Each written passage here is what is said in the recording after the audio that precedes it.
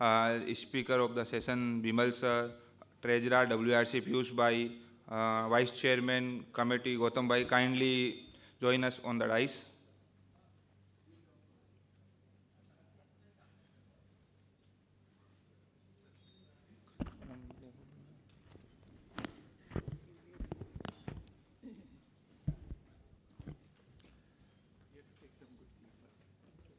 Definitely, sir.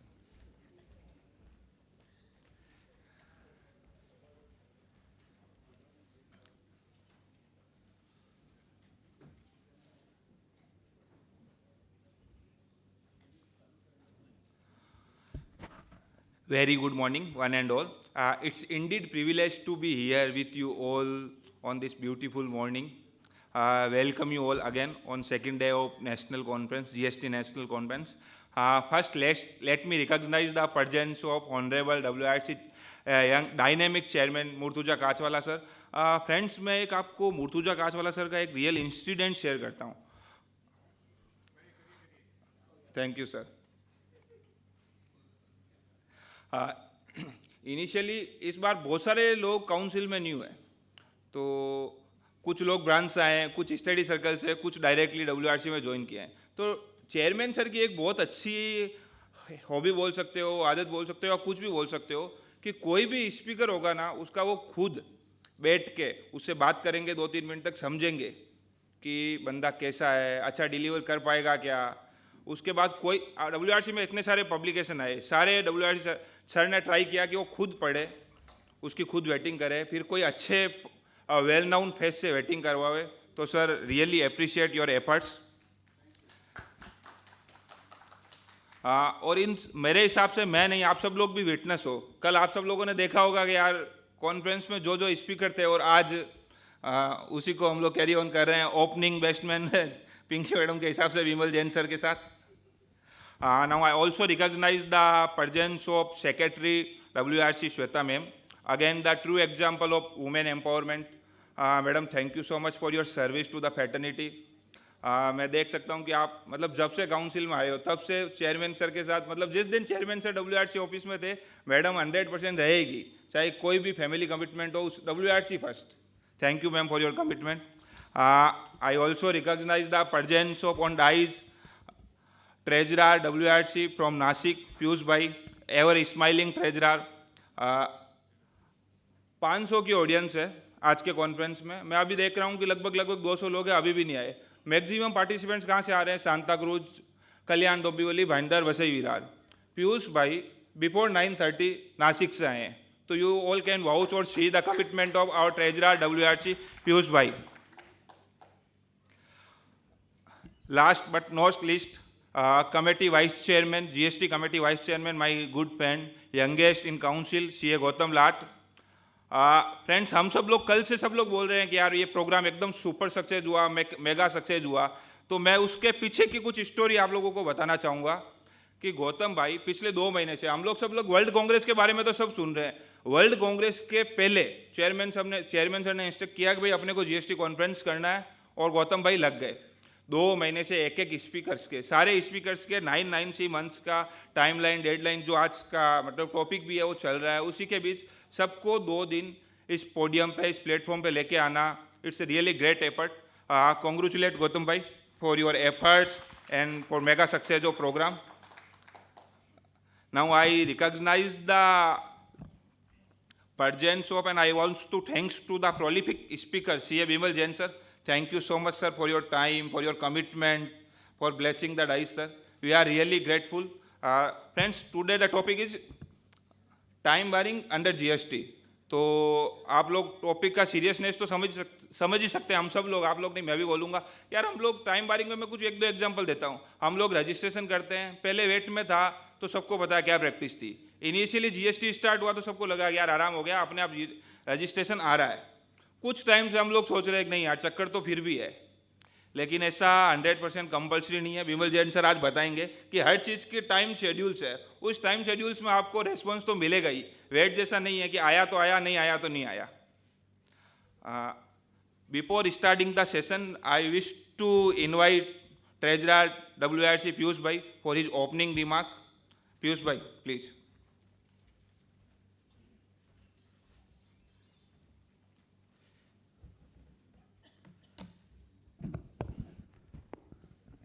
Very good morning, all of you.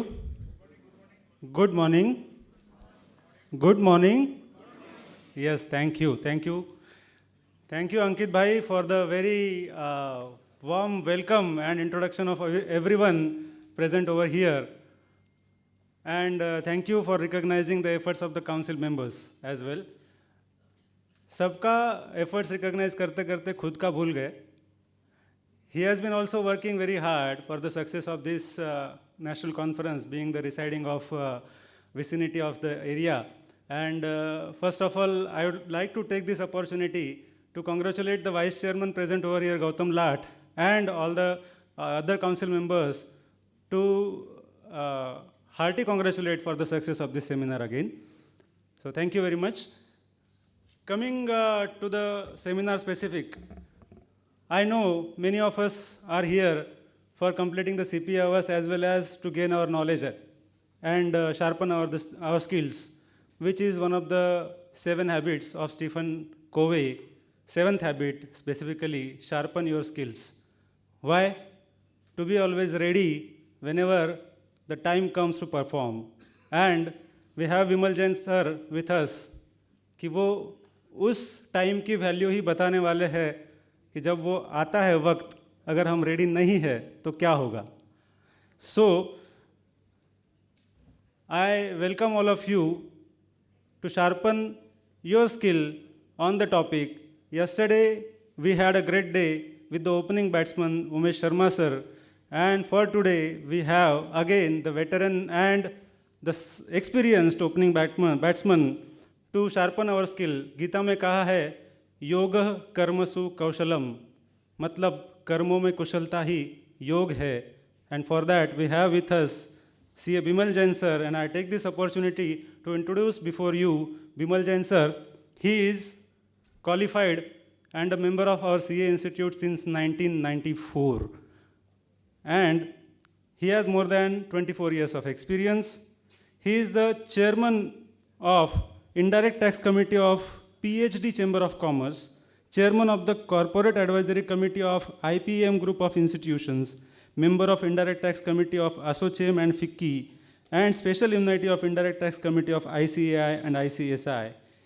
He has got scored a Guinness World of Record in ICSI as a keynote speaker in the largest taxation lesson on GST attended by 4,500 participants, breaking earlier record held by Japan.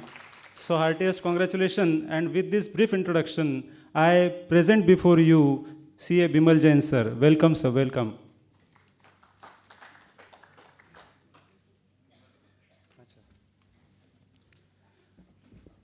Before he takes over the charge, I would like to ask Chairman of the Regional Council and Secretary of the Regional Council to join us to welcome our speaker with the bouquet and memento.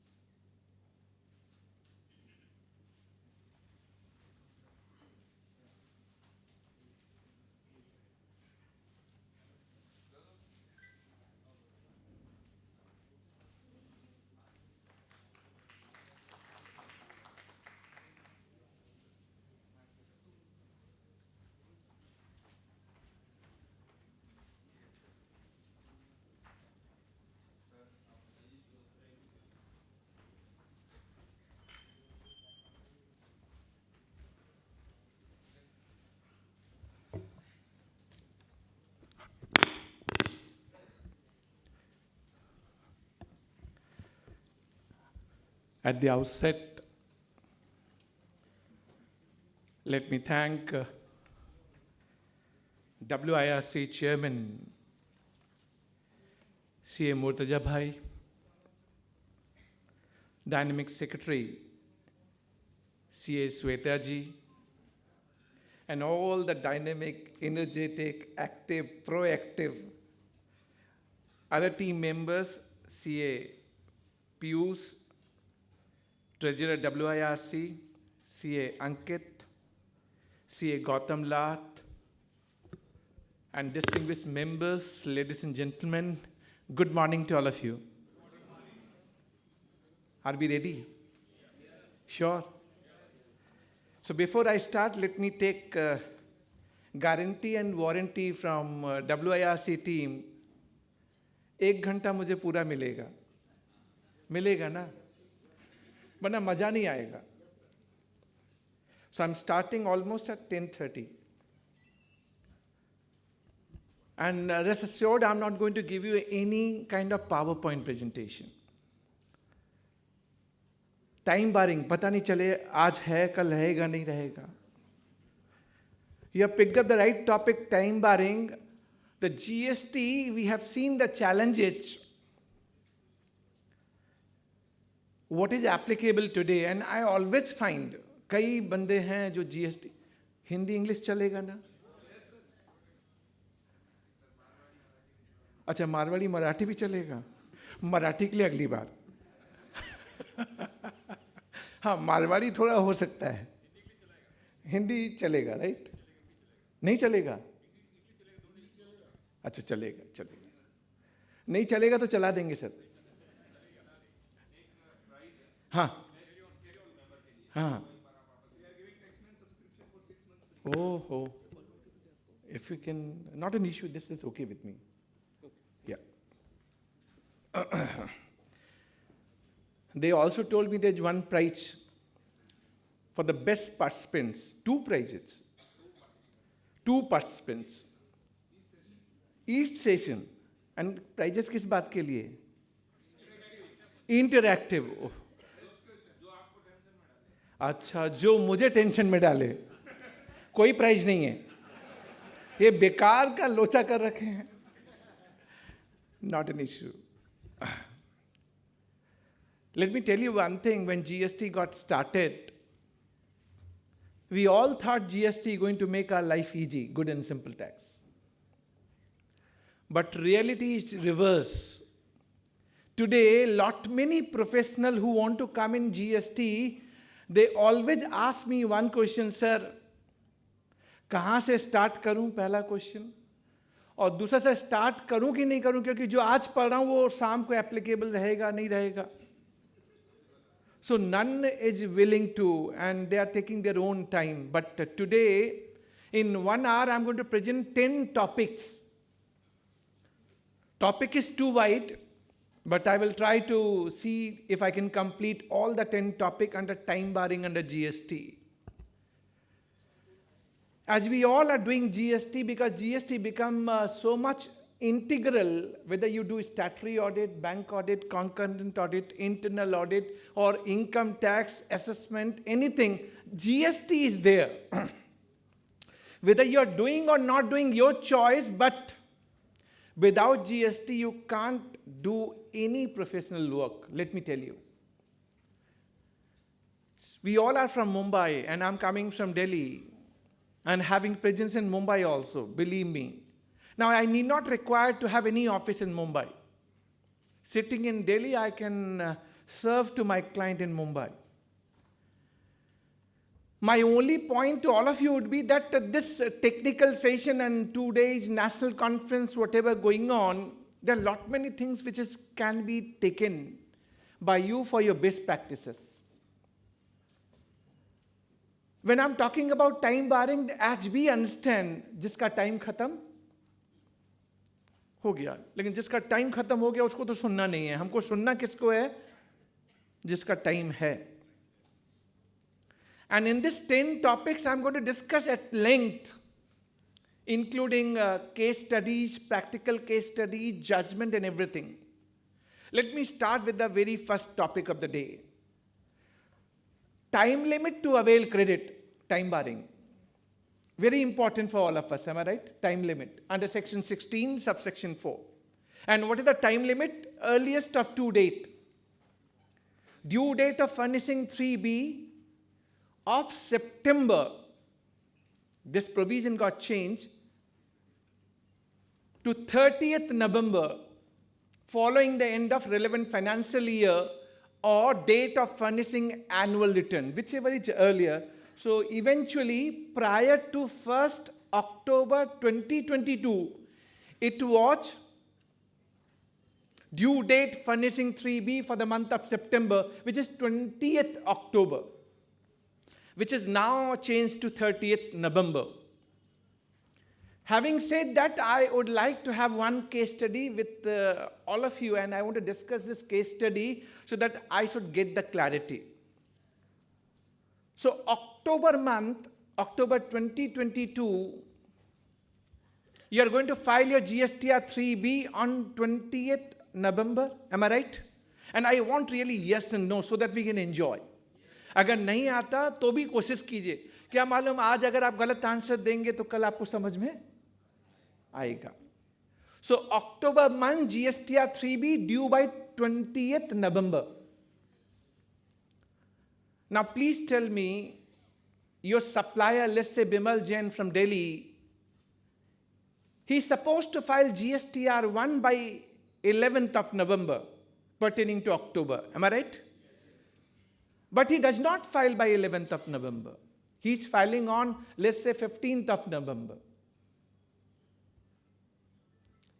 So quite obvious, it will not be auto-populated in GSTR 2B. Am I right? It will not be. My first question goes to all of you. It is not coming in your GSTR 2B, but it is coming in GSTR 2A. Can you avail credit? Yes and no. How many of you say yes?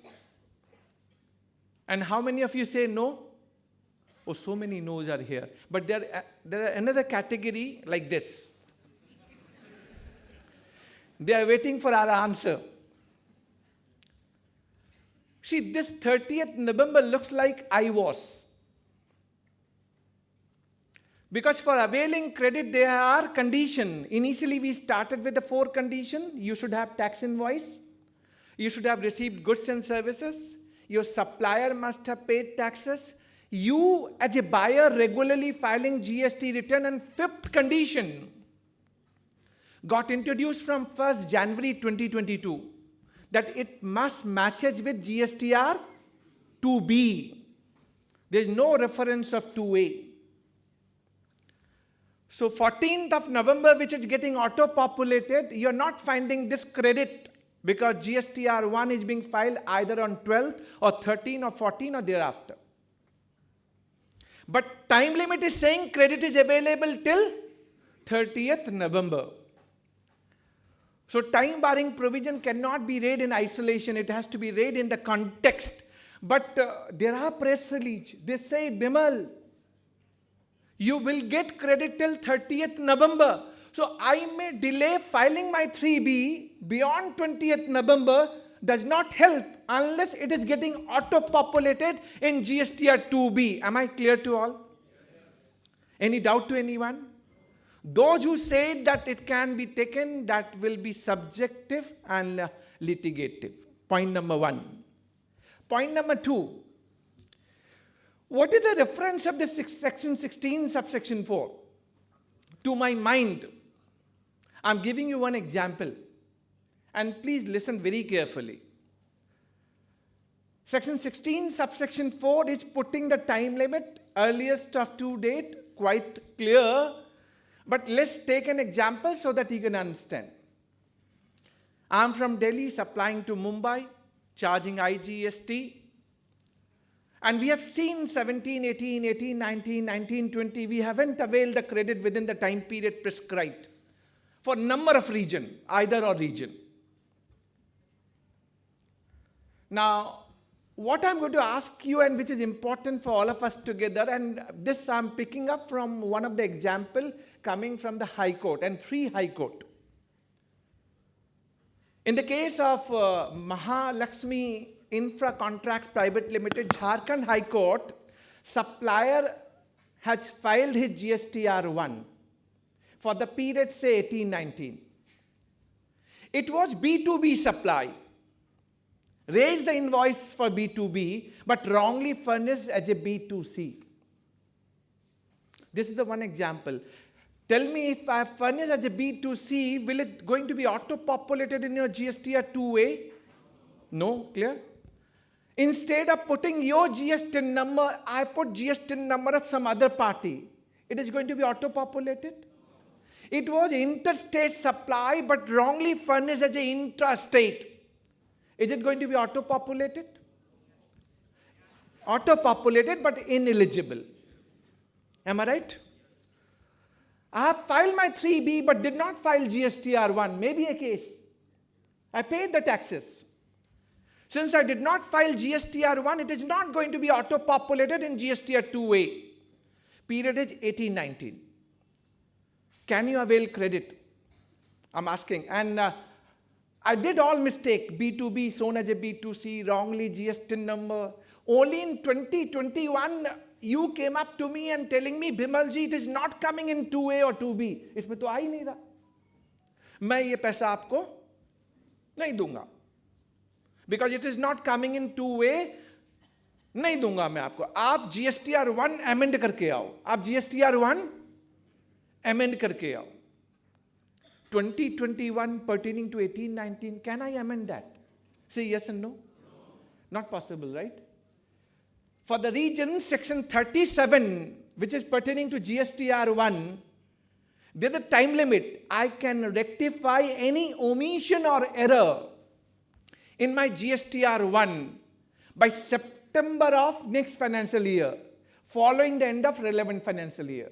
So 18-19, at most by September 2019. Am I right? Or date of furnishing annual return. I did not do that. Only November 21, I then went to the officer, क्योंकि आपने मुझे पैसा नहीं दिया. मैं officer के पास गया, मैंने बोला सर ये GSTR1 अमेंड करना है. And that officer is a good friend of mine. बोला बिमल कुछ नहीं हो सकता, तेरे को उधर में ही जाना पड़ेगा. एक बाबा हैं, GSTN बाबा, ना देख सकते हैं, ना सुन सकते हैं, ना बोल सकते हैं, कुछ नहीं से. तो उनने मुझे एक सजेशन दिया, एक टिकट रेज कर दो. टिकट आपने टिकट रेज किया है ना? 24 घंटे में ऑटोमेटिकली रिजॉल्व हुआ या नहीं हुआ? Automatically resolve. सो कुछ नहीं हुआ. माई GSTR1 could not be amended. आपने पैसा भी रोक लिया. अब मुझे रिट फाइल करनी पड़ी. I went to Jharkhand High Court. Jharkhand High Court के पास गया and I said to honourable Jharkhand High Court, milord, this transaction is a revenue neutral transaction. Listen very carefully. You may have solution and this is the way you can solve it. So this is not only time barring, this is including time barring, but very interesting one. I did not amend within the time period prescribed. Can I do that? That is the only issue which I'm discussing with all of you. I went up to the Honorable Jharkhand High Court and pleaded, Milord, it's a revenue neutral transaction. Supplier has paid the taxes. Government has collected the taxes. Just because he made the mistake, B2B shown as a B2C, or wrongly furnishing of GST number, it's not coming in GSTR 2A. So you avail the credit and reverse the credit for the safety and security, and you have withhold my amount, tax amount, which is already paid to the government exchequer. It is being argued before Honorable Jharkhand High Court, Milord, it is revenue neutral transaction. आपको तो tax का पैसा मिल ही गया है. आगे आप credit नहीं देंगे, it will create cascading. And department was arguing, department was saying, sir ये ना नाटक कर रहा है इधर में. इसको टाइम दिया हुआ ना सितंबर तक का, इसने क्यों नहीं किया? तब फिर मैंने आर्ग्यू किया. मैंने कहा milord, there is one provision within the GST law which never got implemented. The relevant section 37, 38, 39, 42 and 43, a GST automated return system. It was envisaged. I said to the Lordship, Milord, supplier filing GSTR1 can make mistake. So it is not coming in my 2A. So you could have add, modify and delete, right? For filing GSTR2. And once you do add, modify and delete, it gets auto-populated for supplier and GSTR1A. Bimal, तूने गलती कर दी है. तूने GST number गलत नहीं डाला. गलत डाल दिया है. B2B करना था, B2C कर दिया है. मुझे 1A से मालूम पड़ेगा. मैं उसे एक्सेप्ट करूंगा या रिजेक्ट करूंगा. तब GSTR3 फाइल करूंगा. मैंने मिलॉर्ड से बोला, मिलॉर्ड मेरी एक डॉक्ट्रिन है, doctrine of impossibility. When law is saying there would be GST automated return system, milord मेरे से गलती हो गई. To error is human. अगर ये 2A आ गया होता, पहले तो 2A आया ही जनवरी 2019 में, फिर over a period of time it was improvising. अगर आपने GSTR 2 and 3 इंप्लीमेंट कर दिया होता तो आप करेक्शन करते और बिमल को मालूम पड़ गया होता. Am I right? और बिमल ने इसको करेक्ट कर लिया होता. मिलॉर्ड, सिंस आपने लॉ में प्रोविजन डाले हुए हैं 37, 38, 39, 42, 43 and you did not implement the same. So doctrine of impossibility. I could not do within the time period क्योंकि मुझे मालूम पड़ा ही नहीं. Lordship was convinced enough. Whether department can argue only on time barring? No way possible. No way possible. So Honorable Jharkhand High Court has given good judgment saying that I can amend my GSTR1 even beyond the statutory time period, time barring. The same judgment is being picked up by Calcutta High Court in TMC High Tech. This is a part of good story. But part of bad story, Telangana High Court. Yokohama India Private Limited. In that judgment, Telangana High Court is saying, Bimal, no way doable.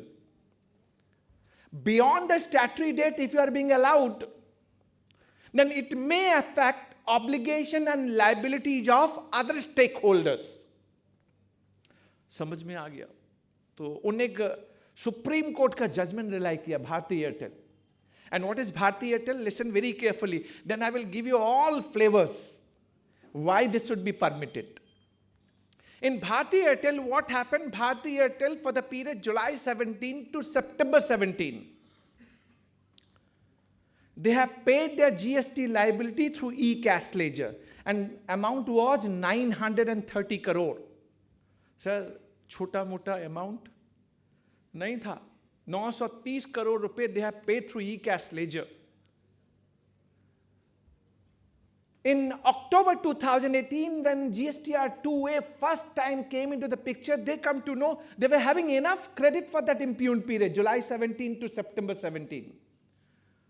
So they thought they could have paid through e-credit ledger, which they have paid wrongly through cash ledger. They have gone to Delhi High Court. Milord, since department did not introduce GSTR 2A, we were not having any information that this much credit is available to me. I did not utilize my credit, but otherwise it was available to me for that impugned period. So I should be allowed to amend my GSTR 3B. Am I clear? And so this payment should go through e-credit ledger and whatever I paid through e-cash ledger must be refunded back. Am I clear to all? Clear to all? जब तक आप नहीं बोलेंगे मजा नहीं आएगा. And there is a difference between Modi ji and Rahul Baba. जब तक आप बोलेंगे नहीं हाँ तब तक मैं आगे नहीं बढ़ूंगा.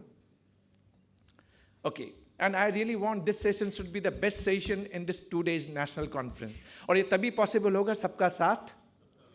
मैं बीजेपी से नहीं हूँ. और भी कोई शिवसेना वाला यहाँ हो, एनसीपी वाला यहाँ हो, यहाँ तो पता नहीं आए दिन किसी भी बात पे झगड़ा नहीं करना. But I want to be best session only with your support. Delhi High Court has allowed GSTR 3B can be revised. Matter gone to Supreme Court and Honorable Supreme Court is taking a call Mr. Jain, you're wrong. You could have taken credit. Who stopped you? And why you are pleading for GSTR 2A? Why you are pleading for GSTR 2A? It was only facilitation. It was only facilitation. Now, if we allow revision of GSTR 3B now, definitely going to affect obligation and liabilities among other stakeholders, central government and कितना दर्द है उनको, उनकी liabilities affect हो जाएगी. My answer to all of you now. When the Honorable Supreme Court is saying GSTR 2A is only facilitation, and we all know for sure my credit is not dependent, I'm repeating again, not dependent on GSTR 2A. But from 1st January 2022, my credit is dependent on GSTR 2B. Am I clear? So when it is not dependent on 2A, irrespective of fact, अगर आप मुझे amend करने के लिए दे भी देंगे और नहीं भी देंगे, तो भी आपको credit मिलेगी, 100% मिलेगी. So I pleaded on 2 grounds. Milord, doctrine of impossibility, which you did not introduce. Government did not introduce. And 2A only facilitation, Milord. Bharti Airtel. But Telangana High Court picking up this Supreme Court judgment, and it will affect obligation and liabilities of other stakeholder, is not on a right footing. So my summary, in my humble opinion, until 31st December 2021, am I right? My credit can't be denied, even though it is not coming in 2A. Can we? I'm coming back, don't worry. So he becoming the first participant to get that award. No, he has heard very clearly that he will get the award. Now he's talking about something, Rule 36 sub Rule 4. Sir, GST में सबसे बड़ी problem क्या मालूम है? बेटा आ गया, बाप की शादी नहीं हुई है. लिव इन पार्टनरशिप, वो नए नए टर्म आ गए हैं सर, जीएसटी में भी आ गए हैं. What is Rule 36 sub Rule 4? That my credit, your credit would be capped. 20%, then 10%, then 5%. Pertaining to ineligible credit, right? Which is not coming near 2A, but calculated on 2A credit basis. Do you all know, right? What is the essence of that Rule 36 sub Rule 4 when 2A per se, Supreme Court saying it is only a facilitation? Sir फिर rule 36(4) का मतलब रह कहाँ गया? That was period from 10th of October 2019 to 31st December 2021. Rule था ना? Sir पर prior to 31st December 2021 ही हुआ ना? हुआ ना? तो मैं तो कह रहा हूं 2A का कोई लेना देना है ही नहीं. तो आप ये क्या जुलाई 17 to September 17, आप पक्का डिपार्टमेंट से? उफ, ये तो ऐसे ही देख रहे हैं, ये तो जुलाई 17 to September 17.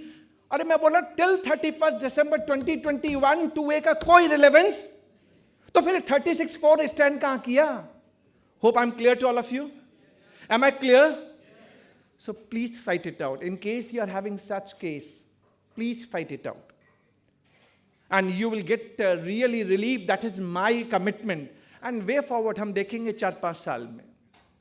So this was on 16(4). Another part of 16(4), let me resolve that one as well.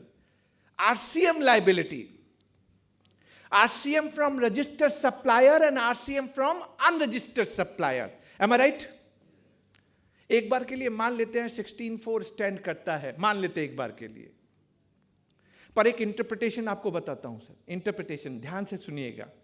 By the way, can I really check how many of you are doing GST practice? Sorry, I'm asking. Okay, all of you are doing that.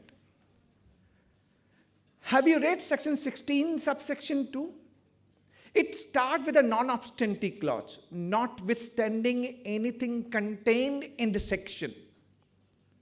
No registered person shall be entitled to avail credit unless satisfy these conditions. What? You should have tax invoice copy. You must have received goods and services. Your supplier must have paid taxes. You are regularly filing GST return. My interpretation is when it is starting with a non-obstantly clause, then it is overriding section 16, subsection 4. Are you all listening to me? So for me, 16.4 का कोई लेना देना नहीं है. But it is yet to be tested. Notice is being issued to the revenue. Writ is being filed in different high court only on this ground. Now coming to the RCM, registered supplier versus unregistered supplier. Let's say there's certain transaction RCM applicable. You taken from registered supplier, you taken from unregistered supplier. For unregistered supplier, let's say I'm an advocate. I'm raising my invoice on 1st of January 2019, 10 lakh rupees. You need to pay under RCM. You did not pay till 17th of December 2022. आज आपको लगा यार RCM में देना था मेरे को, मैं दे नहीं पाया. Liability was 18-19, right? Let me ask first question. My invoice was 1st January 2019. By when you were supposed to pay RCM liability? Please tell me, by when? Active member? Sir कब तक देना था? 20th February तक देना था. 20th February. Do you all agree with him? No. Time of supply provision. Date of payment which you haven't given. Then date following the end of 60 days from the date of invoice. So 1st March 2019 become POT, time of supply. So उस दिन से देना था आपको और आज तक आपने अब आप सब पूरा पैन इंडिया सब यही पूछते हैं सर अब आरसीएम तो देना है ना. पहले पूछते देना है ना, देना है नहीं देना, देना है. दूसरा क्वेश्चन पूछते सर क्रेडिट मिल जाएगा 18-19 का, मिल जाएगा हाँ या ना. हाउ मेनी ऑफ यू से yes and how many of you से नो? बीच वाला नहीं डर इस पार्टी से बड़ा डर लगता है. Either you should be on BJP और कांग्रेस नहीं बोल सकता, आप भी नहीं बोल सकता, वो हमको मालूम है कितना आप है. But nevertheless, you have to be either on site. To my mind, if it is from unregistered supplier, credit is available. Credit is available. And I'm giving you food for thought. Section 16, subsection 4, time limit बोलता है ना, 18-19 का तो गया time. फिर बिमल जी कैसे बोल रहे हैं इस बात को? I'm telling you. In case of RCM from unregistered supplier, you will raise self-invoice to yourself under section 31, subsection 3, clause F of CGST Act. And that is the eligible credit document. But rule 36B says, Bimal, credit तुझे तभी मिलेगा when you pay the liability. So credit document is self-invoice, which you have to raise. आपने तब तो raise किया नहीं. आज की डेट में मैं आपसे रेज कराऊंगा, 17 दिसंबर 2022 में रेज कराऊंगा.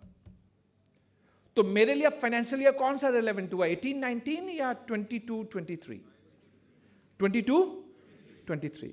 आई made mistake, procedural non compliances. मुझे 18-19 में रेज करना था, रेज कर रहा हूं 22-23 में. Only general penalty 50,000 rupees, 25. But मुझे क्रेडिट तो ये 18-19 के 9(9)(c) में दिखाने का है सर, दिखाने का. Yes no? No, it is to be shown in 3B of December. ऊपर में लायबिलिटी ऐड कीजिए, नीचे क्रेडिट लीजिए. Am I clear to all? But RCM to be paid in cash along with interest. And what is the rate of interest? 18%. 18%. दोनों cash में देना है और interest is a loss, but credit आपको मिलेगा. Had it been registered supplier subject to RCM, same formula लगा दें. उसने इनवॉइस रेज कर दिया है 1 जनवरी 2019 को, अपने GSTR 1 में डाल दिया है, वहां टिक कर दिया है subject to RCM. Then this date of invoice become relevant for section 16 subsection 4. यानी आपको registered supplier subject to RCM credit Am I clear to all? Hope this part is beautifully conveyed to all of you. Pakka? Perfect. Come to the next topic. And next topic is again very, very interesting one. Time to raise credit note and debit note in GST. Time barring. Any time limit for raising credit note? Say yes and no. There is time limit. Section 34. And section 34, subsection 2 says, Bimal, earliest up to date. By September of next financial year, following the end of financial year. Or date of furnishing annual return, whichever is earlier. Credit note under GST. Am I right?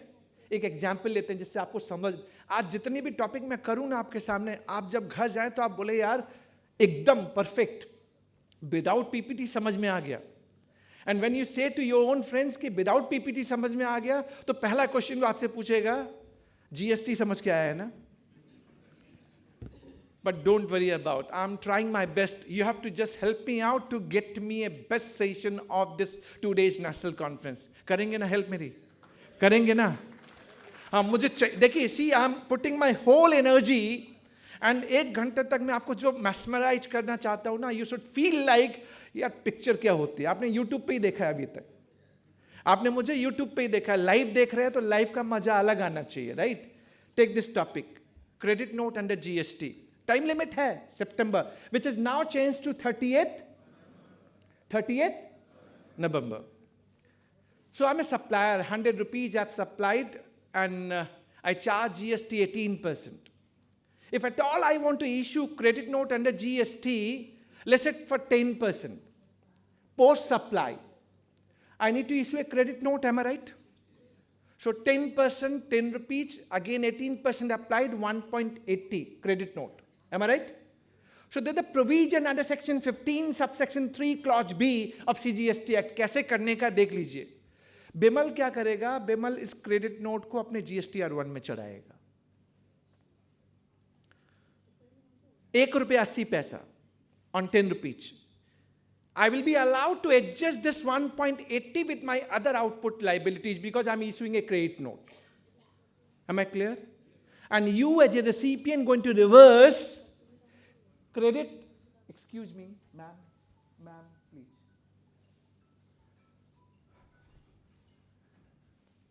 Please put your mobile on flight mode. Not an issue, ma'am. So you need to reverse credit to the extent of 1.80. This is what we have to follow. आपका transaction आपका 3B में ही जाता है, किसी को नहीं मालूम आपने किया भी या नहीं किया. बहुतों ने नहीं किया होगा. आपने 99C भी भरवा दिया होगा, स्टैट्यूटरी ऑडिट रिपोर्ट पे भी साइन कर दिया होगा. किसी ने नहीं देखा होगा कि आपने रिवर्स किया या नहीं किया. But supplier is suppose to mention in table 9 of GSTR1 to get adjustment of 1.80 time limit. Now please tell me, and this is the question to all of you,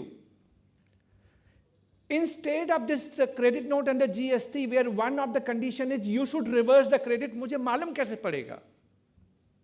There is no mechanism available to me. I'm dependent on you only. आपने किया या नहीं किया? कल मैंने अगर 1.80 का adjustment ले लिया और आपने रिवर्स नहीं किया, डिपार्टमेंट आके मुझे पकड़ेगा. And there is no mechanism to check. But अगर ऑटोमेटेड GST रिटर्न सिस्टम अगर इनने इंप्लीमेंट किया होता ना, तो सब चेक होता. इनने आधा अधूरा, शादी तो कराई नहीं हम लोगों की. ये हंसने में अच्छा लगा, but that is what the irony of GST today. They introduced when system was not ready. They introduced when the law was a little evolving stage, and सब कुछ by way of rule. बेटे बच्चे को बाप ने power नहीं दिया, बच्चा एक्ट कर रहा है. Rule 36 of Rule 4. हाँ, there are so many provision. I can tell you. 3B was what? 3B was not a return. GST 3 was the return under section 39. By way of rule, retrospective rule आपने introduce कर दिया, बोल यही तेरा बेटा है. Sir GST में यही रोना है GST में. Let me come to the point. So I can't check whether you reverse the credit or not. How I'm going to comply with? Challenge number 1. Challenge number 2, only GST credit note? Can't I issue financial credit note without GST? Please tell me. Can I do that? Possible. तो financial 10 रुपए का raise करूंगा, कोई GST charge नहीं करूंगा, right? कर सकते हैं, बराबर है. आपको रिवर्सल करना है कुछ? हाँ या ना? नहीं करना. Better option and with no time limit. With no time limit, it is out of GST. But एक प्रॉब्लम अब आपको दे दूं. 100 रुपए का मैंने इनवॉइस रेज किया था ना, और फाइनेंशियल क्रेडिट नोट 10 रुपए का दिया, तो आपने मुझे कितना पे किया? 90. 10 रुपए आपने. There's one proviso under section 16 subsection 2, Bimal, recipient fails to pay within 180 days, then you need to reverse credit along with. तो ये 10 रुपया जो आपने मुझे नहीं दिया because of financial credit note, will it not be termed as you fails to pay, which you were supposed to pay within 180 days? Hence, you need to reverse credit along with interest. Hope all you got it. पहले आपको समझ में आ गया ना मैंने क्या problem create की है. अब आप बताइए अब क्या करेंगे आप? Still no reversal? Still no reversal? Oh,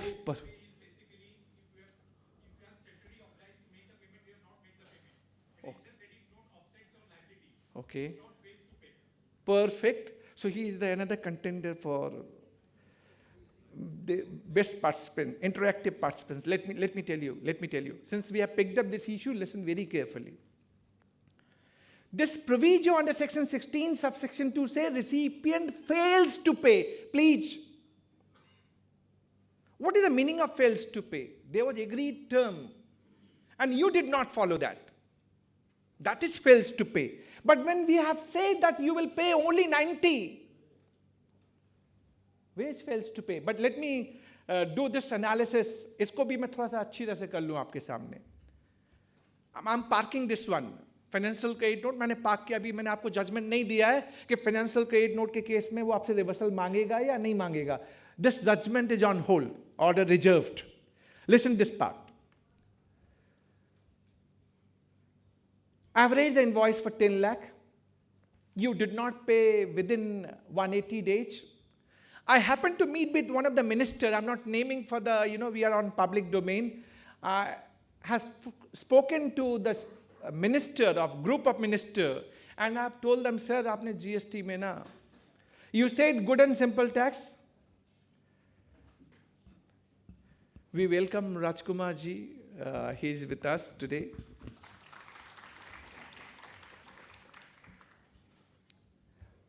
I spoke to minister and I represented chartered accountant issue. Let me tell you very interestingly, listen very carefully. मैंने कहा सर GST में ना आपने प्रॉब्लम क्रिएट कर दी है. बोले क्या? सर हम चार्टर्ड अकाउंटेंट हैं. एक तो सबसे पहले आपने 20 लाख से ऊपर जो रजिस्ट्रेशन वाला जो क्राइटेरिया है, पहले 50 लाख तक का लिमिट होती थी, कैश में पे करना है, बहुत कुछ एडवांटेज थे हम लोगों को. आपने सर सब धज्जियाँ उड़ा दी हैं.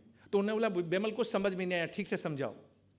मैंने कहा सर मैं अपने क्लाइंट को 10 लाख की इनवॉइस रेज करता हूं, जीएसटी चार्ज करता हूं. आप कहते हैं बिमल इस जीएसटी को जमा कराओ ऑन एक्रूअल बेसिस है, मैं right? There is no cash payment कि मुझे आपसे मिलेगा तब मैं जमा कराऊंगा, राइट? और नहीं जमा कराया तो रेट ऑफ इंटरेस्ट इज 18%. उन्होंने कहा बिमल तेरे को मालूम नहीं ना 180 डेज का प्रोविजन है तेरे लिए, वो तुझे देगा ना, नहीं देगा तो इसे रिवर्सल मारना पड़ेगा. मैंने कहा सर क्रेडिट लेने के लिए वो मुझे पे करेगा. सर हमारे तो ऑडिट की फीस ही अगले साल आती है. ऑडिट की फीस ही क्या उनको नहीं मालूम है 180 डेज? और कई बार डीमोनेटाइजेशन आपको मालूम है ना, उस टाइम पे सबने चल चल के पैसे दिए, ले तेरी फीस बाकी है लेके जा. पूरा पैन इंडिया ने चल के दिया है. Otherwise normal practice is next year. Am I right? Sir मैंने कहा ये आप गलत कह रहे हैं सर. मैंने कहा सर एक ही ट्रांजैक्शन पे आप 2 बार टैक्स ले रहे हैं. उन्होंने पूछा बिमल कैसे? मैंने कहा सर 10 लाख का जब मैंने इनवॉइस रेज किया आपने एक्रूअल बेसिस पे मुझसे जमा करा लिया. अब 180 डेज में आपने नहीं दिया तो आपसे भी जमा करवा लिया reversal along with interest. Sir आपने एक ट्रांजैक्शन पे 2 बार टैक्स नहीं ले लिया मेरे से। It is not unjust enrichment. अगर आप इनसे रिवर्सल मांगते हैं अलॉन्ग विथ इंटरेस्ट मांगते हैं तो जब ये पे करे तो क्रेडिट भी दीजिए और इंटरेस्ट भी वापस कीजिए। Am I not right? Sir कुछ नहीं होता। I was on a recipient fails to pay, let me do some analysis. If it is RCM liability, will this recipient fails to pay within 180 days going to be applicable? Yes and no? No, few voice. Yes and no? No, because you are recipient who will pay. If it is Schedule 1 transaction, distinct person, related person, without consideration, whether this recipient fails to pay applicable? Because it is without consideration transaction. Third, ARAP knockoff. 10 lakh का मैंने bill raise किया, 5 लाख का आपने raise किया, to the extent of 5 lakh it's paid. Do you agree? Paid. And last one, a very interesting one, listen very carefully. There are certain FOC supplies by recipient to the supplier. And in such cases, if it is obligation of, example लेना पड़ेगा तभी आपको समझ में आएगा। Example लेता हूं। I'm a contractor. I'm undertaking construction of this building for you. You're a Reliance Industries Limited. I'm undertaking construction of this building which is worth 100 crore rupees. उससे नीचे तो करना ही नहीं चाहिए। Reliance Industries से नीचे करूंगा तो फिर बेकार। 100 crore rupees. But what you did as a Reliance, you have purchased cement and iron steel from the market. And you provided to me free of cost to be used in this contract. Why you purchased from the market? Because you were not having a Reliance कि Bimal भी proper cement iron steel use करेगा या नहीं करेगा। Contract कितना का था? पहले मेरा ही liability थी cement iron steel. Am I right? अब जब मैं invoice आपको रेज करूंगा, I'm supposed to get only 50 crore. But when I'm raising my invoice, do I need to charge GST on 50 crore or 100 crore? 100 crore? Even though you paid 50 crore to me. पक्का? Lock कर दें? Perfect. It was written agreement, obligation of supplier. That's the reason section 15 subsection 2 clause B says I need to include in my valuation for GST chargeability 100 crore. Am I right? Am I right? Let me solve this query as a whole. Reliance purchased cement and steel. GST charge on them. Will they get credit? Yes and no. How many of you say credit available? Yes. And how many of you say credit not available? अच्छा, बीच वाले अभी भी हैं। इन अच्छा, जो दो best participant है ना, वो बीच वालों में से, जो एकदम पार्टिसिपेट नहीं करना चाहते। Sir on a lighter note, but I really want some time, Baba Ramdev says के हाथ पांव उठाते रहिए, पांव मत उठाइए, हाथ उठाइए, कम से कम ये तो लगे चल रहा है, वरना बगल वाला पूछेगा ठीक है सब ठीक।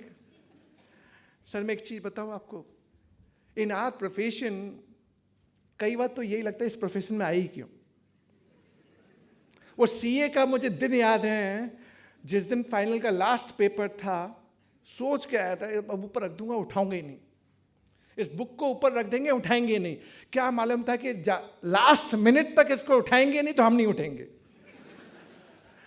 हम इस सीए का प्रोफेशन, बट ठीक है सर। तो कभी कभी पढ़ाई ना पीपीटी मोड पे नहीं करनी चाहिए, नींद आने लगती है, लाइटर नोट पे करनी चाहिए। इसीलिए मैं बार बार थोड़ा लाइट डालने की कोशिश कर रहा हूं, और पिक्चर वही चलती है जो मसाला है। Am I right? चलिए फिर वापस पॉइंट, आपको क्रेडिट नहीं मिलेगा। सेक्शन 17 सबसेक्शन 5 क्लॉज डी नहीं मिलेगा, even though you are going to use this premises for taxable supplies, नहीं मिलेगा। Now second, you have given me this 50 crore cement and iron steel to me, to supplier. Supplier again will include 50 crore, along with 50 crore, 100 crore, which we have said. 100 crore would be the value for chargeability of GST, and I'm going to charge GST on 100 crore. आपको credit मिलेगा? 17(5)(c) नहीं मिलेगा. 17(5)(c) नहीं मिलेगा. Works contract services नहीं मिलेगा. So tax planning for all of you. In all such contract where you are giving FOC supplies, kindly de-link the contract. Had it been only 50 crore of Bimal Jain and 50 crore you are supplying FOC to me separately, then this 50 crore FOC should not be included. Then it is not my obligation. Am I clear to all? So एक ही example में बहुत सारे tax planning. Am I clear? So I was on a point of recipient fails to pay. Now in this given example, 50 crore FOC supplies you made to me, with a reversal required on this extent, to the extent of 50 crore, which is FOC supplies. Because you need not require to pay to me. Am I clear? So this was another part of it. Now let me take to another aspect, and then one is called force majeure clause. I really appreciate the gentleman on the back. He invited my attention, what is the definition of recipient fails to pay. In force majeure clause, there is always condition. COVID आया था ना, सबके terms थे, पर सब बंद था, नहीं पे कर पाए. But then the contract is saying because of beyond normal situation, अगर ऐसा कुछ होगा, आप fail करते हैं, so that is not recipient fails to pay. It is beyond our control. Am I right? But let's listen very carefully. There was a contract. No force majeure clause in that contract, including you who cited recipient fails to pay. 36(4). In that contract, during COVID-19, we came together. हमने बोला यार market बंद है, business चल नहीं रहा. Okay, I'm giving extended time period, extended credit term, right? So let's say on cutoff date 17 December 2022, let's assume 180 days passing by. As per provision, you need to reverse credit along with interest. But we come together, negotiate a new date, and then I agree that you should take more 6 months to pay me the money. Can it fall under recipient fails to pay? It will not. Because recipient fails to pay will arise only when agreed term and you're not following the same. Sometime AMC done 1 year, credit term is 1 year. Invoice rates with the credit term 1 year. It is fails to pay. We agreed for credit term. It is not fails to pay. Hope I'm clear to all of you. My judgment on financial credit note, no reversal required. No reversal required. But in that financial credit note, are you going to represent, are you going to show this transaction in your GSTR return? Yes and no. No way, it is out of GST. No adjustment, that the supplier will not do any output tax adjustment, and you need not require to reverse credit. Hope clear? Pakka? Perfect. Come to the next point. And this is your test now. Now, अब तक आप लोग मेरा test ले रहे थे. एक test मुझे आपका लेना है. I raised one invoice on 1st January 2019 under forward charge 10 lakh rupees. Charge GST. There was a price escalation clause in the contract. So I'm supposed to raise my price by 20%, for which I'm raising debit note today, 17 December 2022, which is pertaining to my original invoice dated 1st January 2019 of 1819. Am I clear? Time limit provision of section 16, subsection 4, going to be applicable for this debit note which is dated today but pertaining to original invoice of 1st January 2019. Say yes and no. No, because it is being de-linked from 1st January 2021. Am I clear to all of you? Perfect. Okay. Come to the next time barring provision, and very interesting one. And this we must understand also. One section is section 50, subsection 1, for interest, delayed payment of GST. Am I right? And to that Honorable Minister, I said, sir, you're talking about SME and MSME. You charge a rate of interest is 18%, right? Sir मैं chartered accountant हूं, मुझे पैसा ही अगले साल मिलना है.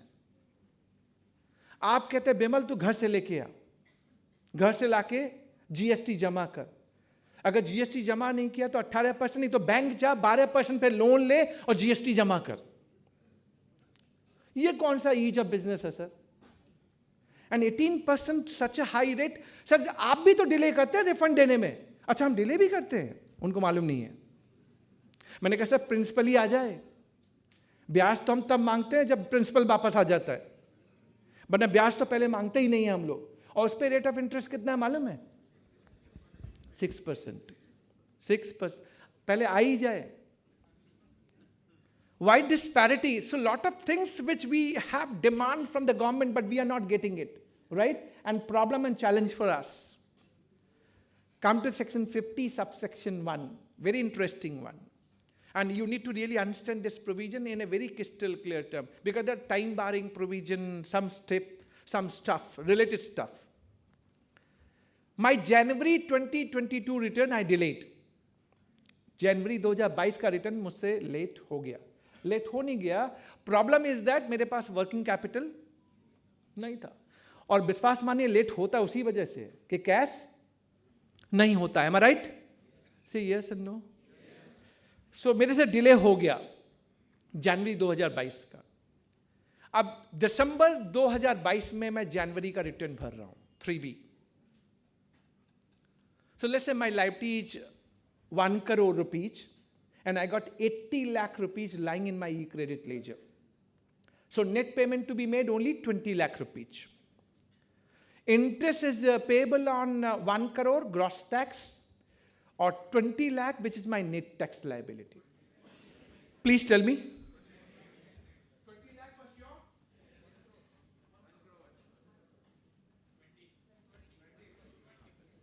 Voting करना जरूरी है. How many of you say 1 crore पे इंटरेस्ट लगेगा? अच्छा एक रिक्वेस्ट कर दूं इसमें वोटिंग के पहले, बीच वाली पार्टी नहीं, मुझे सबके हाथ ऊपर चाहिए, right? How many of you say 1 crore पे इंटरेस्ट लगेगा? 1 crore. And how many of you say 20 lakh पे लगेगा? इफ नोटिस, ओफ ये so many if and buts. इन्हें हाथ तो उठाया 20 लाख पे लगेगा, बट एक लाइन बोल दी कि if no notice is being issued under section 73 and 74, and this is the right answer. Interest किस पे लगेगा? 20 लाख पे, प्रोवाइडेड नोटिस इशू नहीं होनी चाहिए 73 और 74 की. अब थोड़ा कॉम्प्लिकेट करें. जनवरी का रिटर्न भर दिया, पर जनवरी की 2 इनवॉइसेस डालनी थी, जनवरी में नहीं डाली, भूल गए. अच्छा टाइम, मैंने सोचा यहां कौन उतर रहा है. नहीं, अभी मैंने 1 घंटा मांगा है. 15 minutes. 15 minutes, yes. 11:30 I will leave. You are all with me? Yes. Do you really want me? Yes. समझाओ इनको.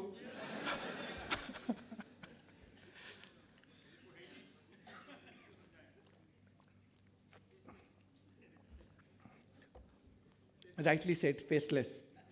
सुनते ही नहीं है, पता नहीं कौन है. हो तो बताओ अभी उसको. कई बार इच्छा होता है वहीं से दे दबा के. नहीं, फेसलेस में ऐसा नहीं होता. कई बार लगता तू सामने आ. चलिए, come back. January 2, you have filed your return, but 2 invoices you left out. Let's say 10 lakh rupees. And you are having some credit, let's say 8 lakh rupees credit. But these 2 invoices you did not report in January 3B, now you're reporting in December 3B. So please tell me, interest applicable on 10 lakh or 2 lakh? How many of you say 10 lakh? And how many of you say 2 lakh? It is on gross tax, 10 lakh rupees. So you have to be very, very careful. On this point, I was discussing with the government officer and been telling them, sir, आपने ना 3BB ऐसा कुछ बनाया है ना कि part के साथ ये जमा नहीं होता. आप मुझे पार्ट के साथ जमा करने दो ना. तो कम से कम ये जो प्रोविजन आप लेके आते हैं वहां पे नेट पे ही लगेगा ना. एंड नेट पे you have seen the story, पुराना कितना नाटक हुआ है सारा, राइट? अब समझाने के बाद भी एक जगह इन्होंने डिस्क्लेमर डाल दिया कि नहीं नहीं, जनवरी के अगर 2 इनवॉइस है ना और आपने नहीं डाली जनवरी में, तो अब हम आपसे ग्रॉस टैक्स पे लेंगे. आपको लॉजिक समझ में आता है? आता है लॉजिक समझ में? क्या लॉजिक है?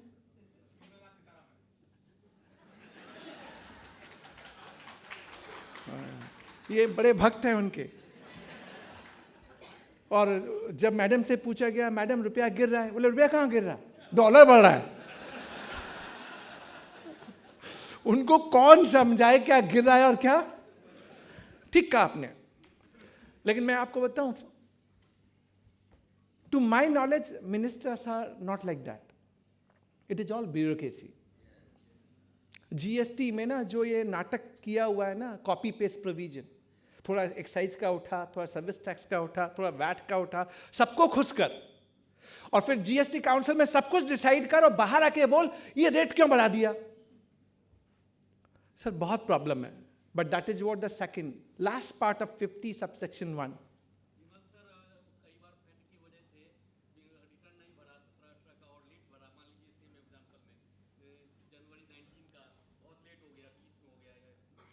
नेट पे दीजिए. नहीं सर, वो आईटीसी नहीं अलाउ हो रहा है, नेट पे तो दे दे. ये वो पुराने वाले इशू में पहुंच गए. सेक्शन 16 सबसेक्शन 4 में मुझे आईटीसी, तो सर मैंने तो आपको बता दिया नॉट विथ स्टैंडिंग क्लॉज. थोड़ा सा रिट पिटीशन डालना है आपका, बॉम्बे हाई कोर्ट में आ जाऊं, बस वही करना पड़ेगा, अदरवाइज तो कोई फायदा होने वाला.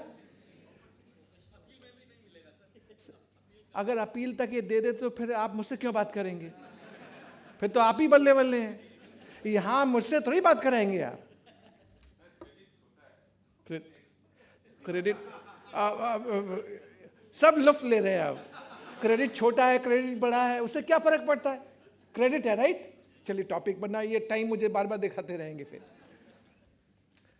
wrongly availed credit is not available. You need to reverse, right? Let's say you taken credit in 18-19. आपको नहीं मालूम था, आज मालूम पड़ा, आज today you came to know. आज आप रिवर्स करते हैं, but you have not utilized the same. Interest लगेगा? नहीं लगेगा ना? With retrospective date July 1, 2017. But अगर आपने यूटिलाइज कर लिया तो, and rate of interest is 24, 18% with retrospective date July 1, 2017. Coming to the refund section 54, time limit है ना 2 साल, बट एक सुप्रीम कोर्ट का जजमेंट था for the period 15 March 2020 to 28 February 2022. That period need to be excluded for calculation of time limit. Are you recalling that? Keep it to your mind for section 54 for filing refund claim. Let me ask another question, time limit pertaining to. मेरी transaction interstate थी, IGST. मैंने आपको IGST charge किया, but मैंने wrongly CGST and daily SGST पे कर दिया. आपके पास इनवॉइस क्या है? इंटरस्टेट. IGST चार्ज किया, बट बिमल ने दिल्ली में CGST और डेली SGST पे कर दिया. Whether department can demand this wrong payment of taxes? Yes or no? कर सकता है. तो यानी वो मुझसे बोलेगा बिमल IGST जमा कर, तो जो मैंने CGST SGST पे कर दिया वो रिफंड. मान लीजिए 17-18 का ट्रांजेक्शन था, नो टाइम लिमिट. नहीं, टाइम लिमिट है ना, 2 साल है ना. Answer to all of you, section 77 of CGST act और read with section 19 of IGST act.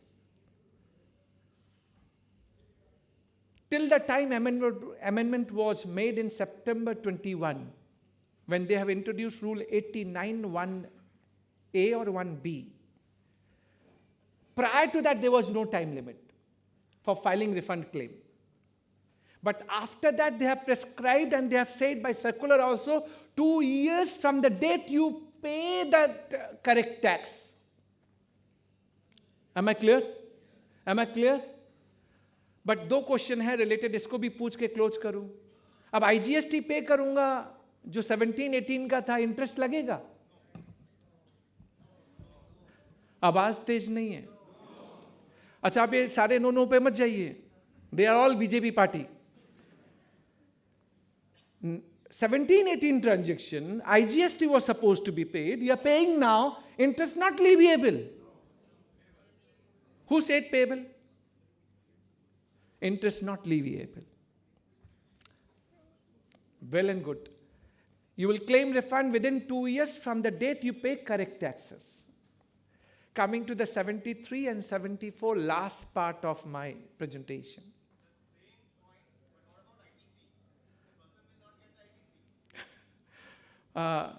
First of all, let me clarify my position. I'm not from Finance Ministry. Second position, I'm not coming from CBIC also. आपका question मुझे बहुत अच्छा लगा.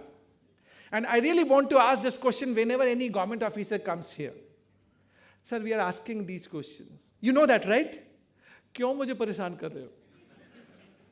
Sir, ये pain है. This is all pain.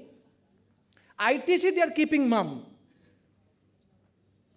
अभी 99C जा रहा है ना, मैं बहुत कुछ बोलना चाहता हूं, बट आपने टाइम से बांध दिया है मेरे को. 99C जा रहा है ना, 99C में कितने इशू आ रहे हैं. yesterday, अच्छा, how many of you are on my YouTube channel? Can you raise your hands? अगर नहीं है तो आप आ सकते हैं. No charges. No, you will get a lot of good videos. I'm not marketing myself, but I'm telling you, believe me, in GST I'm trying my best. And I always feel like whatever I can do, I must do that. I'm trying my best. I'm thankful that at least you recognize everything. Yesterday, before coming to Mumbai, I recorded 6-minute video. Quickly, my wife was telling me, अभी क्या हड़बड़ी मची है 6 minute का video बनाने की. उसे क्या मालूम कि यार मेरे भी बहुत से दोस्त हैं. और इन दोस्तों की वजह से बहुत बार मुझे सुनना पड़ता है. And this 6-minute video was on spillover effect. 2021 credit shown in April 21 to September 21, 21-22, how to be shown in GSTR 9 and 9C. I raised one poll on my Twitter, Facebook and LinkedIn. And I asked this question to all the professionals. I got divergent answer. मैंने बोला फिर 3 दिन के लिए बाहर चला जाऊंगा. Everyone is preparing 9-9C. उनके लिए 6 मिनट का वीडियो बना के डाल दूं. You must go and watch. I'm trying my best, जितना best हो सकता है. So I'm only saying that we must try out. 9-9C पे था, but 73-74 रह जाएगा. Come to 73 and 74. You know time limit for passing order for non-fraud case under section 73. For non-payment, short payment, erroneous refund, ITC availed or utilized. See, मैंने interest में बोला था ना कि wrongly availed credit but not utilized, interest नहीं लगेगा. But 73, 74, even wrongly availed is in a rider. Believe me, वहां पे ये नहीं बोलता कि wrongly availed but not utilized. अगर आपने wrongly भी availed किया, they can go with the provision of 73 and 74. But to my mind, they can't. They can't. So 73, the time limit prescribed for passing order, 3 years from due date of furnishing annual return. And it is 5 years in case of section 70 fraud cases. So whenever we demand extension of due date, it's wrong. It is extending time period in their hand. Am I right? Rather, we should demand waiver of penalty and late fees. Am I clear? So what is the time period for issuing so-called notice? It is the time period for order. At least 3 months prior for 73, at least 6 months prior for section 74. Am I clear? Now, in this 73 and 74, one particular case. Have you heard of, search, seizure? ये पक्का शिवसेना का बंदा है. On a lighter note, बच्चा, look at me, give a smile, don't take me otherwise. On a lighter note. Last one, and then I will close up. Last one. Allowed? Yes. Allowed? मुझे तो अच्छा क्या लग रहा है, आपको अच्छा लग रहा है. इसलिए मुझे अच्छा लग रहा है. Search, seizure and arrest pan India, right? And ये कुछ भी इनके दिमाग में कुछ भी आना चाहिए. पूरा पैन इंडिया में एक ही तरह का चीज है. हाँ, 23 में हो सकता है कम हो जाएगा, इलेक्शन है ना 24 में. See, एक सर्कुलर इंडिया इशू किया. There's one case, fake invoice and fake credit. You know that, right? Fake invoice and मुझे तो आज तक समझ में नहीं आया फेक इनवॉइस है क्या और फेक क्रेडिट है क्या. Maximum 5 minutes. No, 5 minutes. Taking my time, then it should not be ending up with other speaker. Otherwise, वो बोलेगा, श्वेता मैम भी ऐसे ही बोलेंगे. रात तक बैठेंगे ना? नहीं बैठने का. मैं चला जाऊंगा. ये तो चालाक लोग हैं. देखिए, पढ़ाई का मजा तभी है जब दोनों अटैच हो. Even I'm recalling my, CA days study when we used to study in a group, cracking a joke here and there, then again putting attention for 1 hour, then again cracking a joke. तू चाय बना, मैं ये. वो दिन बहुत अच्छे थे. आज के दिन में आके तो ऐसा लगता है ना थकीले हो गए. रियल में बिलीव मी, जब कुछ नहीं था तो बहुत कुछ था. आज सब कुछ है लेकिन बहुत कुछ नहीं है. बहुत कुछ नहीं है. So when coming to, deliberation to my own fraternity, मैं कभी भी टॉपिक थ्योरी लेके समझ के नहीं आना चाहता. यार यहाँ आ रहे हैं 1.5 घंटा 1 घंटा एंजॉय करेंगे. And we must enjoy that part. You will get more and more when you really get into your own mod. अपने तरीके से जब आप इंटर करते हैं ना, so you learn more. मैं पीपीटी दिखाते जाऊंगा, नहीं समझ में आएगा. Last, fake invoice, fake credit. Otherwise, we are all genuine, honest taxpayer. What department is alleging, Bimal, there are 4 offenses for arrest. Chartered accountant are also in trap. Under section 69, red bit 132, subsection 1. Whoever committed or who causes to commit. 4 specified offenses. Supply of goods or services without invoice, cash sale. Issuance of invoice without supply of goods or services, fake invoice. Third, you are taking credit on such fake invoice. And last, GST collected but fails to pay beyond a period of 3 months. Amount is more than 5 crore. Then arrest provision, non-bailable offense. We have pleaded and we have submitted pre-budget memorandum to Revenue Secretary. We have said this threshold should be increased from 5 crore to 20 crore. They're talking about decriminalization. I said it should be invoked only when it is being proven fraud intent. Just on the basis of interpretation, classification, you can't say. And you prove. एक client मेरे पास आया, बोला sir मेरे पास invoice की copy है, मैंने goods receive किए हैं, मेरे पास ईबे बिल है, मेरे बैंक से पेमेंट गया हुआ है, सब कुछ है. डिपार्टमेंट बोलता है ये फेक इनवॉइस है. एंड बोलता आपको क्रेडिट नहीं मिलेगा. 60 crore rupees credit is not available. Summon is being issued. Summon में repeatedly they want to have answer of their choice. वो आपकी बात नहीं सुनना चाहते, मेरी बात नहीं सुनना चाहते. They are only willing कि भाई ये क्या है, ये क्या है, उनके हिसाब से प्रूव होना चाहिए. And they have blocked my e-credit ledger also. I filed a writ in Rajasthan High Court. I said, Milord, Rule 86A can be invoked only when they prove it is fraudulent credit.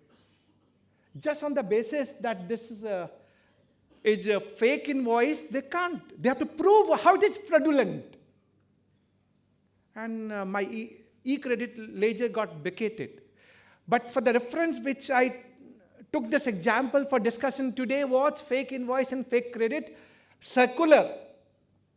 क्या बोलते हैं मालूम है लोग? अगर बिमल ने आपको invoice raise किया और उस पर underlying supply of goods and services नहीं है, बट आपको तो रिसीव हुआ है, ईबे बिल है, आपने ट्रक का फोटो भी लिया है, but they are saying no it's a fake invoice. अरे आप भी तो प्रूव करो कैसे फेक है. That circular is going beyond imagination. They are saying अगर बिमल ने कोई इनवॉइस रेज किया जो फेक इनवॉइस है तो बिमल के ऊपर कोई लायबिलिटी नहीं है. आपका क्रेडिट रिवर्सल होगा because you have not receive the goods, but you prove it ना. And that circular further says Bimal के ऊपर हम पेनल्टी लगा देंगे, पेनल्टी 122 की. बिमल के ऊपर क्यों नहीं मांग रहे मालूम है? कि बिमल ने गुड्स सप्लाई किए ही नहीं है, तो सप्लाई है ही नहीं है, तो बिमल के ऊपर कोई लायबिलिटी नहीं है. तो मैंने पूछा 122 में आप पेनाल्टी किस पे लगाने की बात कर रहे हो? वहां तो बोलता 20,000 और टैक्स अमाउंट इवेडेड. तो 60 करोड़ रुपया टैक्स इवेडेड वर्सेस 20,000 रुपीज, कितना लगाएंगे? डिपार्टमेंट बोलेगा 60 करोड़. मैं बोला सर सप्लाई तो है ही नहीं है. जब सप्लाई नहीं है तो टैक्स इवेजन कैसा? सो मैक्सिमम पेनाल्टी इज नहीं बिमल ऐसे कैसे होगा? सर ऐसे नहीं होगा तो फिर ये तो सप्लाई है. Am I right ना? यही लॉ है. Section 16 subsection 2 clause C, supplier fails to pay, right? आपको क्रेडिट नहीं मिलेगा. There is one provision 41 subsection 2 which is recently introduced from 1 October 2022. बड़े ध्यान से सुनिए, that is last component and close. 41 subsection 2, it is saying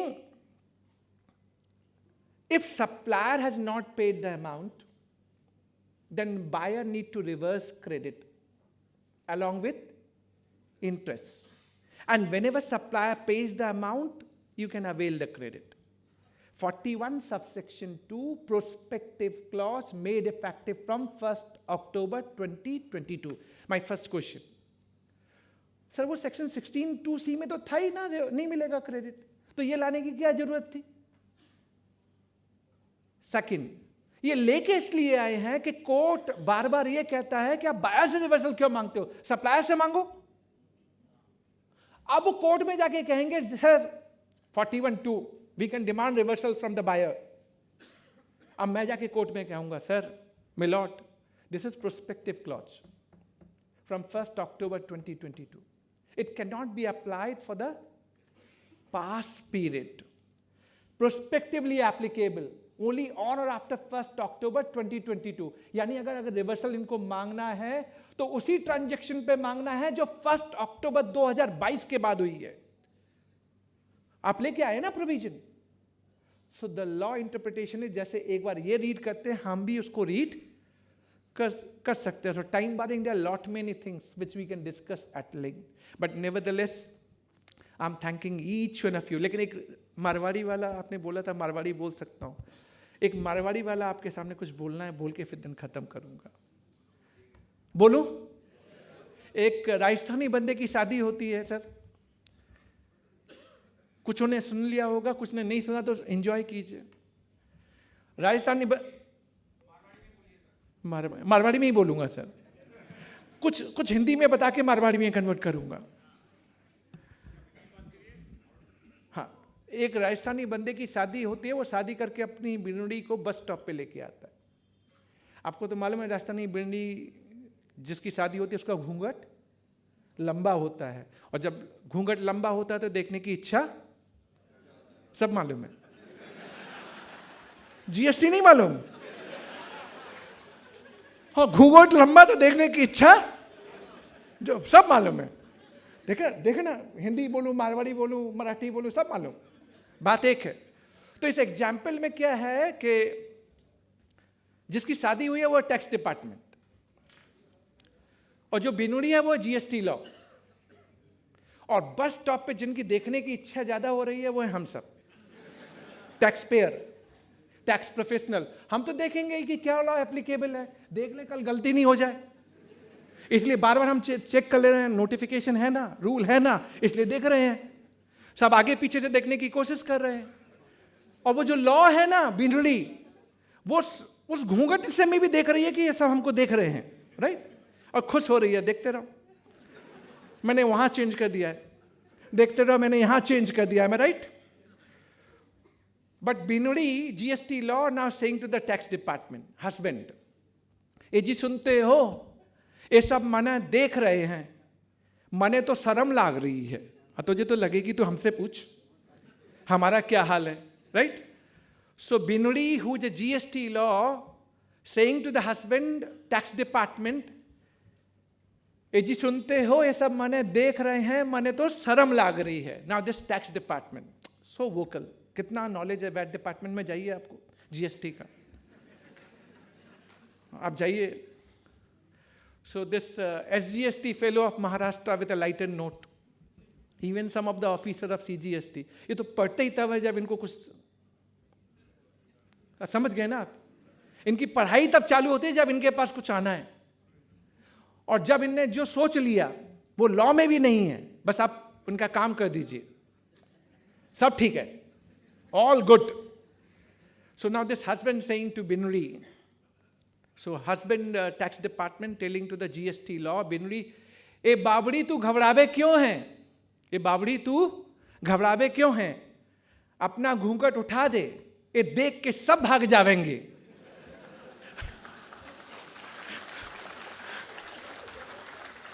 इसीलिए GST में problem है कि जैसे ही जीएसटी लॉ खोल के पढ़ना चालू करते हैं वैसे ही सोना आ जाता है.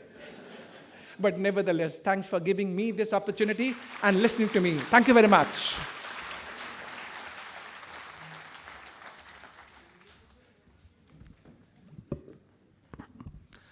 Thank you so much, sir, for super interactive sessions. Before I request Gautam Bhai for formal vote of thanks, I also recognize the presence of my dear friend, Regional Council Member C.A. Saurabh Ajmera.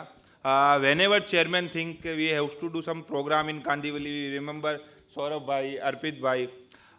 मैं आपको एक मतलब real incident और share कर रहा हूँ कि कुछ टाइम बिफोर 2 मंथ सेंट्रल से एक रिक्वेस्ट आई कि we have to complete cyclothon financial literacy drive, और टाइम था आप समझ लो अप्रोक्स सर 3-4 बजे. तो आप सर देख रहे हैं कि यार, और कंप्लीट कब करना है, 1-2 दिन के अंदर, तो उसके बाद ट्रेवल शेड्यूल्स था, अभी कब करें. तो चेयरमैन सर बोलते हैं, मैं था, सौरभ भाई, गौतम, पीयूष भाई, श्वेता मैम सब थे. तो सर बोलते हैं क्या करें, सौरभ भाई बोलते हैं कैसा करते हैं, कल सुबह 6 बजे कांदीवली. एंड वो साइक्लाथॉन फाइनेंशियल लिटरेसी ड्राइव ड्रामा एकदम सुपर सक्सेसफुल था, थैंक्स टू सौरभ भाई, with the help of Bharat, Ritesh and all. Thank you. And now I request Gautam Bhai to kindly present a heartily well-deserved vote of thanks to our acclaimed speaker CA Bimal Jain sir. Gautam Bhai, please.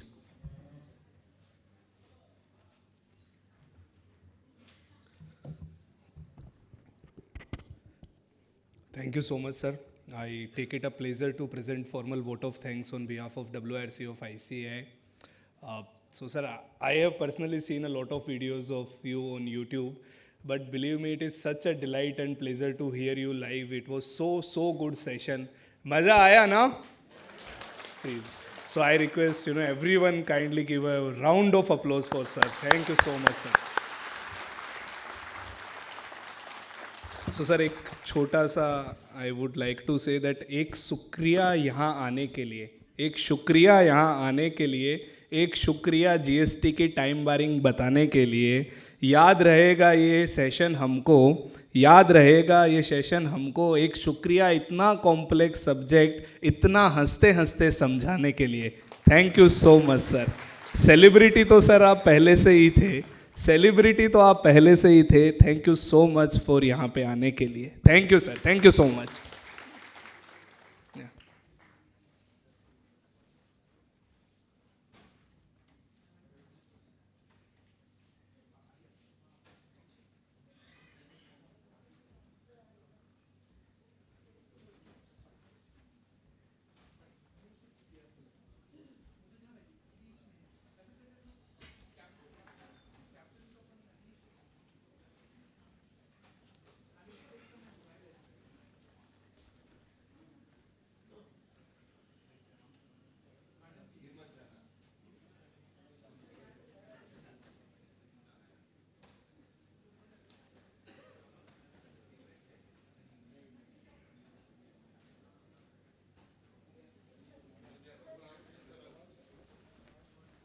We are immediately starting with our next session, guys. Please settle down. We are immediately starting with our next session.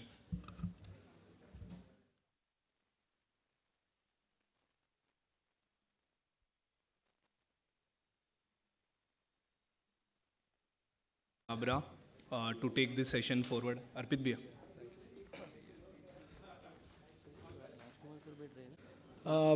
We're just at the cusp of having an afternoon, so I'm happy that, somewhere we are struggling, yes, with the times, but I'm sure the learnings are so immense that we tend to take time on our own stride. May I request Central Council member CA Rajkumar ji Adukia to please come on the dais. I also request Chairman Murtuza Kachwala to please escort speaker for the session, CA Rajiv Luthia sir. May I request all of you to please welcome both of them with a good round of applause. I'll request CA Shweta Jain, Secretary WIRC, to please join us on the dais.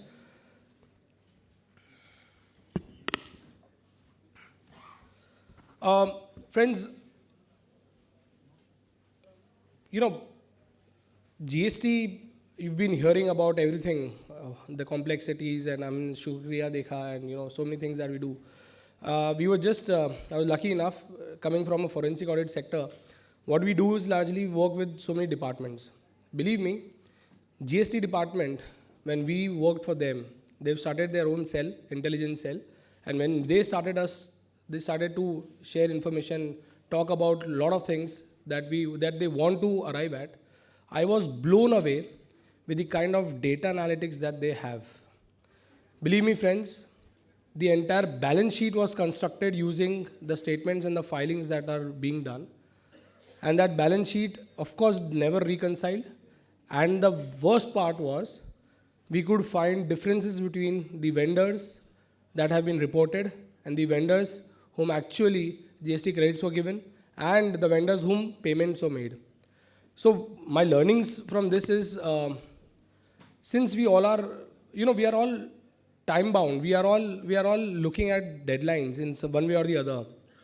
But in GST, because the session now is how to handle summons and assessments, believe me, every information that we give has a lot of impact in the ecosystem. I would really, from this stage today, urge each one of you to please spend some time and understand how data analytics is being done, how dashboards are being created. See, largely, historically, we are all used to work in formats. We have formats for everything, we have reports for everything. But, so I see a lot of female chartered accountants here. I see a lot of senior chartered accountants here. I would request all of you, please invest in young CAs to understand how dashboards, meaningful dashboards can be created, how data analytics can be used with your own database. Because times are gonna come when there will be a simple questionnaire in front of you asking to explain this. I don't see there will be a true and fair concept that would be even thought of in that sense. When it comes to pure revenue, when it comes to pure play, because the kind of dashboards we've seen, the kind of data that we have been given by the department, it's massive, it's just beyond our imagination. So believe me, small little time, I think under the chairmanship of Murtuza Kachwala, we've done a lot of programs on dashboards, we've done a lot of programs on MIS building, there's a conscious efforts from WIRC to ensure our members take out some time to try and deliberate and work, because these are creative spaces. This is something that is not format based, this is not something that is report based or guidelines based. Purely, how would you want to construct the database that you have? Information from GSTR 1, information from a 2A, 2B, and how do you use it to bring an hypothesis to say that whether money was really spent there where it was required, whether purchases, goods were actually taken, moving. So I think all of those lines. And when you come to a case like how to handle summons and assessments, we've got a wonderful speaker with us, CA Rajiv Luthia sir. Quickly, I would introduce him. I think he's one such person, doesn't require an introduction, a very humble, down-to-earth person. And I'm sure he makes things so simple when it comes to GST. His trademark style of speaking always takes us away. A practicing chartered accountant, has delivered talks almost at every scenario, every possible stage that could be for GST. He's a contributor to column of GST law updates, service tax law updates. He's a co-authored, he's a co-opted member, special invitee for IDT committee of GST group, chairman, advisor to indirect tax committee of Chamber of Tax Consultants. So I think in all we've got a wonderful speaker, someone who brings in a lot of knowledge on the ground when we talk about how to handle summons and assessment. Please put your hands together and welcome CA Rajiv Luthia. Before I could request Rajiv Luthia sir, we have the august presence of one of our most dynamic Central Council members, CA Rajkumar Adukia. I would request CA Rajkumar Adukia sir to please share his opening address.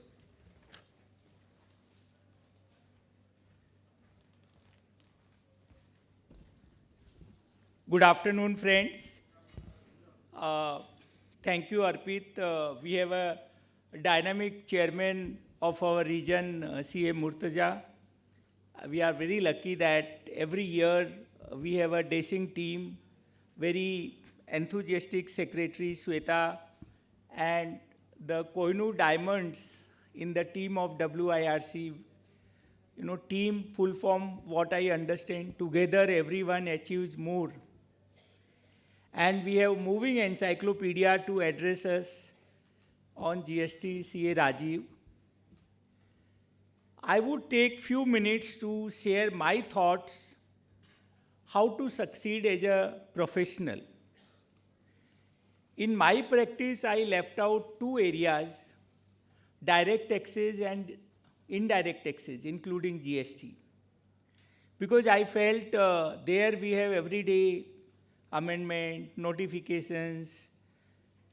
So if I leave out two laws, I will have rest of the laws which I can capture as a practice area.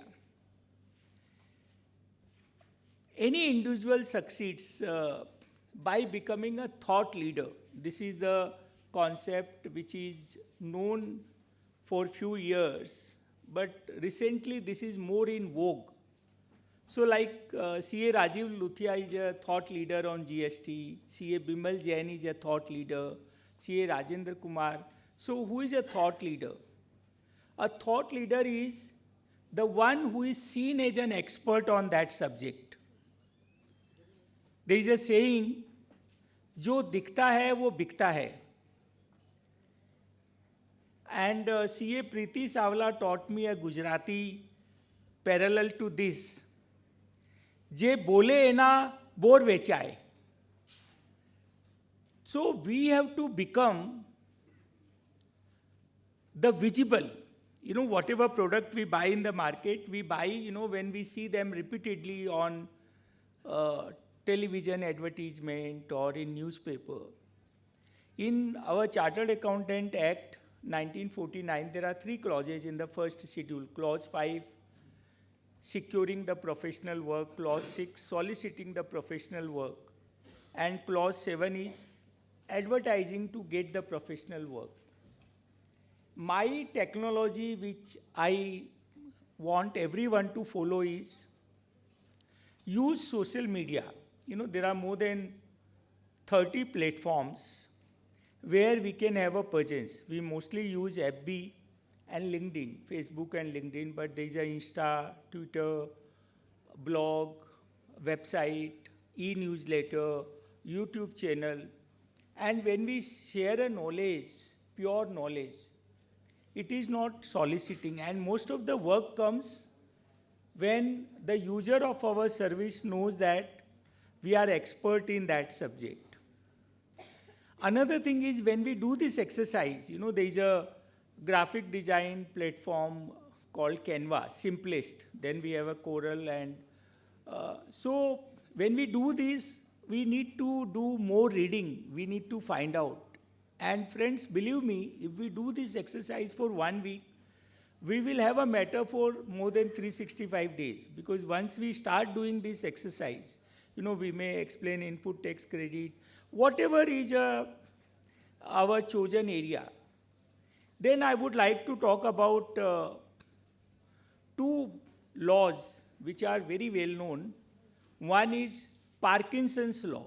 Parkinson's law means the word park is there, that work expands as per the availability of time. You know, like my address is for 2-3 minutes, but if I would have been given 90 minutes, same thing I would have elaborated little in detail. So we should put a time for finishing the work. If in a day we will put 20 hours work to be completed in 8 hours, believe me, you will be completing about 14 hours, 15 hours work. Second is Pareto's rule. Pareto's rule says 20% of our customers gives 80% revenue.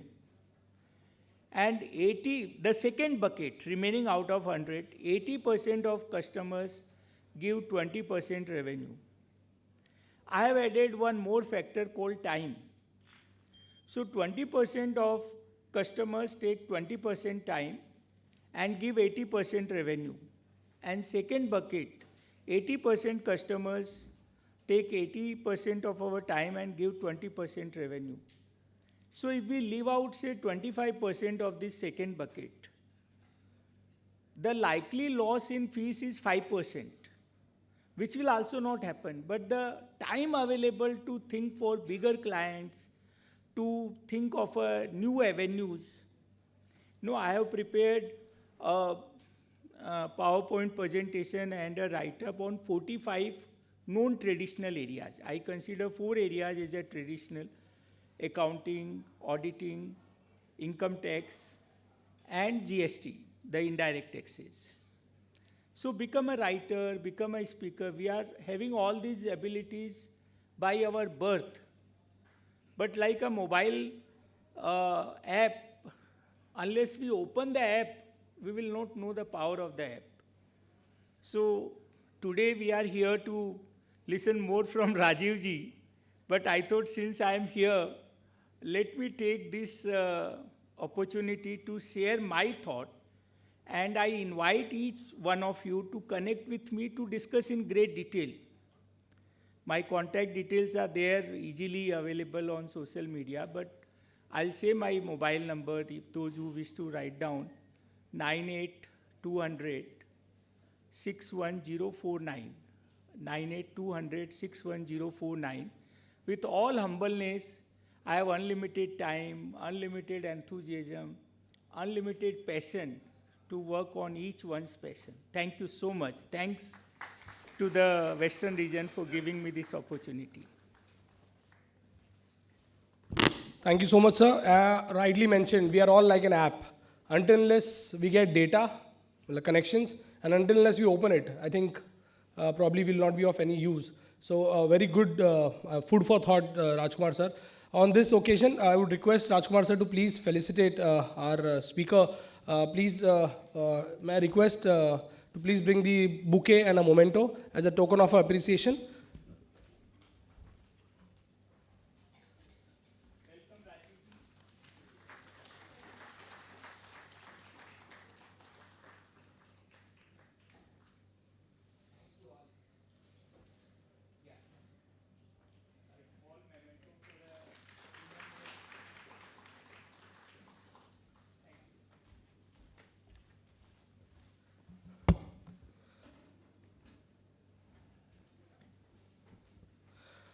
कोशिश ना कर तू सभी को खुश रखने की, कोशिश ना कर तू सभी को खुश रखने की, नाराज तो यहाँ कुछ लोग ईश्वर से भी है. I think with this, we set up the motion. There could be some things that you may feel otherwise during this entire GST things, because there are some hard truths that we need to accept. And I think for that, we've got a wonderful speaker amongst us. Put your hands together and please welcome Rajiv Luthia sir once again. Sir, over to you.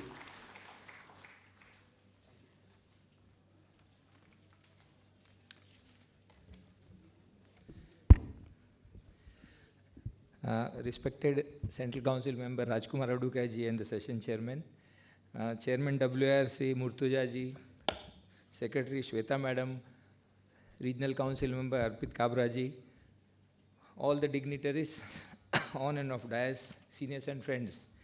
At the outset, my thanks to the organizer for having given me an opportunity to share my knowledge on a subject, a very interesting one, that is summons and assessments under GST. in this national conference. This full 2 days conference we have on the topic of GST, covering various facets, various topics, various aspects and issues involved therein. Considering the subject as a vast and the topic allotted to me and within the time, we can say it's a 2020 game which we are used to it. I'll try to give justice to the topic to the extent possible within the time allotted to me today.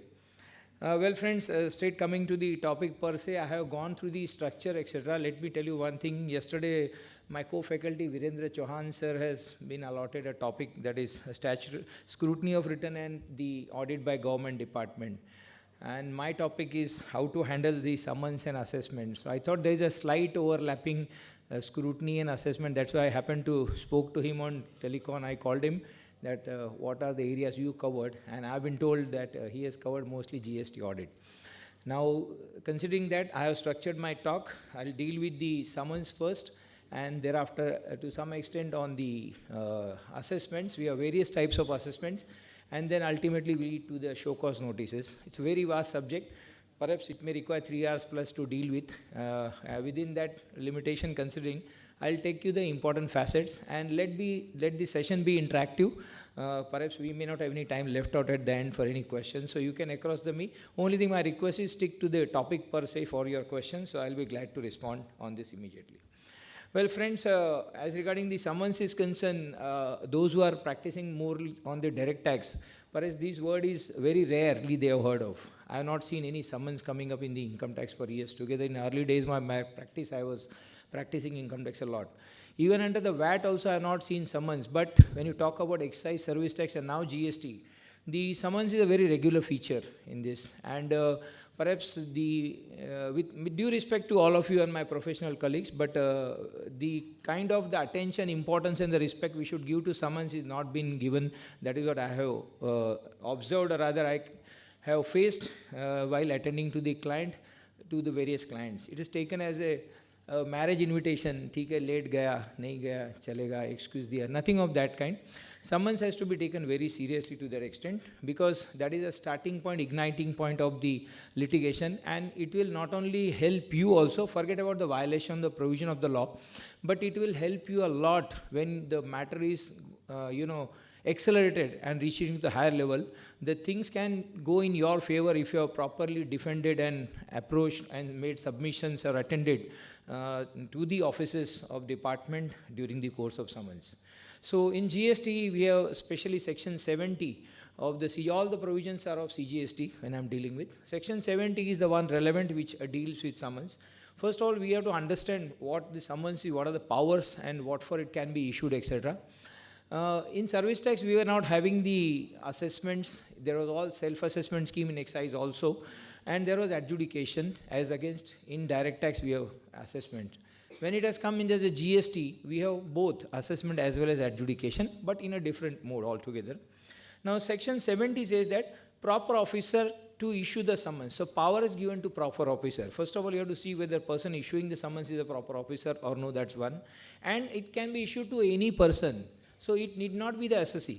I mean to say, if X is a SSE and some inquiry investigation is going against X, why maybe is customer or supplier or lender or maybe any person who is associated or connected with the business or having some information, some document, some evidence which is related to X, then summon can be given.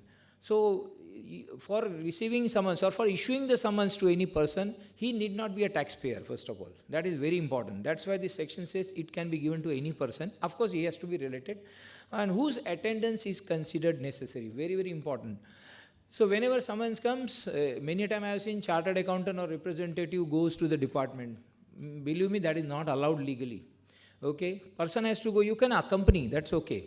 But if the personal attendance has been asked, the one who has been called for only has to go, legally, technically. Now, in practical life, if department is accepting, that's a different thing.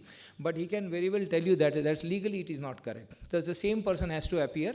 That's one. What for the summons have been given? Summons is the mode by which the department can ask for any evidence, produce any document, or give an oral or written evidence or a statement. So summons is just a document through which the department who is carrying out investigation and inquiry, they have got, This provision and this section of the summons is a mode through which they can collect the information, data or evidence from the concerned person. Then summons has to be issued for that. It will never decide any tax liability. No allegation comes, only their job is to keep collecting the data. That is built up the case, and thereafter over a period your adjudication assessment, as the case may be, can proceed further. So that means the summons is a proceedings, it's treated as a judicial proceedings, and it is Indian Penal Code relevant section 193 and 228 of the IPC will be applicable when the proceeding is initiated on the summons, which is very, very strict, and you have to have a disciplined and dedicated approach to that extent. The procedure of the CPC, Civil Procedure Code, is also applicable to the proceedings of the summons. So mind well, whenever summons come, try to be, it's like those who are practicing appellate, the date of hearing, please be present over that. If you are not presenting, give adjournment letter or convey something for along with a justifiable reason that why you are not present, etc. That seriously you need to take up the summons to the extent possible. Now, who is a proper officer? The term has been defined, relevant section I have reproduced here. In relation to the function of GST performed under the Act, it is a commissioner who is a proper officer, or the officer of the central tax. Similar provision we have in state tax also, who is assigned that function by the commissioner in board. So commissioner is a proper officer, or any person who is assigned with this task is a proper officer. That means they are the only authorized person to issue the summons, and they can call for the evidence detail as the case may be through summons. Now, in department, if you look at most of the time, summons is signed by superintendent. The issue comes whether superintendent is a proper officer or no. So for that you refer to a circular which is dated 3rd of March 2017. And circular is 5th July 17. It is number 33/2017. That circular is containing a lots of detail, and powers have been delegated to various officers of the GST regime. In that, superintendent is also one who is treated as a proper officer, and he is delegated with various powers.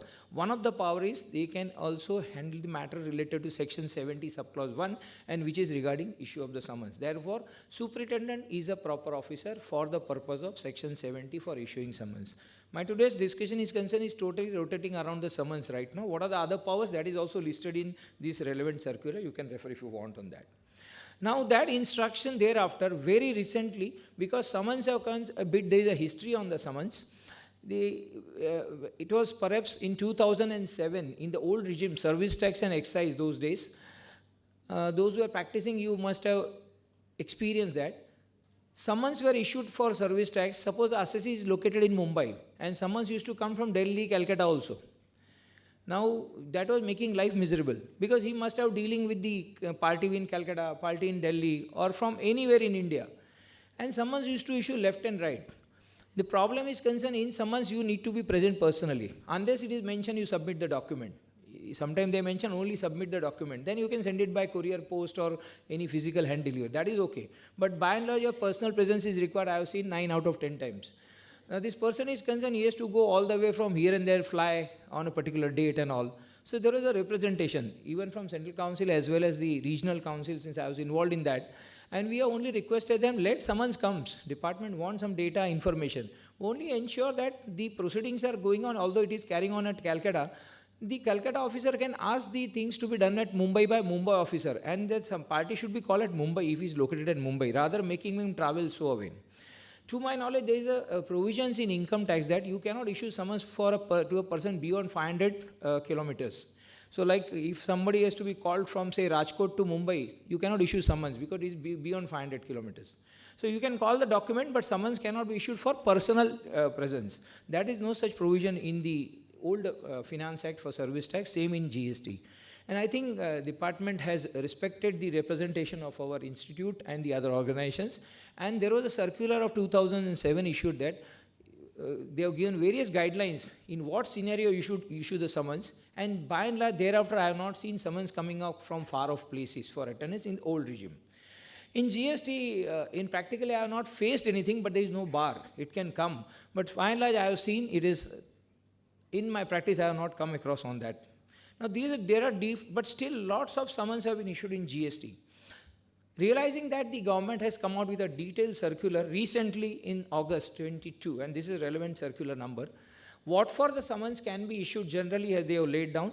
This is very interesting, very important. Those who are handling the summons must read this circular, a very exhaustive circular. The power to issue the summons we have discussed as per section 70, it can be superintendent after the consent or permission from his senior, not below the cadet of DC or AC, that is one part.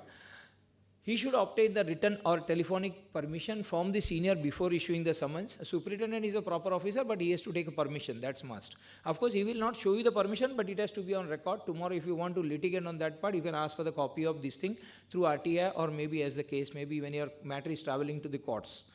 Then every summons is concerned, issued, the appearance of summons must be recorded. So whenever you are appearing over there in person, it ensure that it is recorded. It's like a proceeding sheet. You have to. I have seen many times officer avoids that. You can insist them and ensure that it has been recorded. That will be a proof.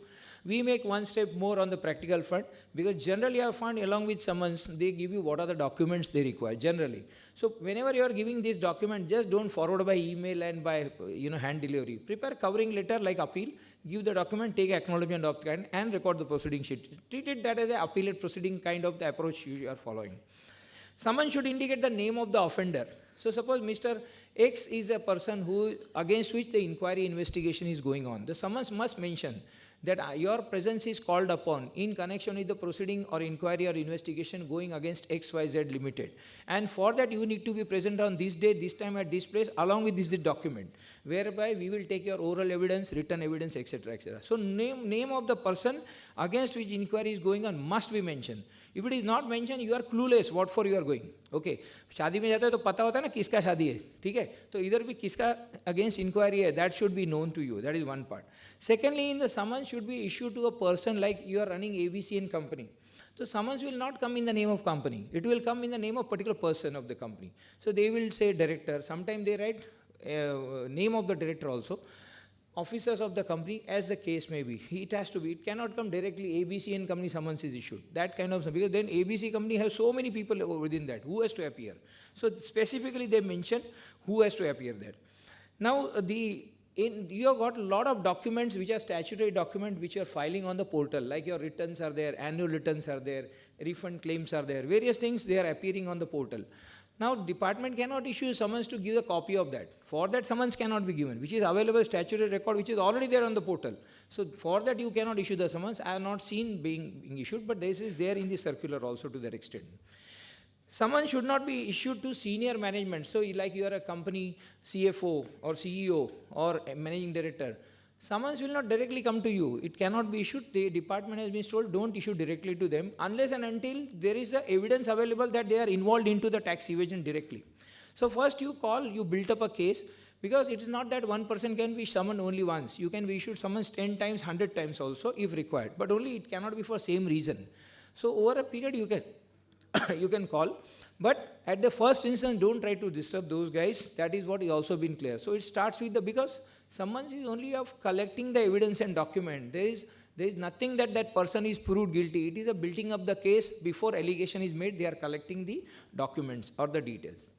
Then there is a circular of 2019, relevant number is 122, whereby summons must bear DIN number. I have come across couple of summons, not recently but in past, that they were not bearing DIN number. That is invalid summons. Okay. Now invalid summons doesn't mean that you don't attend to it. I'll try to put it this way. If they have asked some details and your presence, you can give it in writing and mention first line, summons is concerned, doesn't bear DIN number. Without prejudice to that, we are submitting this detail. So what will happen? You are not offending, but you are also placing on the record that the proceeding under this summons is not, it's ab initio void because DIN number is not there. Officer doesn't take cognizance, that's fine. It will help you along. So without prejudice, please submit that. If you want to avoid, that's a different way, but I'll try to put it this approach to that extent possible. We are not, litigation has not yet started. It's a case, they are collecting data for litigation which may or may not start. So your approach should not be, of non-cooperative nature. You need to always give the detailed document submissions as the case may be, which are relevant for the case. Okay.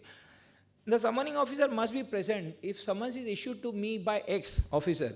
And if he is not present, and why is taking my hearing, that is not permitted unless there is a genuine reason. Suppose he is on leave or he has passed on this thing. Then in that case, if that case, generally it doesn't happen. But if it happens, then we ask in proceeding sheet that please mention that X is issued and Y. These are very technical point, but it will help you a long run in that case if you take. Then last is, there are certain person who are privileged person under the CPC.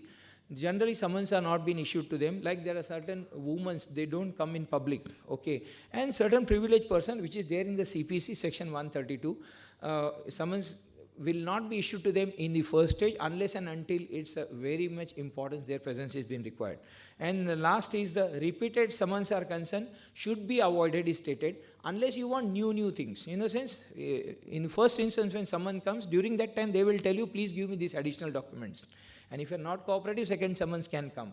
So these are the basically the parameters which has been given by way of circular very recently of August about the issuing of the summons is concerned. Now, what is importance of the document which you are given during the summons? And there many a time, or rather most of the time, we have found the statement is recorded, okay, of a person to whom the summon has been issued, rather he is summoned to, partner, director, as the case may be. Now, in this case, what happened? Whatever statement he is giving, he has to be very careful and cautious. When I am issuing summons to say I am officer issuing summons to Mr. A, the statement which A is giving, because he has to give extempore there and there. I will ask him some basic question, what is your name, designation, role, responsibility in the organization, etc. Thereafter, I will come on the point. Suppose I am making investigation at XYZ and they have transaction with that. So I will tell you, have you purchased goods, you have sold goods, you have these documents with him, what is the value, when you have paid, how the goods have come. Now, it may be possible that person may not have that information or known immediately. He cannot recollect. If you ask me, kal subah mein kaun sa bhaji khaya tha, so I don't remember. Perhaps you also may not remember. Now, this person is accountant or the finance controller, whosoever it may, he may not remember tip of tongue everything. Okay. So, don't expect that you have to reply immediately everything. Okay. But if you tell me, I don't know the name of my wife or bank account, that is stupid, okay. It is possible, perhaps you have multiples, okay. But generally, normally we are concerned, bank account, my address, dealing with the party whom you are every month, 2, 3, 5 transactions, and you say, I don't know where is his office. Those kind of things you cannot. But some transaction, particularly you may not remember, it's okay. So there, in the statement recording, you say that, yes, I'll come back to you in a day or two with a evidence, if you are asking very specific point, etc. But mind well, they can ask only the facts. They cannot ask the interpretations. So if department say, why you are not paid tax on this? No, this question they cannot ask. And if they have asked, then you can very well say, I don't know why we are not paid the tax. It is a consultant who guides us. I don't know any GST provisions. Summons is nothing to do with the interpretation of why you have paid tax, why you have claimed refund, why you have done this, why you have violated this provision. He cannot ask first. But suppose he is asking, then you can very well say, I don't know or I don't want to reply. This is not a fact. Fact is only nature of business, nature of transactions, etc., which you need to be or which you are dealing with. Secondly, if you are a purchase officer and something about accounts he is asking you, this is not my role responsibility. I don't know anything. Rather than guesswork, don't do it. There is nothing can be done and let it be recorded also, no problem. Now, all these statements will be very important and that is relevant section is 136. Mind your statement has to be very seriously, that's why you should guide, and you need to sign that statement in front of 2 witnesses. And before signing, please read the statement properly what you have replied. If you have stated X and if he is writing Y, please don't sign the statement. And you ask him to correct it, modify it. Normally they ask you. They prepare nowadays soft copy of the statement and they show you this is what please read. And what I have written is the one which you want to say. If you agree to it, then only sign. They cannot compel you. You can modify. It is your statement. It is not his statement. So you don't worry for that whatever he likes you have to say. Even if you say, and if you accept that I will be paying tax on this amount, it's of no use. See, on some amount, he say, you are not paid tax. And you say, okay, I am ready to pay tax. First of all, you need not say that. But even if you are stated, don't worry for that. That doesn't mean you have to pay it. That nothing of that kind. Okay? So this statement will be very useful and it will be treated as a evidence in the court of the law. Okay? In certain circumstances, that is 136, it said that the person who has made the statement is dead. He has expired afterward, or it is non-traceable, or he is incapable of giving the evidence later on when it comes to the litigation at the higher forum. That time, it will be treated as a valid document. Okay, so that statement is very, very important to that extent. That's why if you're told something and you sign, and after 2 days you thought कि ये गलत हो गया, so you please retract it. You retract it there. Don't wait for 1 year, 2 years of that kind of things. Please do it, because this statement is very, very, very important to build the case. Secondly, the person giving the statement is examining as a witness before court of law tomorrow. And the court is of the opinion that in the circumstances of the case, it warrants that such statement should be admitted. Then it will become evidence against you. And it will go against you if something you have stated which is not retracted to that extent. So be careful about your statement is concerned. The question is sorry.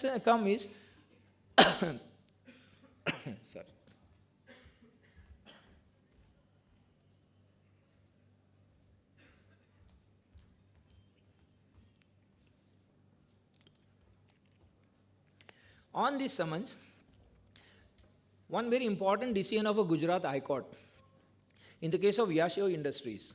Here what has happened, the matter was regarding, there are 2-3 issues in this petition. The writ was been filed in the court.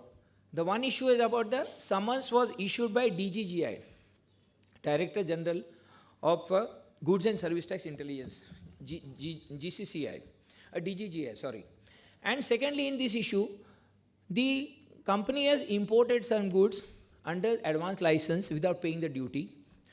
And secondly, they have claimed ITC. How it has happened, I don't know, but it is a fact of the case which is mentioned. So there was an issue of the ineligibility of ITC as well as claim of refund. And third issue was about the summons. The person issued the summons is not a proper officer. That was a point involved in this. Now, out of the 3 points for today's talk, only 1 point for our syllabus is a proper officer. Who is a proper officer? The petitioner stated that the officer of DGGI, superintendent, is not a proper officer for the purpose of issuing summons. That's why this summons itself has to be treated as bad in law and the entire proceeding be quashed. The Honorable High Court stated that you refer to the circular of 2017, which is given by CBIC, and whereby the superintendent is concerned, is also treated as a proper officer for the purpose of section 2 subclause 70. Secondly, for the purpose of section 70. Secondly, the section 168, 167 of CGST provides that for the purpose of delegation of power, you need to issue the notification. CBIC, with all his wisdom, has already given the powers through the circular. That doesn't mean that it is not binding, etc. It's a delegation of the powers through the circular, and the court has quashed the petition, rather dismissed the petition, saying that the proper officer, even the superintendent of DGGI, is a proper officer for the purpose of issuing the summons, and the proceeding was not quashed, and the petition was dismissed for that. Even for other grounds were dismissed, but that is not the subject of the day. So you can understand that the people are, the clients are fighting for the validity of summons in the court of law. Many times it has been stated that if you are weak on certain facts, then you have to ensure that somehow how to protect the clients. So for protecting the client, any weapon works. It has been told, कभी-कभी गोली से आदमी नहीं मरता है तो पत्थर से भी मर जाता है. Okay, so you should use the last stone also to that extent when you are protecting yourself. So challenging this thing, provided if you know the law properly, you should, I am not here to favor that you should evade the tax, etc., or protect the evaders. But many a time it happens that the clients are concerned, is sometimes weak on the other facts are concerned. You can take the cognizance of this by challenging the document. So these very important decisions to those who wants to know the legality of the summons and the validity and the powers of the proper officer. They can read this Yashio Industries decision is concerned. Now, the inquiries are judicial inquiry under the IPC. For violation of judicial inquiry, there are stringent provisions in this thing. So, section 193 of the IPC, which is applicable for the summons, we say that there is a punishment of imprisonment up to 7 years and also a fine for intentionally giving false evidence. This is only for intentionally. See, you know my bank account is with, say, State Bank, and you say, no, I am operating ICICI Bank, payment is made. So this is upfront in false detail you are giving. So is these kind of state, false means something which is absolutely not true. There can be interpretation issue, that is okay. Okay. So, but this is a false means absolute 363 contrast. Then this can not come across any such cases I have not seen. But these provisions are being there to the extent which you have to be careful. So your two options, either give correct reply or say, I will find out and I'll come back to you. That is what kind. Avoid giving false information. The second is section 220, even forged document if you give, that is also will be covered under that. Okay. Another section 228 of IPC, there is a punishment of a simple imprisonment, and that is for a term up to 6 months or up to 1,000 rupees of fine or both on a person who is intentionally offering any insult. So during the proceeding, if you disturb the officers or offending language, if you use something of that kind, that is also punishable. Let us ensure that the situation doesn't aggravate to this level and avoid this. But the powers are concerned, they have got a power, they can put you behind bar on that part of it. So respect the summons. The idea is to draw the attention to that because this is a judicial proceedings to that extent. The next is section 174, and this you have to be very careful. Non-attendance in response to the summons is also punishable.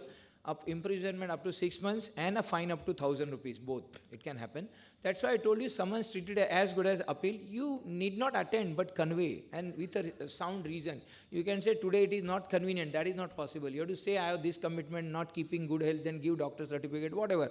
Out of station, on some assignment, whatever. You have to have some documentary evidence, and to that extent. The document required to be produced must be specifically stated in the summons. So in the summons normally they mention, produce this contract, this bank statement, this. So that list is being there, apart from oral evidence. So if whatever they have asked, you have to give that. Anything more than that, if they are asking, you can buy a time for that. Fine. Now, few important decisions related to summons is concerned. These decisions are vis-a-vis the old law, but this will be binding and valid even for this law is concerned. Now, first is of the Delhi High Court case is concerned. The person has no right to get the copies of statement, the statement which is been recorded. This in most cases I have seen. The person goes for attending summons, his statement is been recorded, maybe 10-20 questions have been asked. He don't know thereafter that what was the question and what was my reply. When he come to us thereafter for taking advice, then we ask him, क्या पूछा था? अच्छा क्या जवाब दिया आपने? तो then he will say, शायद ऐसा बोला, शायद ऐसा बोला. Then that शायद will be a problem because thereafter I don't know what you have said. Okay. So please ensure that whenever person is going for attending the summons, you have two choice. See, don't ask for photocopies. Even if he says yes, the officer, he will not give you.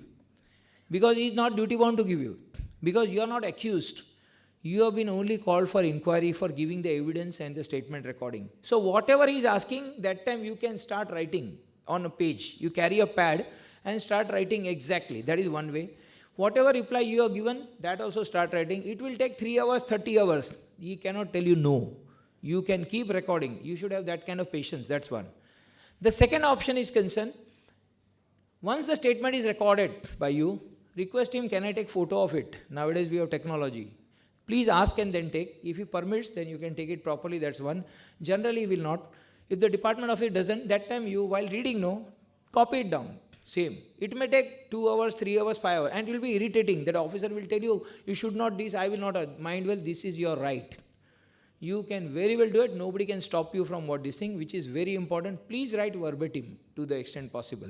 So that when you go to the consultant thereafter on a next day or earliest possible day, the consultant should know what exactly you have given. One word goes here and there can cause a lot of issue. If something has to be retracted, some statement has to be retracted, then we should know that what exactly you have given the statement. So this is very important. Later on, if you ask for the statement, you will not get the statement unless show cause notice is issued to you.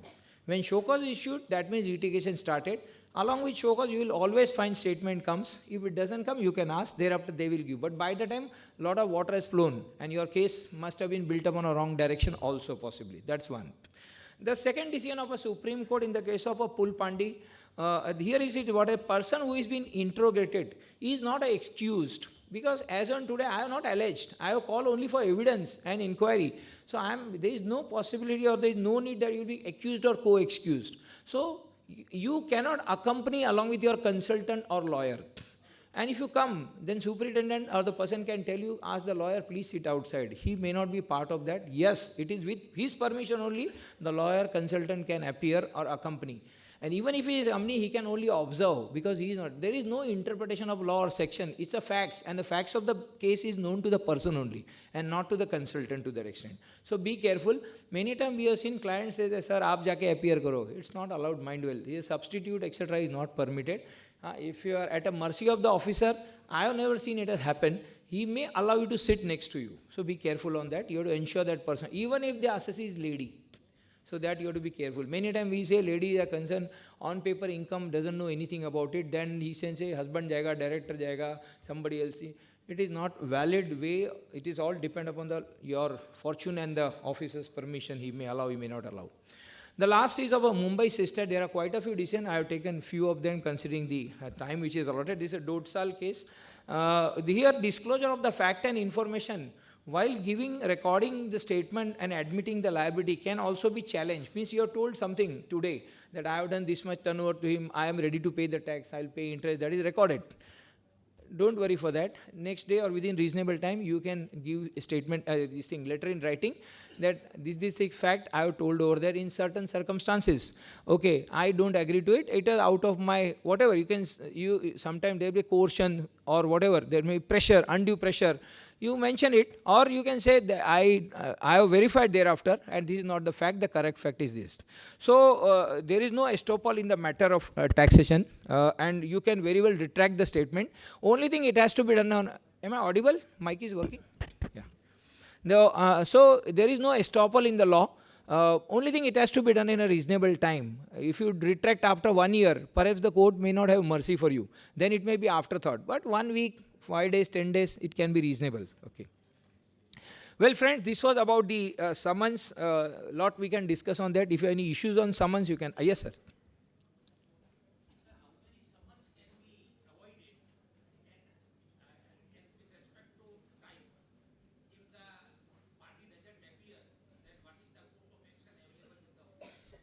See, your question is, first of all, avoiding the summons is not in your hand because I, as an officer, can issue summons to you. But I will not issue 3 separate summons for same matter once you have given me in the first instance. So you can get multiple summons, but it will have different coverage or different aspects. That's one part.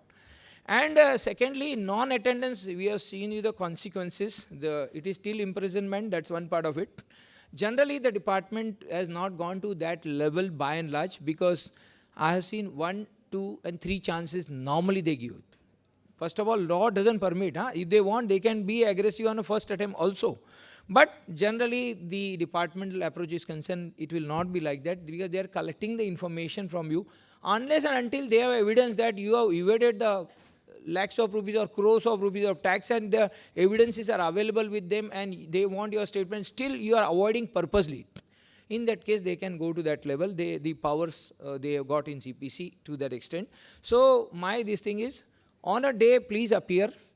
If you have genuine reason, you can ask for the date, reasonable time to that extent.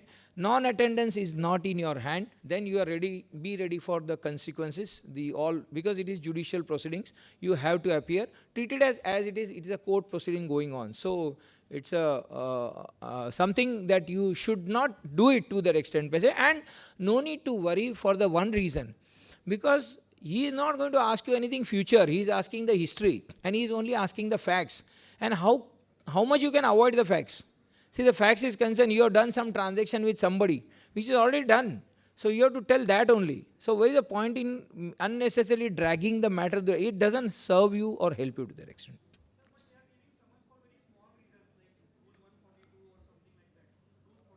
Yeah. See, summons is concerned, I have told you that through summons, they cannot ask you that why you are not reverse under Rule 42 or why you are not reverse more amount or less amount. This is all interpretation of law. If they are giving to that extent, I will always try to put it that while replying. First of all, you ensure that we have to appear, reply only. That is first thing. Don't avoid them. If I have to attend or I am advising my client, then first thing I will never say. But in my submission, we will draw the relevant provision and we will say, through summons, you can ask for evidence and facts. My facts is, I have done this much reversal and this is a proof. Why I have done, you are not supposed to ask. Yeah.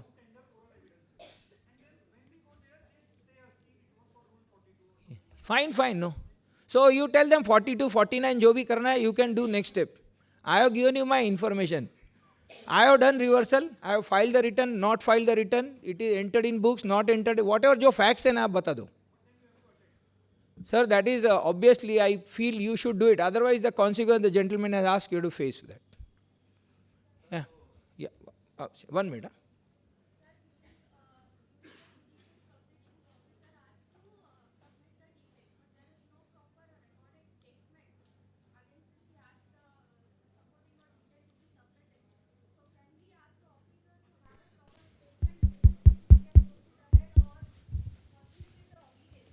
See, first of all, you mean to say the documents or the detail which they are asking is concerned.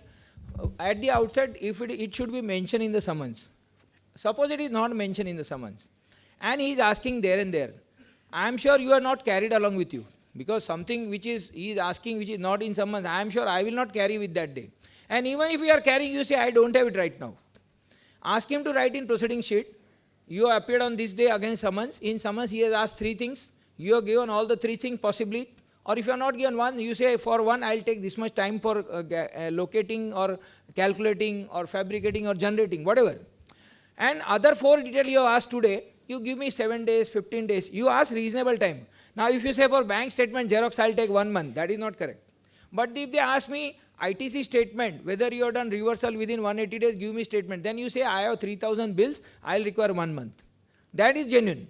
So you did partnership did copy, you cannot take 1 month. So you can, like that, you find out the paper and you give him and give it in writing. Secondly, everything give by covering letter. Whatever I told you initially, treat this as an appeal matter. How you appear in appeal, give documented serial number, page number, everything, take his acknowledgement duly stamped over there. I'll tell you on the stamp, many a time they are not affixing stamp. Huh?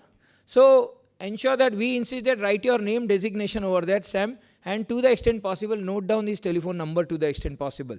Generally, if you are cooperating, dealing properly, he will try to give this information and affix it. Rare case, there can be issues on that part of it, but you can take it on. Yes, something. Yeah. I'm sorry, just I'll come back on this. Yeah.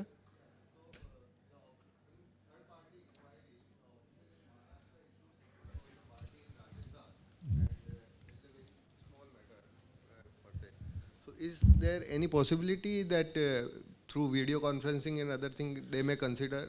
First of all, there is nothing called small matter. So small of yours may be big for me, that's one part. Okay? देखो शादी होता है 300 आदमी आने दो 3000 आने दो ठीक है ना तो समान ही होता है that's one. Secondly, Rajasthan, Maharashtra, I told you that earlier days we have circular. I just spoke to our chairman IDT committee of Institute Rajendra sir that let us try to have these kind of circulars so that it's not that we are avoiding them, but we want geographical distance. So Mumbai mein hearing lo na itne offices hai, so that will help us. The third thing is concern is video conferencing. It is their choice. Corona time they used to allow, but I have seen from August 22 onwards till June, July I have seen, June, July 22 there was a cases. But if possible, let me tell you, your case is Maharashtra, Rajasthan is, I can understand. But if it is within Maharashtra jurisdiction, no, avoid this virtual as far as summons is concerned. Because you avoid. But Rajasthan is concerned, if he is permitting, then whatever he is asked, etc., how you will sign the statement, the next issue. So all those problems may come. If you can overcome, and if he has permitted, there is no restriction, then it is possible. But it is at his mercy, not your choice. Yes, sir. Seen that the someone is received on Monday and the due date is Tuesday only at such. Yeah. The difference is 500 kilometers or something like that. Correct. And it's not possible to attend, and there is no contact details also as such sometimes. Contact detail not there. Contact detail they will tell you this place, this address, etc. And there is a mobile number may or may not be there, but the landline number generally it is there. No, but which is not reachable only normally. Fine. So now his case is. He got summoned today and appear tomorrow morning, 11 o'clock. Yes, possible. Okay, you are lucky because many times it is today morning and evening may appear. Possible. Now, whenever there is a team of investigation has visited for the search, etc., they will ask you same day 3 o'clock, let your director comes. So that is possible. Now, if your director is not in place or if in town or perhaps he is occupied with some meeting, etc., you simply write a letter that this is the reason he is occupied there. And it will be convenient after 1 day, 2 days, 3 days. Don't ask 1, 2, 3 months. That is not reasonable. And you can, by the way, ask him the document we are ready to submit. His personal presence may be there within 1 to 3 days. They do cooperate. It's not that they will not be, sir, nobody will like it. See, they will always have a mindset ki you are trying to avoid me. Okay. So you put a letter in such a way that you are not avoiding. You are not delaying also. You are a genuine cause. Now, how to put it on black and white is art, and that's why you are being paid. Yeah.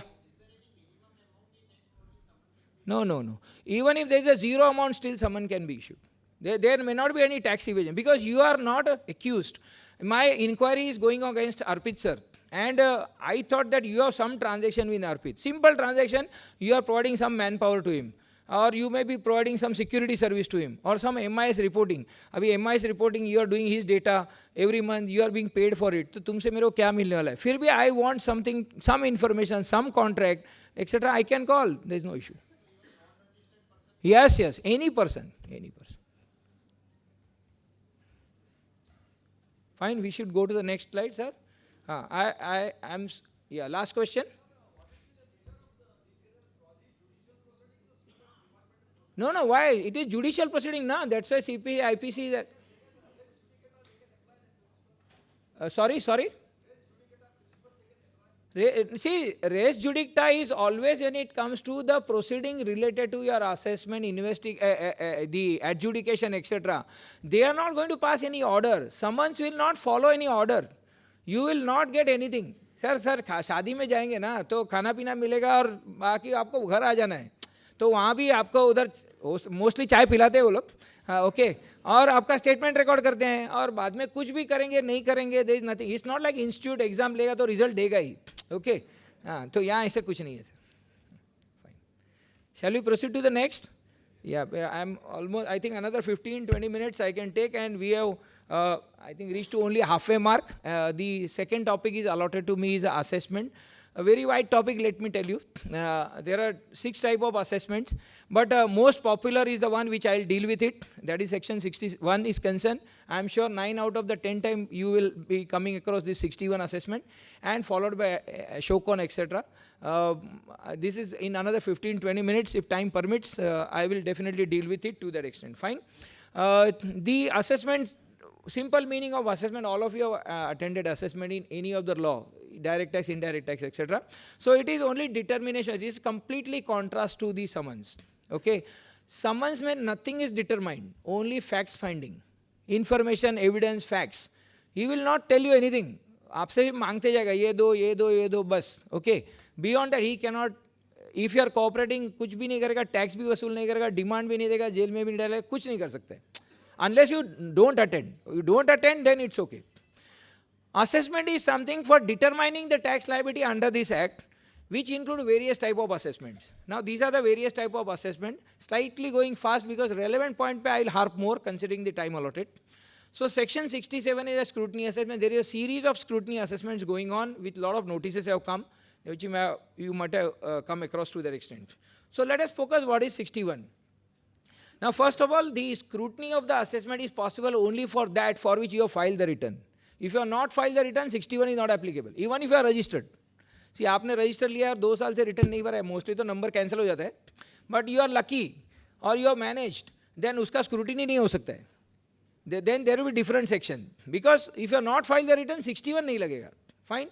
The next is, if suppose you have filed the return, whichever period, scrutiny can be done for one return also, for 1 year also, or can be in a block of year also. It is his choice. But generally I have seen it is always done qua financial year.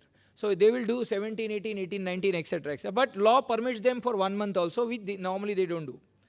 Now proper officer is concerned, we have seen, he only can issue the notice, so superintendent is also proper officer. Most of the scrutiny notices have come from superintendent, by and large, you have seen. Now what they do is, I welcome our chairman. Now scrutinizing the, what the officer is doing is scrutinizing the returns and related particular which you have furnished. If you are not furnished, he cannot. That's one, be careful on that, okay. The next is concerned, it is if he finds any discrepancies. So you are filing normally GSTR 1 and 3. There may be other forms also you are filing. File. Now he is doing, if he finds any discrepancy, there can be various discrepancy which I will explain you in the subsequent slide. For that he can select your case and he can issue a simple letter in form GST ASMT 10. It has to come on portal only. And whenever they put it on the portal, they send you SMS and email. SMS many times I have seen it is not coming, okay, but email virtually I have seen 99 out of 100 times it comes on the address which is there on the portal. Huh? So at the time of registration you have given ABC address email and now that is not operative, that is your fault. You should have corrected. But 99 out of 100 times I have seen email comes. SMS, it can be go here 50-50 or whatever, fine. But if you find that notice is not there on the portal, ask the officer And if he has given you physical, ask him to put it on the portal. We have come across one case on that time, but that was during Corona period towards the end, 2021, maybe not 21, but 22 April kind of thing. Fine. But immediately it has came on the portal. Okay. It gave you additional time because 30 days time you have to reply 30 days from the date on which it is uploaded on the portal. So we get time on that. Sorry? Yeah.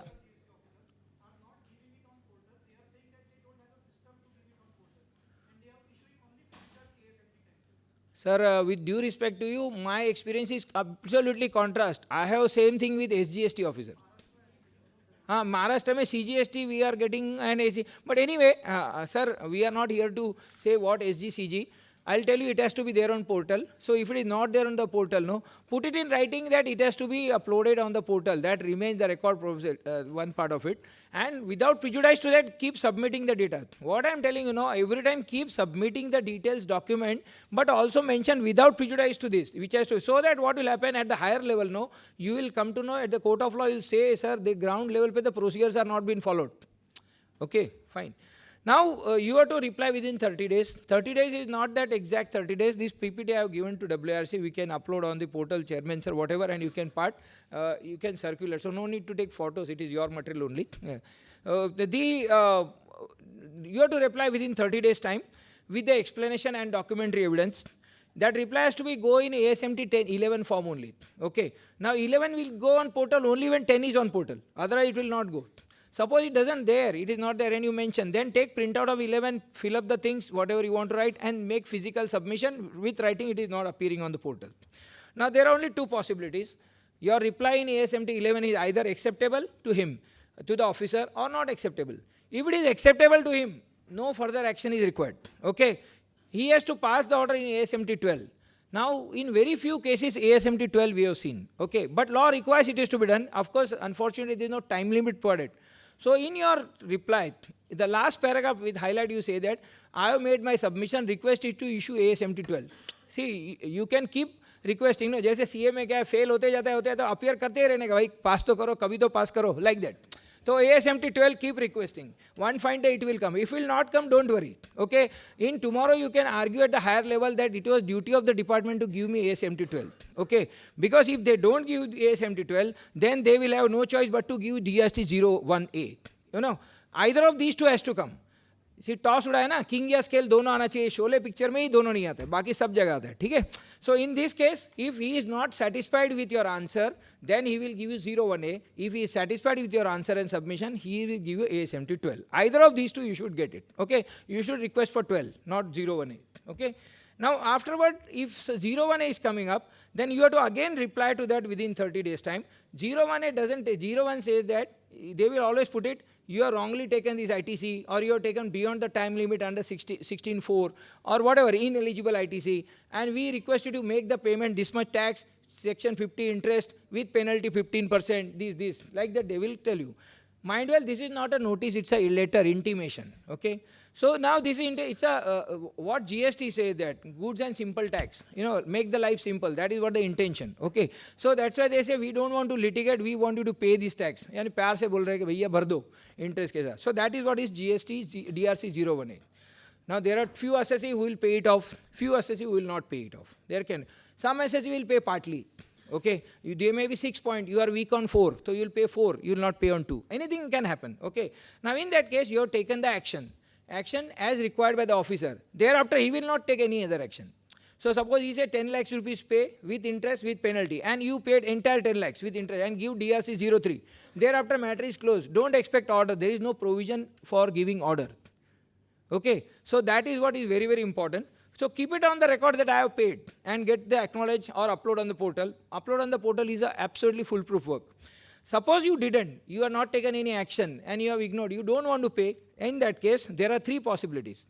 The department can select your case for audit or special audit as the case may be. I have not come across special audit. The second is search and seizure. You are on extreme gravity is there, then it will go to search seizure. And the last thing is proceed to SEN. 99 out of 100 case may SEN. The 1% case may, it may be seizure or it may be audit. Okay, this is what the outcome. And that will come in DRC 01. And that's how the litigation has started. So ASMT 10 and DRC 01A is a precursor to the litigation. Litigation will start only after when you issued GRC 01, which is a show cause notice, and that is why the adjudication process starts thereafter. So what is assessment in GST section 61 is concerned? They will try to assess based on your data. They will arrive at some liability, will request you to pay. It is not the order, it is a request, okay? And that request either you honor, you don't honor. To the extent you honor, matter is closed. To the extent you are not honored, the proceeding start litigation, and that is DRC 01 litigation. So this is what is the 67 assessment sum and substance is concerned. Further, now what are the parameters? There are various parameters that will keep changing, okay, and that is been given to the government. Of course, there is a circular to that extent listing all the parameters. Generally, for these parameters, the ASMT 10 is been issued. Generally, it is not necessary that beyond that they can't do it, but it is for the facilitation. And if you have seen ASMT 10 and 01A, they will write serial number of the parameter because it is a template. They will write down 69, 70. In one or two cases when I had gone and appeared, so that superintendent is asking, तुम्हारा 69 or 73 violation है. I was hearing 73 show cause है, क्या violation कर दिया? Then they are a parameter है. So they remember it very fast. See, we don't remember 69, 73 because this is a parameter for them. This is not a section, okay? I will not read this parameter, but these are all the difference in turnover, difference in ITC, or maybe under reverse charge you declare something, pay something else, 16.4 beyond time, there are so many parameters they are given. One can read it very simple, you can understand, and for that only ASMT 10 comes by and large. But it need not be restricted to that, it can go beyond this also, okay? So about 15, 16 parameters been worked out, you will find most of the time with serial it will appear. Now all those things, how you will get ASMT 10? I have seen many cases recently, people say, मैंने portal पे देखा ही नहीं, notice आया, order आ गया, appeal का time चला गया, ये वो 3 महीना. तो it happens, it may not happen, whatever it may. See I also don't see Facebook and all those thing. तो हो सकता है, बट लकीली फेसबुक में कोई नोटिस नहीं आता है, ठीक है, okay. Now the only thing is concern, what you should do is, you are at least filing returns twice a month, GSTR 1 and 3B, okay now. Please insist the client, सुबह में उठ के मंदिर का दर्शन करते हैं ना भगवान का, जीएसटी का रोज सुबह पोर्टल खोलने का 1 मिनट दे, महीने में 2 बार, तो जब भी 3B और 1B, because and that time you check any other notice, then at least you will not, because every time otherwise you have to go to high court, you will not afford it, your client will not afford it, because there is no power to waive. The first appeal, you have to file within 3 months, there is adjournment of 3 months. Once 6 months is over, thereafter you have to go to High Court, which is a big cost to you, okay? So please do it. This is where you can work out how to reply, that has to go, and for that how to file the reply is technical. I have given it, and I'm sure many of you have done it also. The last 3-4 minutes on the show cause notice is concerned. Once you got DRC 0 win, this is the only section number which remains same which was there in old GST regime. So in the Service Tax Region Finance Act also there was section 73 for show cause. Now we have got 73 plus 74 is also there. Fine. Now difference between 73 and 74 is concerned. It is the same difference in one line if I have to explain. Then there is a difference between accident and murder. 73 is accident, 74 is a murder.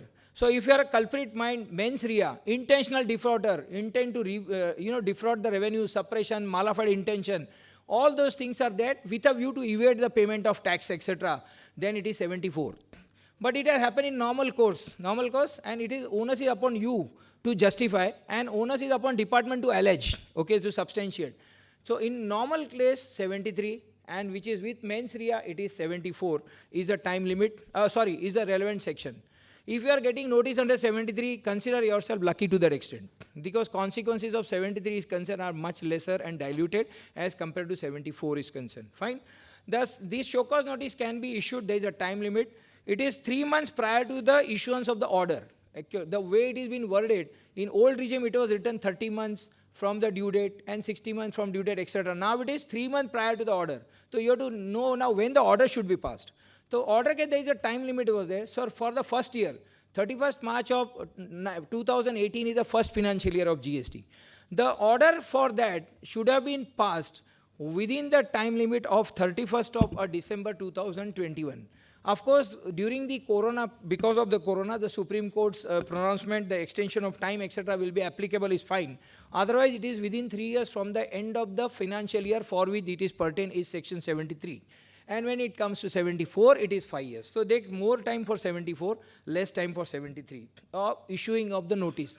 Service tax regime mein many of the notices are time barred notices I have come across. I am sure in GST also, if you look at it, half the work will be saved when the notice is time barred. But you should know what is time barred, okay, period, etc. So please look into it in the 70. Now you want to close this matter, they have given the option to this. Whatever tax is been demanded, if you are ready to pay the tax with interest, okay, and the notice is under 73, there is no penalty, matter is closed. Suppose for some reason you are not paid and now you realize ye bharna chahiye tha, to bhar do with interest. And there is the matter is closed, no order is required, nothing. But when it comes to 74, you have to pay 15% penalty. So 10 lakh रुपए का amount है tax, okay. And you find कि 10 lakh रुपए का litigate करना है, interest बढ़ रहा है, 50-50 chance है, 90-10 है. And if you don't want this litigation to carry on, crop up, etc., pay it off. 15% penalties will come in 74. 73 में penalty will not come. Rest all interest tax will remain and matter will go closed. Service tax show cause notice for 2014, people are still struggling, fighting, etc. So you can understand we are in 23 January now, shortly. After 8-9 year adjudication is going on. GST, how much time it will take? Of course, time limit is given, but it will be extended also. So fine, this is about the notices and non-payment of tax and penalty to the extent. Well, friend, a lot can be discussed on the show cause.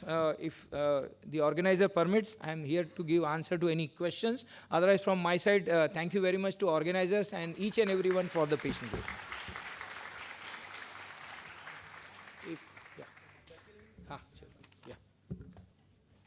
Thank you all.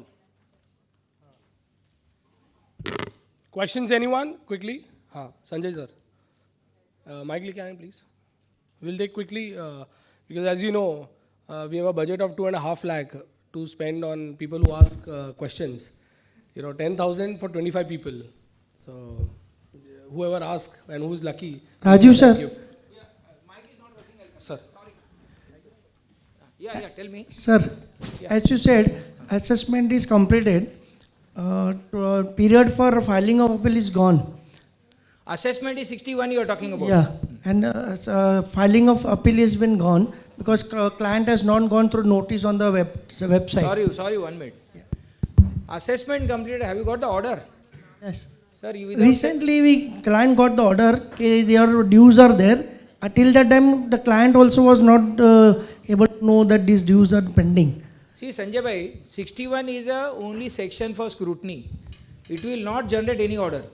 I told you that ASMT 12 will come, if either ASMT 12 will come, or if you have paid the tax, nothing will come, and if you don't agree, show cause will come.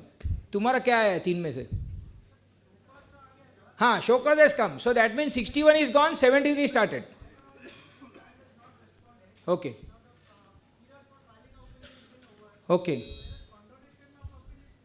Up to 3 months from the date of. So your appeal is 3 months is gone, High Court. Sir? No. Yeah. Sir, you can tell me where to stop. Yeah.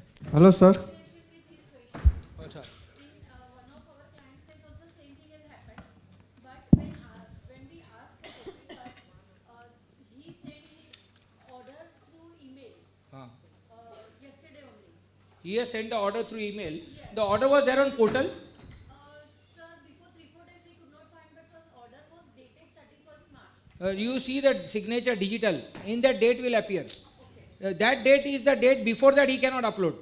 I have found that the digital is signed today and uploading is showing 1 month back. That is not allowed. You will find digital signature date. I think very, very important, very critical information and observation actually. One should all make the digital signature. Harshil bhai. Harshil Sir. One is, Madam, little quick, Sanjay Gajra. Oh, ma'am, what's your good name? Hina Gandhi. Sorry. Yeah. Sir. Sir, the same thing, if at all the date was, suppose March only then. Date was March 2022. Okay, that didn't. So there are quite a few decisions on this about the service of notice. One of the decision of Madhya Pradesh High Court, that is the only High Court which decision which I personally not convinced to that extent. They say although section provides the various modes of giving service of notice. In that email is also one of the communication, uploading on the portal, physical delivery, register ID, all are there. There are 9 modes. But the court says that the rule will prevail. And in the rule, the entire notice was quashed. I don't recollect the date. Is Madras High Court, Madhya Pradesh High Court decision is there. If you want, my mobile number was there on this. You can text me on email. I'll forward it to you. Rajiv but bhai. if your time is over of 6 months, I'm sorry. Rajendra Kumar here. I'm sorry. I want to answer her. Yeah, sorry. No, Sir, sorry. please, Kyo. let's I'm have a only seat. supplementing your view, Rajiv bhai. Madam, the term used is serving the notice, okay? The notice should have been actually served. There are many decisions in the central excise era. What does it mean by actual service of notice? See, there are many ways. I go to central excise era. In central excise era, a show cause notice should have been served. Means what? It should be sent to you. You must have received it. Merely sending it will not serve the purpose when you are there. See, the last resort in those days was pasting the notice on the last known address of the person, whether it is residence or office or factory. Okay? But they know that you are there. It should have been acknowledged. You should acknowledge receipt of notice. That is only service. The service is complete when you acknowledge. चुपके mail भेज दिया, ठीक है? आपको पता ही नहीं, वो जो रेगुलर मेल में आप जो रेगुलर मेल आपने डिपार्टमेंट दे उसमें आया ही नहीं है. That is not service. You can always challenge the service of notice. What we used to do in excise era days, we used to take that envelope, उसमें date रहता था उसमें, ठीक है? कब भेजा है? That copy used to be there. Even the orders when it comes, that there used to be a date. So we used to write it. On the date we'll write, received on so-and-so date, along with the cover, because when we go to appeal for the tribunal, tribunal will actually ask when was this order served on you. So service is very, very important. It is not one way, it is two way. Okay? Thank you. Sir, Quickly. sir, one question. Just add only Sir. one line. When it comes by email, ensure that it comes from the authentic email of department. Sometimes they send from their personal email. This is not valid. Yes. Sir, SCN is received where... One Sir, minute. yeah. Here. Right. Yes, Yeah. yes. Sir, SCN is received where assessing officer wants to disallow ITC is supplier registration number is cancelled. So we submitted all the invoices, documents, and so the current status supplier registration number is active. So we submitted that. Now looking at the invoices, now officer says, "Okay, now I want to disallow ITC on the ground. It is on the building or something like that." So is it permissible? Because SCN is received only for the cancellation of supplier's registration, and now based on another document submitted, he wants to disallow another What's grounds. your good name, sir? Himanshu Dhavalia. So excellent question. I'll tell you, this is where is the difference between adjudication and allegation. Okay. Adjudication and assessments. See, assessment is concerned, size of notice is 1 page and submission running into thousands, hundreds, etc. and you may appear 10 times. Adjudication, size of notice only is big. Okay, 10. In service tax GM, very rarely we have seen notice less than 8, 10, 20 pages. Because he has to give facts, he has to allege, he has to give relevant provisions, and he has to mention for which period, how much amount, why you want to recover. So many, there are Continental Foundation is a decision of Gujarat High Court that what are the pillars of show cause, which is very important in your case. Suppose Rajendra sir alleges me, Rajiv तुमने मेरा pen चोरी किया है, और ये अर्पित जी हमारे police है, वो मेरा तलाशी लेते हैं, मेरे पास से पेन नहीं निकला लेकिन उनका मोबाइल निकला मेरे पास से, तो अभी मेरे को बताइए मैं चोर हूँ या नहीं? Yes? हिमांशु भाई. Yes, I am asking you. चोर हूँ ना, मैं चोर नहीं हूँ. उसका रीजन है कि राजेंद्र सर ने मेरे पे एलिगेशन डाला है पेन चुरा है, मेरे को पेन ढूंढ के बताओ, मोबाइल आप पूछ नहीं सकते. तो आपके केस में उन्होंने आपको शोकॉज नोटिस में लिखा है कि सेनवेट क्रेडिट आपको अलाउ नहीं करेगा. क्यों नहीं करेगा? Whatever he must have written. अभी ड्यूरिंग दी योर रिप्लाई और during appearance they found some other ground which is not alleged and he is passing the order. Please allow him to pass. You will win in 1 minute in appeal. If the person is walking on a wrong direction, wrong road, you should encourage there. Sir. Okay. Sir. Last question. Sir. Order has been passed against which appeal has been filed. Correct. Now department ने SOCOS notice दिया कि within 3 months you have not filed the appeal. Your appeal has been filed after 180 days, 118 days. Now what is the way out? High Court only? It is you to prove that you have filed in time within the permitted time. No, it was not filed within time. So when it is not filed within the time, first of all, you are lucky that they have at least accepted in dispatch. Yeah. I have seen in Mumbai, they are not accepting in dispatch only, beyond the time. First thing they ask, two things they are checking, pre-deposit and date of service. These are two very important things. I have seen many of our fellow brother has to come for file the appeal, not the peon. Because इतना सब सवाल पूछता है peon को तो पता नहीं होता ना ये सब whatever. So this is a problem. They have accepted, you are lucky. Sir. But there is no way out. You have to go to High Court. There is no nothing else. Okay, to that extent. Sir, in our case, we have received the order. आपका नाम Harshil Shah. Sir, please tell your name while you ask the question. Raise the hand. Who is there? Sir, this last. Sir, in our case, we have received the order. In that, actually, they have not considered our submissions. So we have filed under 161 the rectification order. Again, as it is, the officer has passed the order without seeing the submissions and mentioning that you have not submitted anything. We have the acknowledgement copy as such. So again, portal has allowed us to resubmit under section 161 rectification again. So re-rectification is possible. Now you are talking about the reply to show cause you have filed. Yeah. Reply to your show cause you have filed. Did he pass the order or still pending? No, he has passed the order. He has passed the order. But he has mentioned that we have not submitted anything. Fine, but fine. we have the acknowledgement. Fine. Now see, there are two things. First of all, to my knowledge, there is no rectification except clerical error in the GST. So उन्होंने 2 और 2 7 लिख दिया, then rectification is allowed.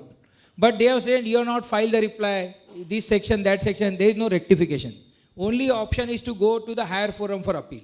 Secondly, they have not considered your reply. Yes, it's a good case for you to argue in appeal, but you cannot ask him, here is my reply. You can file n number of reply before the order is passed.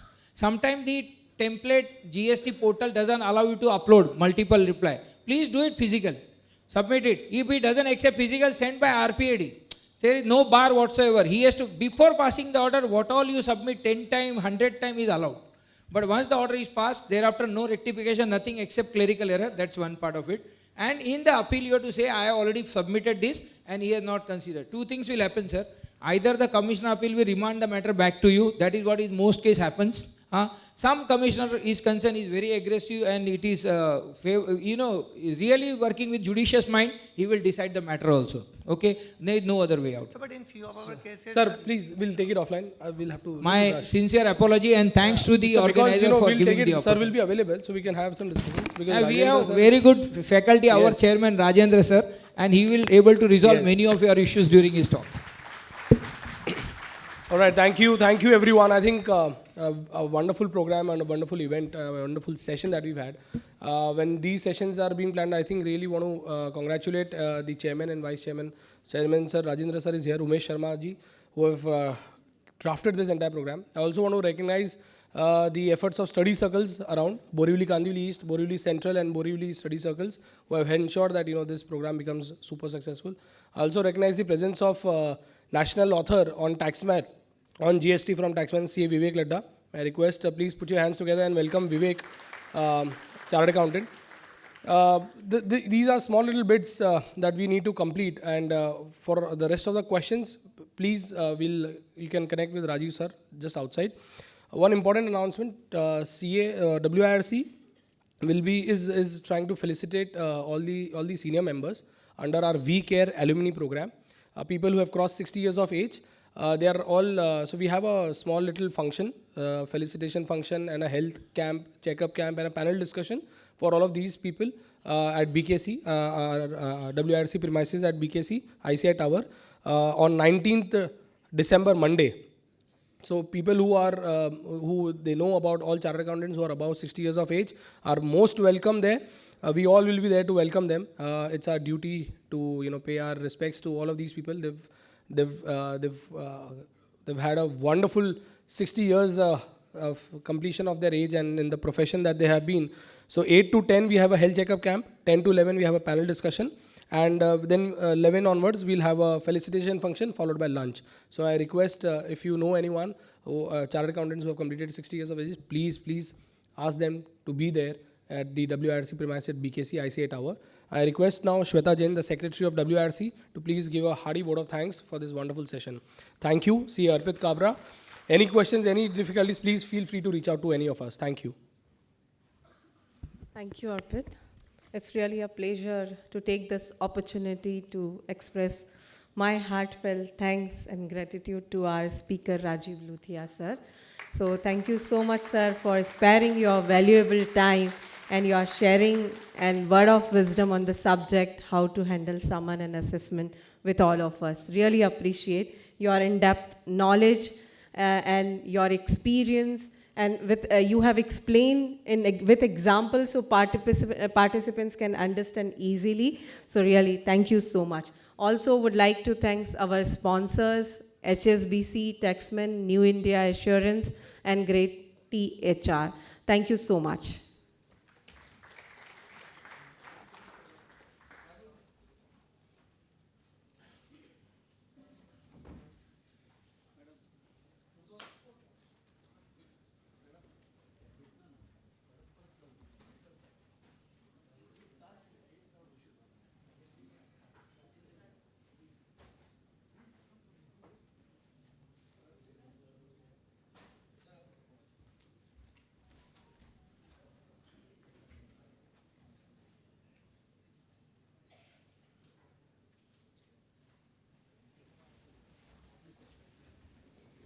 I request now Chairman to please take charge of the next session. Friends, lunch will be served after this session, and we've got the Chairman here. I think a lot of insights as to what ICAI is doing with GST department, and a lot of developments that we have.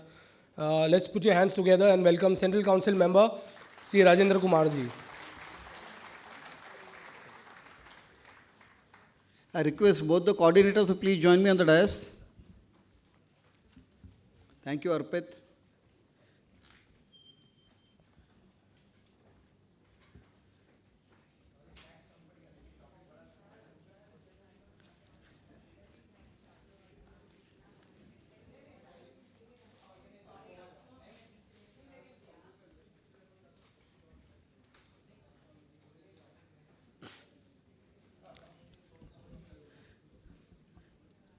Good afternoon to everyone.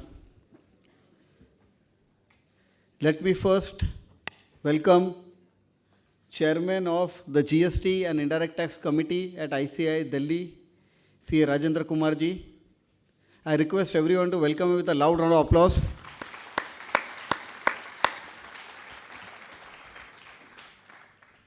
Sir, we are grateful that you allowed us to host the GST National Conference here in Mumbai. Thank you very much. Thank you for giving us this opportunity, and thank you for honoring us with your presence also today. Yesterday, he was at Chennai working on the GST Symposium, and a lot of good work is happening under his chairmanship and the Indirect Tax Committee. And sir, also thank you for giving us some very good faculties. One of them was Viral, who is his student only. And she spoke so well on the classification as well. I thought that was one area of practice. So every speaker after speaker is raising the bar. And if I am given an opportunity to decide who is best, I think I'll really struggle. But believe me, friends, I've had opportunities to listen to Rajendra Kumar ji also. His depth of knowledge, his knowledge about GST happening across the globe, and the humor which he adds during his discussion, he'll keep us laughing. So I think we got one more great faculty with us. So thank you very much, sir. Thank you for joining us. With that, quickly I request Ritesh to introduce Rajendra Kumar ji before all of us. Ritesh, over to you.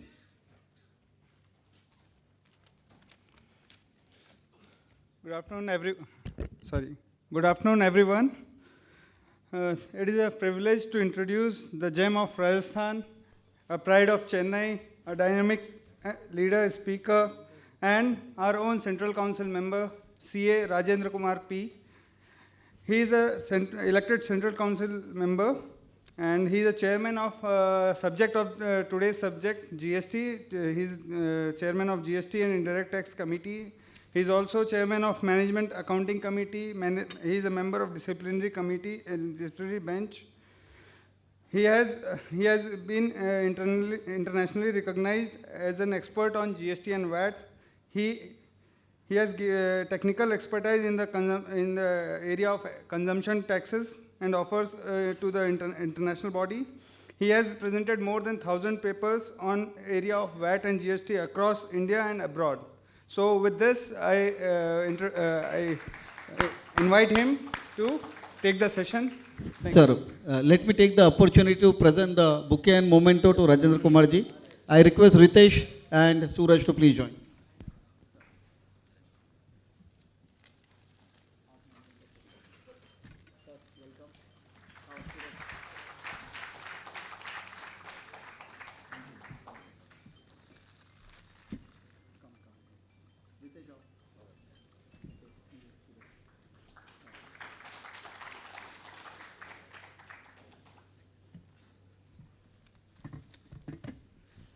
I also want to thank, like Arpit did, all the conveners, co-conveners of the study circle, especially Ritesh, Suraj, for all the support that they provide to all the programs on a regular basis. Sir, over to you.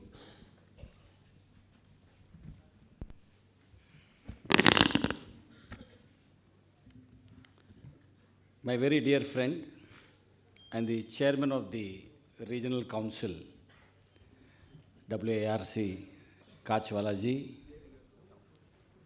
We'll be able to see the presentation. No presentation, I am the presentation. Please be seated here.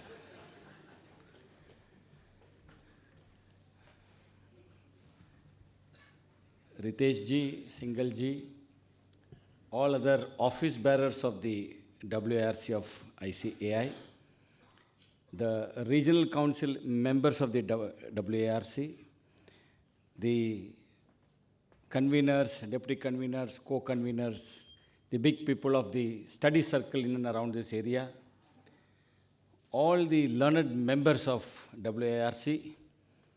I also have my very good friend, Prajapati, MD Prajapati. I don't know whether he's here, going to have lunch.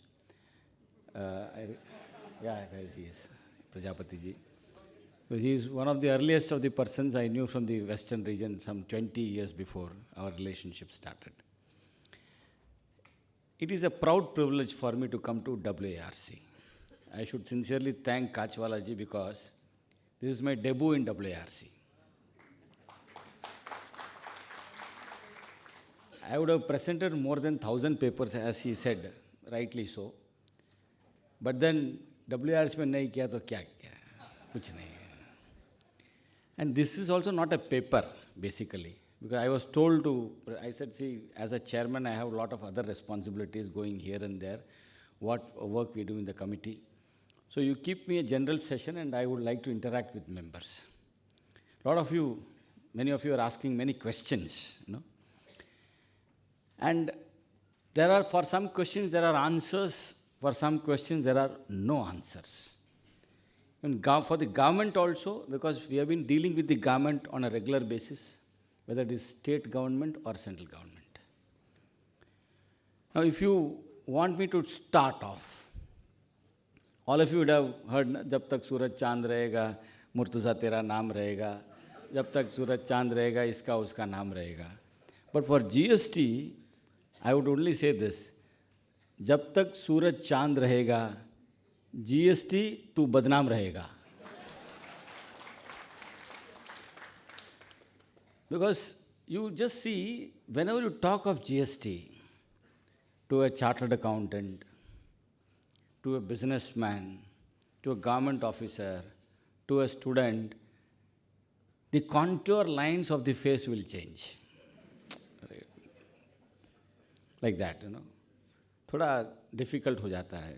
Face का expression गंभीर हो जाता है. And I mean, even a humorous person will, अरे क्या GST यार इतना change आता रहता है. All those. Because change is something we resist. We resist change. And I am a Taurian. I was born on May 13th. I am a Taurian. And Taurians have great resistance to change. They don't change so easily.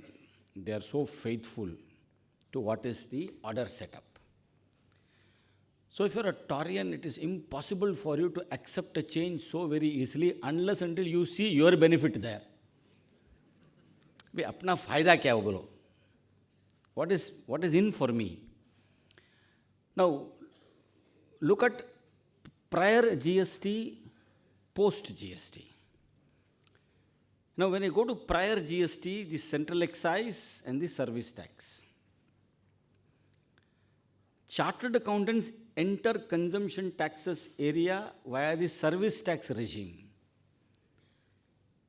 Central excise, we were very much far away. We never ventured in because it is up to the factory gate. The factory gate, कौन जाएगा? Factory is so far away in God-forsaken place. चाय भी नहीं मिलती है वहाँ पे.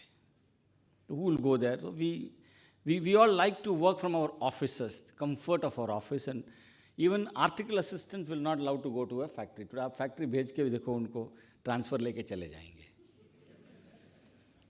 So service tax we ventured because desk practice, and we started learning the tricks of the trade.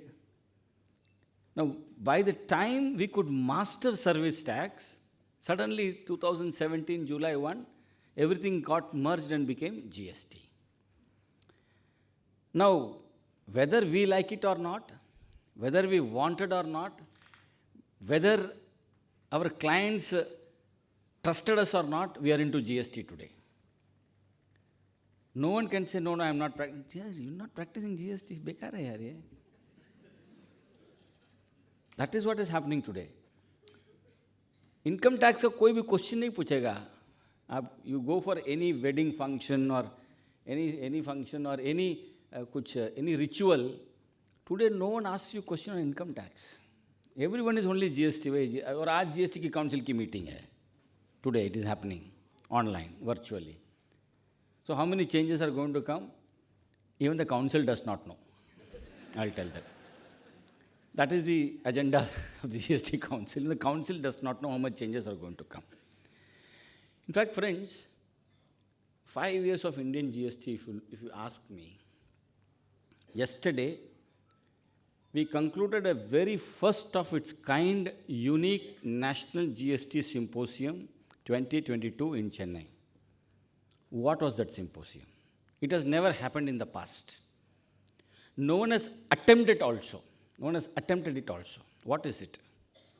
See, the GST and Indirect Taxes Committee of ICAI, contrary to what people think, we assist the government in policy making. Implementation assistance is later part. Now, when we assist the government in policy making, we come across face to face numerous issues. And numerous issues because of what? Because of divergent practices followed by each state in India. Now, after GST has been launched, many of us are exposed to state tax exchequers also, state tax authorities. And if you are practicing in multiple states, each state has its own divergent practice. So there is nothing called as one nation, one tax. It is theoretical to speak like that. So what we did, in the month of August, we wrote to all the state commissioners, all the central commissioners, CBIC, GST Council, GSTN, and whomsoever is the authority responsible for implementation and policy making in GST, wrote to them saying that a national symposium is being organized in Chennai for CGST, SGST, and UTGST officers. Which means in the audience you will have only officers, no professionals, no businessmen, no chartered accountants. I am happy to tell you, from across the country, 70 officers participated. It was a residential program, 70 officers.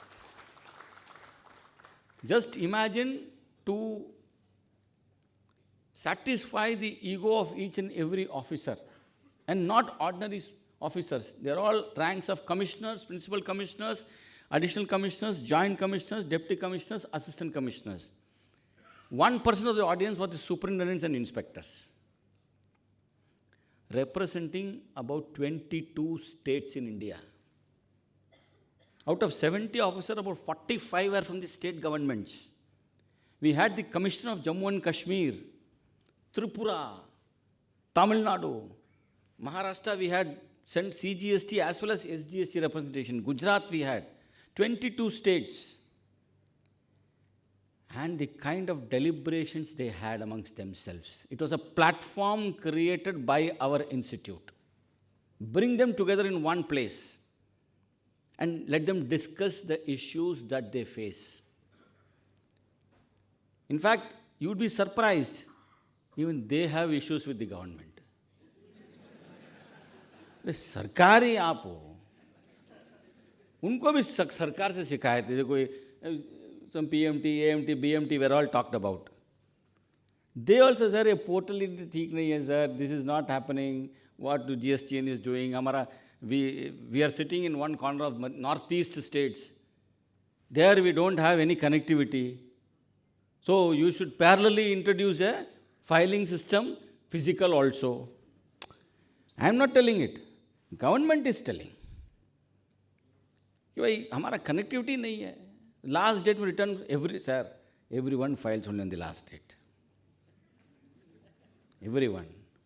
ठीक है. Last minute only everyone will file. No one, no, I want to file on the first date. No. Last date only. Like शादी में जब शादी होती है 12:36 का time देते हैं, वो 12:36 को भाग के लेके आएंगे, जल्दी आ टाइम निकल जाएगा, जल्दी आ. Same like that only. दूल्हा दुल्हन भी 12:36 को आके नहीं मेरी शादी होने में 12 बजे जाके बैठ जाता हूँ मंडप में, पंडित ही नहीं रहेगा तब. So similarly, everyone files only on the last, and this last date is not India specific, it is there everywhere. I will come to a little while later what we do in OECD in other countries, OECD related countries. So a demand had come up saying that at least physical कुछ तो होना चाहिए ना. Because net connectivity, problems in uploading, and problems relating to flood, so many things. India is not a small country. India is a huge country in terms of GST, I am speaking. Not geographically. In terms of GST, India is a very, very large nation, not comparable to anyone. We can say it is a standard setter for the world. Standard setter for the world. Now, what is going to happen? Because I know there is constraint of time and all of you are waiting for a sumptuous lunch. There are internationally few changes are happening. Few changes. Point number 1, jurisdiction.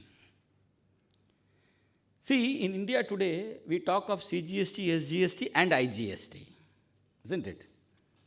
कि CGST, SGST लगना चाहिए या IGST लगना चाहिए. We talk that. And show cause notices also will come or would have come saying that तुमने तो IGST लगाया है, CGST, SGST लगाना चाहिए. क्या पुदार जी? Am I right? So show cause notices have come. You should have charged CGST, SGST, not IGST. Why not? अरे भाई मैंने तो टैक्स नो IGST में लगाया तो 3, 4, 6 महीने के बाद मेरे पास आता है वो पैसा गवर्नमेंट से. CGST, SGST immediately. So that loss of interest is there for me. So jurisdiction. What is jurisdiction? In fact, let me tell you, in the emerging economies and developed countries, we call India emerging economy, sometimes developing economy, interchangeably. Jurisdiction has almost been flattened. That curve is flattened. Why? The taxation of low value goods. Now, what is this taxation of low value goods? All of you in the corona times, either before, during or after, have purchased through internet. You have gone to portal, you have placed an idea, you have placed an order. In fact, I was one day surprised to see my son was buying shoes via that portal. I said, you are buying shoe, we used to go to shop, the shopkeeper will call us, we will measure our foot by placing it on one small wooden measuring scale, and then he'll bring 2, 3 shoes, we'll put our, Daddy, you are a little old, Daddy. If this doesn't fit, I will again return it back. Doesn't it return it back? So all of us have purchased low value goods, yes or no? Anything, even on coconut also. Coconut, just put it and the coconut comes to your house in a small packet. vegetables. We have purchased low value goods. See, India is a large country. Your entire economy getting converted to a digital economy will take some time. But many of you would have traveled outside India. अभी आप लोग Vietnam जाके आए थे. And if you see, at least Vietnam is not the best of the example. You would have gone to Australia. Madam, बैठ जाइए 2 minute. Madam, 2 minute, 2 ही minute. Important है. अच्छा, तब आपको और important, आप जाके आइए. वो क्या जब कवि सम्मेलन अटेंड करते हैं ना, तो कवि बोलते कि पहली पंक्ति से लेके आखिरी पंक्ति तक आशीर्वाद चाहूँगा. और बीच में कोई उठता है तो बिठा देते हैं, बैठ जाओ, तुम क्या हुआ. बिकॉज वो कविता जो कवि पढ़ रहा है वो उसको ये लगता है कि भाई हमारी कविता अच्छी नहीं, उठ के जा रहा है.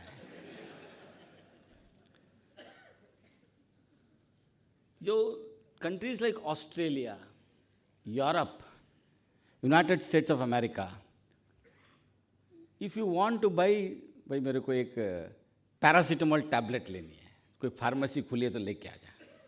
We buy like that here only, we go and buy and come, isn't it? और एक I want to buy one सुपारी का एक पैकेट खरीदना है मुझे, नीचे दुकान है, छोटा सा बंग है, लेके आ जाओ. Can you by like that in America? मेरे को अभी रात को सुपारी चाहिए. सब बंद है, कोई नहीं, दुकान नहीं, कुछ नहीं, एकदम बड़ा सा स्टोर मिलेगा आपको. No, in those countries, now what is happening is people are sitting in the comfort of their hall, bedroom, home, office, bathroom, wherever you may say, and placing order on the internet. From where goods are coming, they don't know. It may be shipped from New Zealand, it may be shipped from Ireland, it may be shipped from India. One example I'll give you. Let us say there is an Indian family sitting in Australia. New year is coming, Sankranti आ रही है, पोंगल आ रहा है, जो भी समझो. And the lady wants an excellent sari, silk sari. अभी silk sari rarely available in Australia. ढूंढने पे भी नहीं मिल सकता कभी. So she goes to a site and she finds there is a silk sari. So she places the order. ठीक है. And average silk sari कितने में मिलती है मैडम? 10,000 रुपये में अच्छी मिल जाती है. आपने खरीदी है, शादी हो गई आपकी, मम्मी की, तभी तो आप बैठी हैं इधर.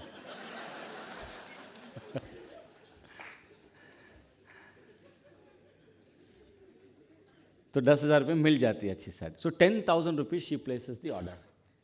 ठीक है, 10,000 rupees she places and that sari shipped from that side. Maybe India से ही खरीदेगी. So from India it goes to Australia. Okay,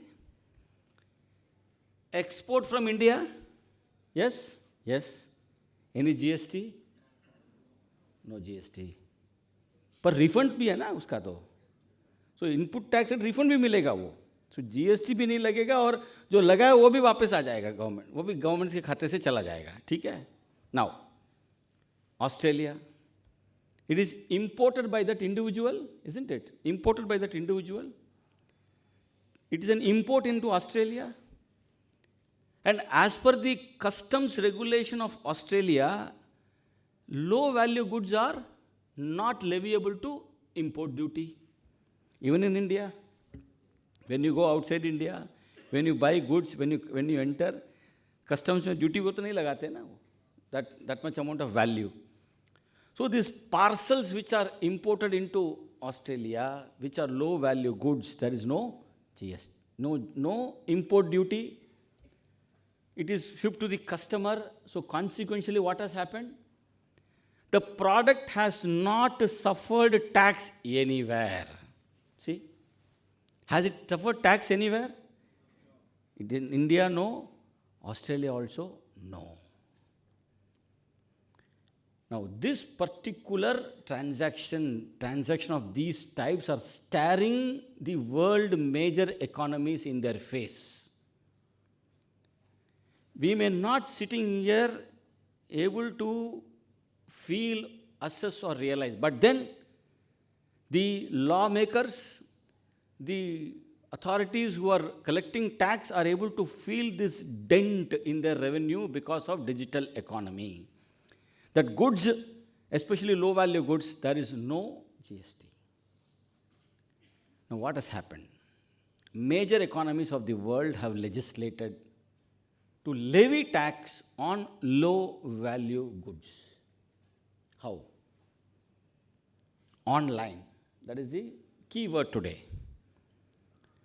The portal which is importing into Australia, on which orders are placed, if in a year it exceeds 75,000 Australian dollars, the portal which is importing into Australia, if the total value exceeds 75,000 Australian dollars, that particular portal has to register in Australia,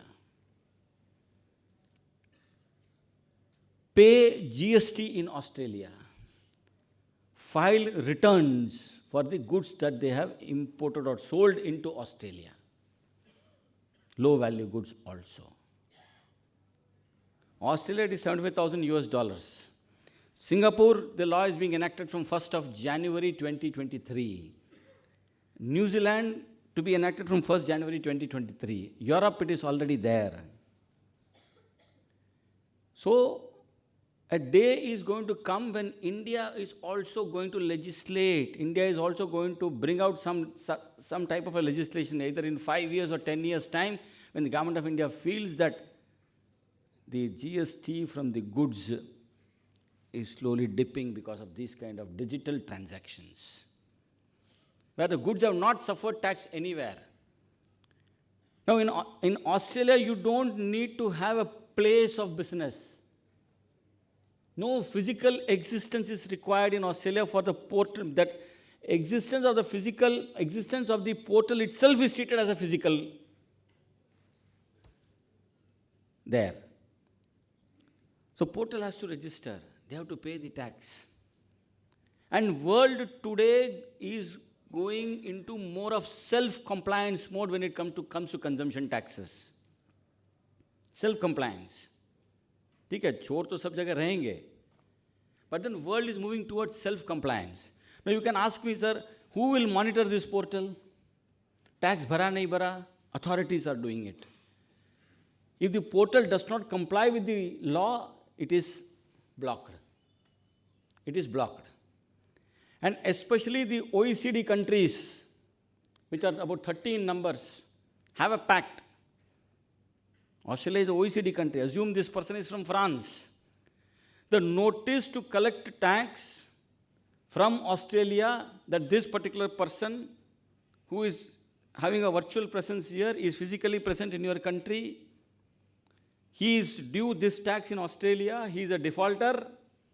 This is the notice issued. And the government of France treats it as a notice issued by themselves to that person. She will collect the tax and give it to Australia. Now tell me, where is the jurisdiction? I mean, this is where the world has reached today. This is where the world has reached today. Few years back, you would have seen the 100 countries were signed the treaty whereby exchange of information will be given, isn't it? So who are all having the accounts there, the details will come to North Block, and from North Block the notices will go. So India also will come to that particular stage, and more of compliance.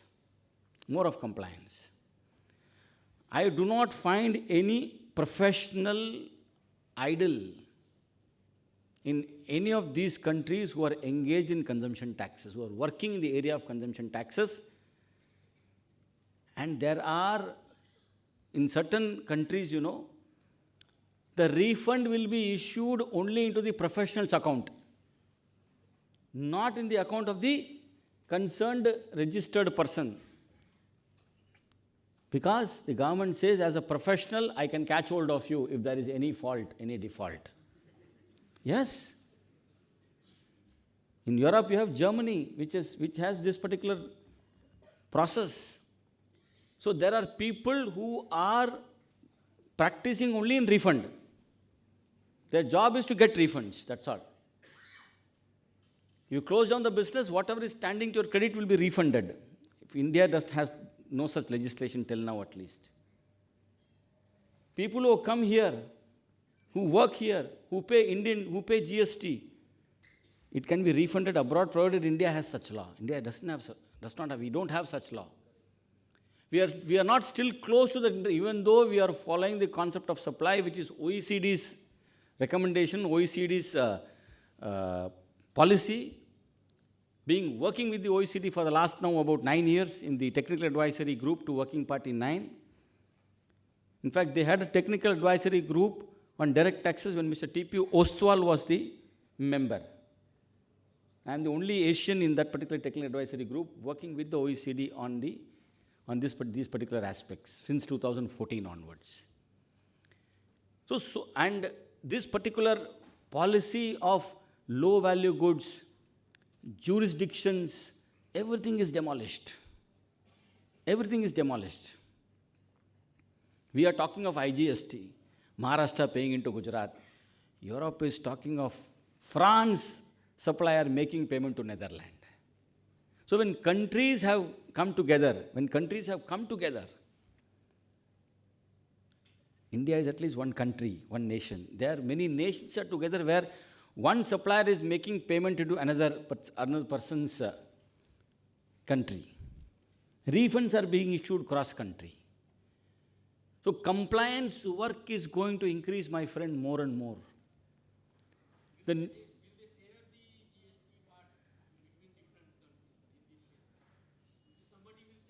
I am coming to that area. I am coming to that point also. Compliance work is going to be the key driver of GST. The new GST return, which is going to be notified soon, you'll find it. ICAI had made a recommendation. We had a 3-hour-long discussion with the policy makers on the new GST form. 3-hour-long discussion. WRC also, you sent your suggestions.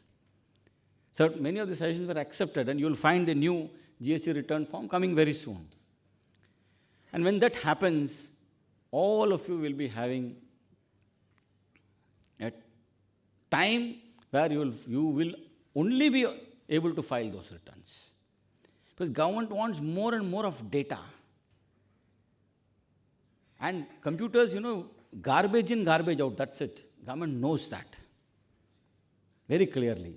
That if I make it so simple, I will get only garbage, and what will go out only is garbage.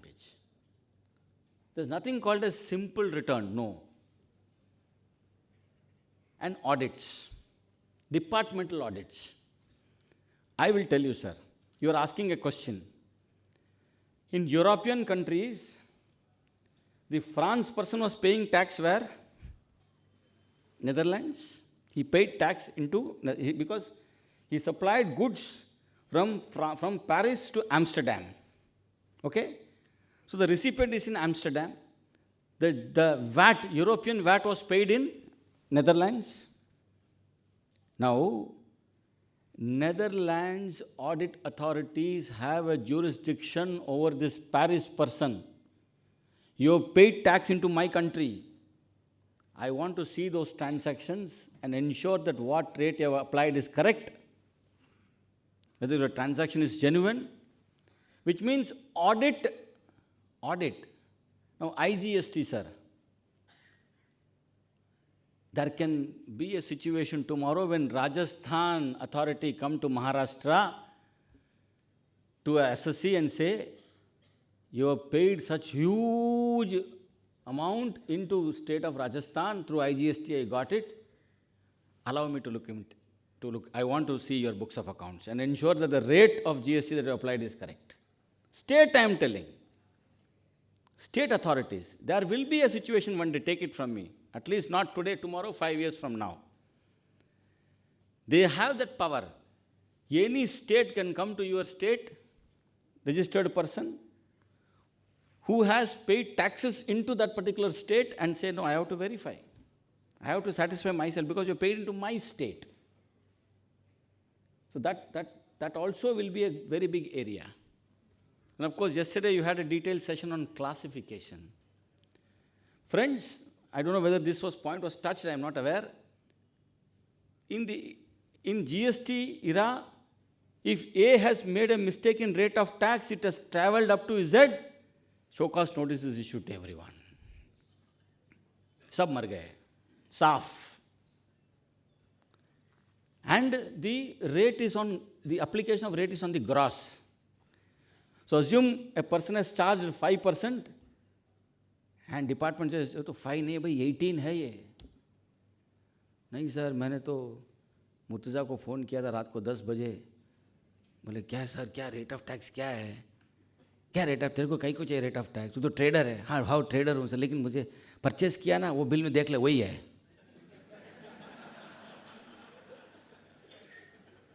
10 बजे picture देखते रहेंगे, ऊंचाई.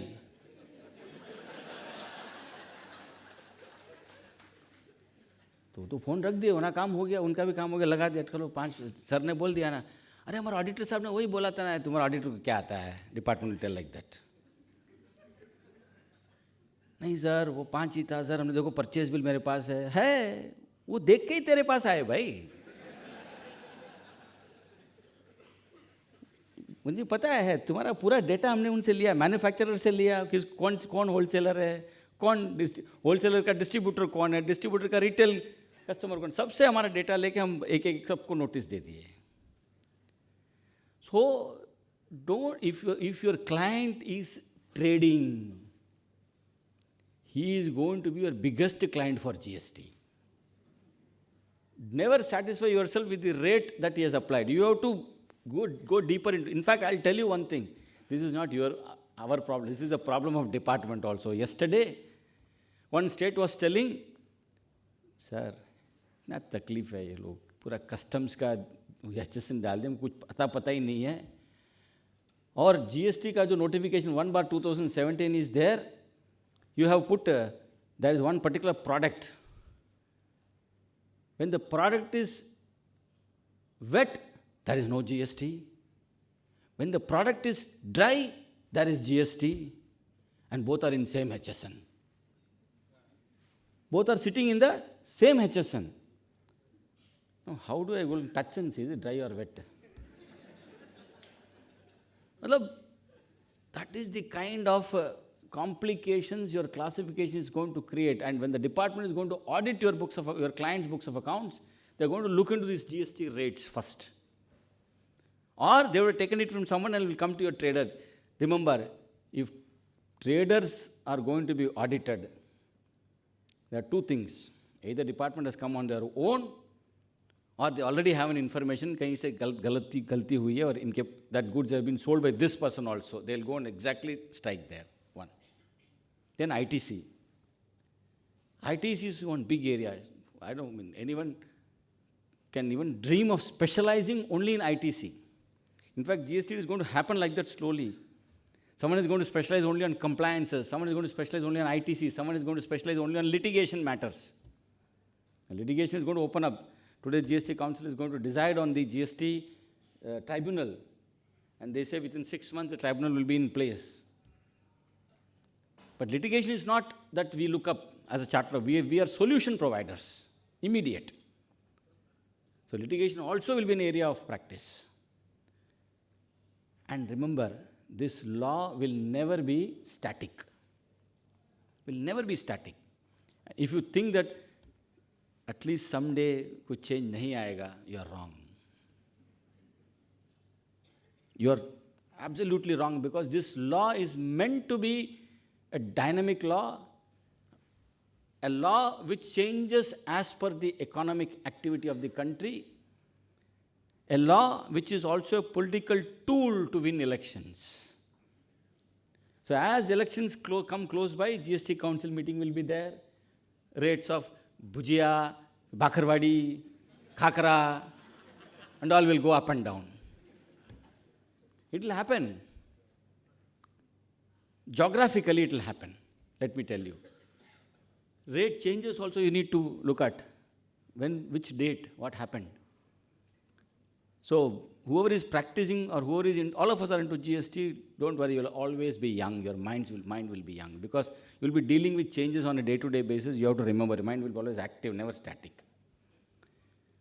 So that's what I've been telling so many people. Someone asked me, sir, how is it that you are so energetic? You feel like you are so, I think I am beautiful. All thanks to indirect taxes for 25 years now. And let me tell you, challenges will be there. Sir, fees kaun deta hai, sir? It all depends on whether you want to serve or you want to make a very big, bright living out of what you do. That's it. All of us are doing the same activity. Someone charges 500, someone charges 5,000. Amitabh Bachchan is also acting. Ranbir Kapoor is also an actor. Both do the same work, but then their rates are different. That's it. That is the only thing. But remember, every GST conference you must attend. Why? Something new will come out. If not new, at least satisfaction by what I am suffering, the other person also suffering the same.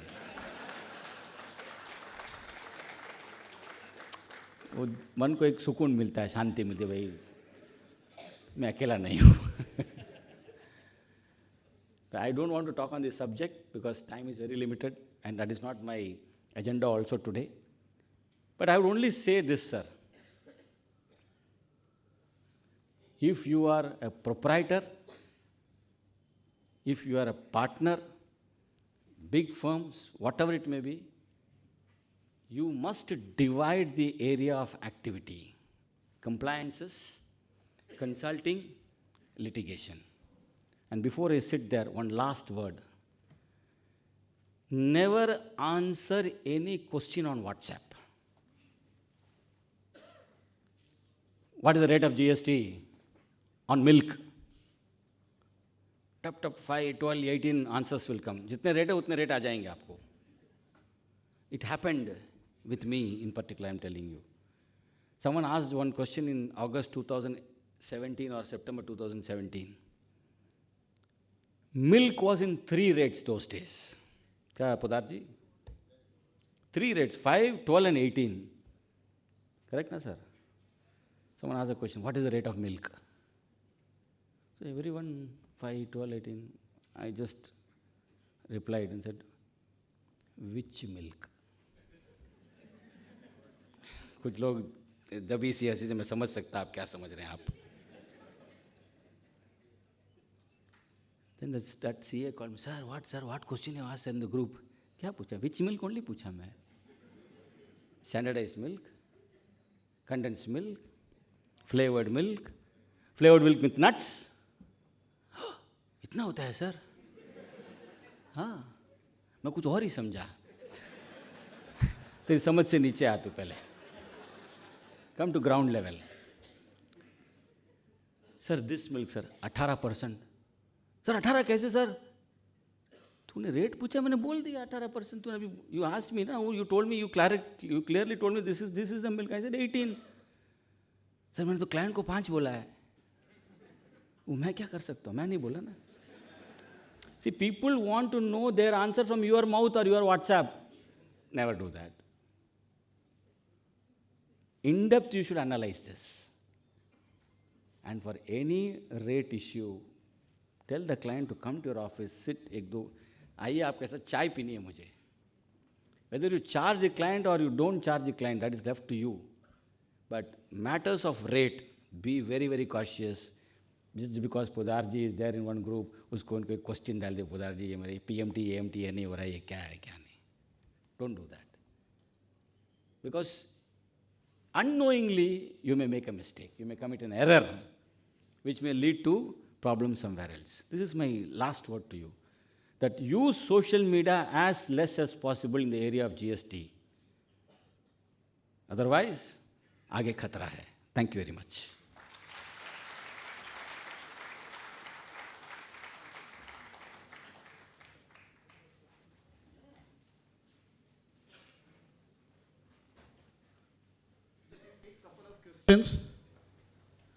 Any questions, I think, on the whole subject, sir should be able to answer that. On the earlier session also, if something was pending, you can, please. Yes, sir. Red shirt. Then that madam with sitting there. Good afternoon, sir. Whether institute is planning to have some dedicated diplomas in litigation practice areas for the young members, because it finds pretty much difficult for the young members to have an interpretation in depth compared to the what the senior members have, and many a times it Very good question, sir. I understood you. In fact, we have designed one particular course. We are going to very soon going to launch it. We have designed it already. We'll be launching it very soon. Yes, madam. Sir, pre-deposit amount for appeal was filed in DRC 3 by the taxpayer wrongly. So, can we get the refund for the same? मिल जाएगा ना. Refund में क्या है? कोई problem ही नहीं है. You should get it. But if he You has apply separately and get it. State है, central है. State है. वही problem है. That's why I asked this. See, states don't know the concept of refund at all. They are the least learned people as far as GST is concerned. They all traveled from VAT era.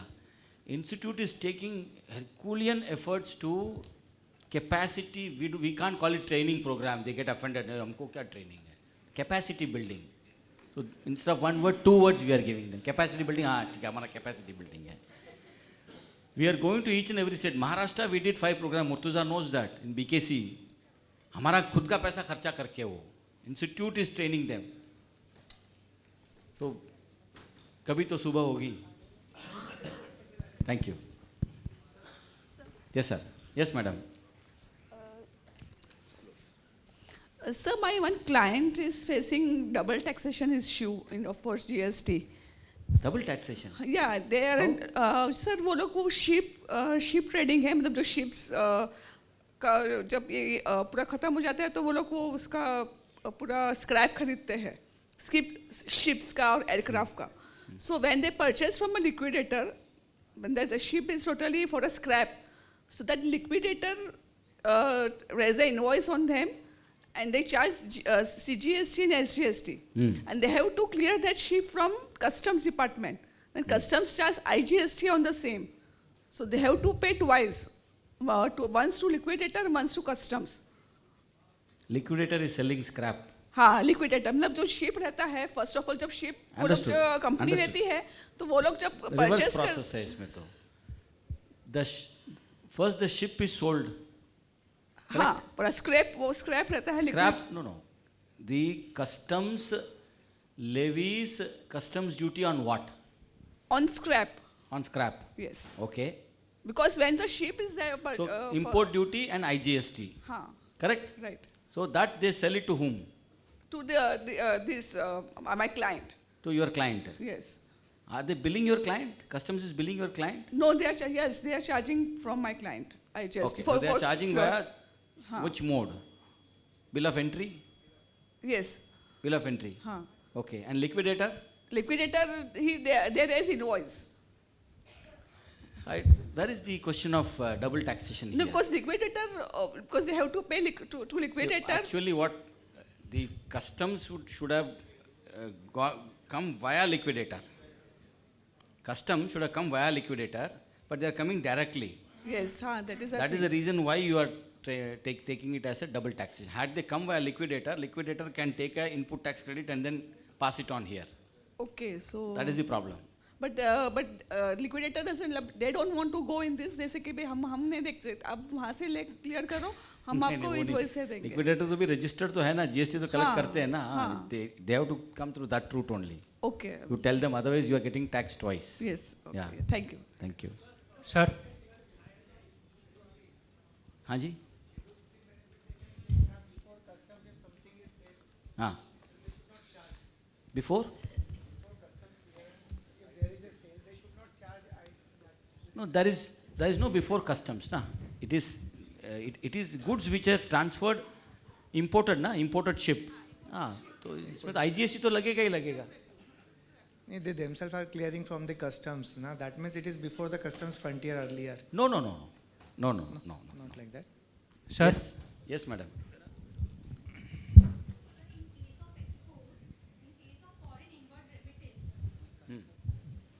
Foreign inward remittance. There is a time limit.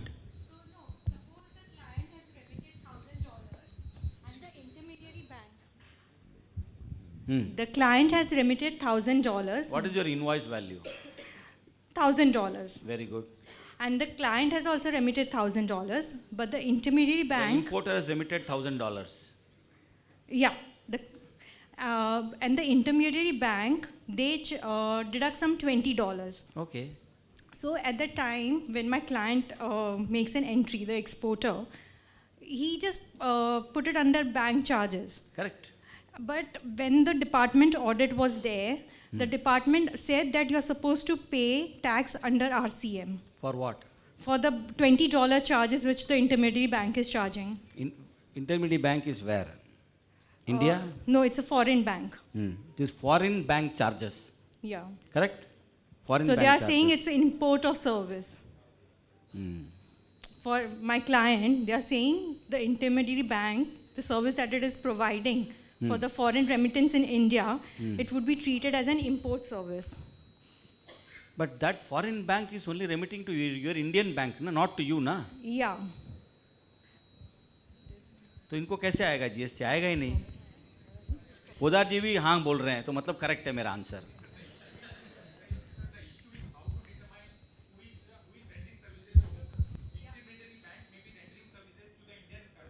Yes.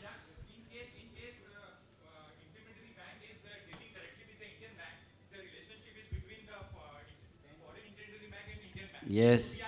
You are out of it. Yes. Yes. But the issue is, sir, nobody knows about this transaction.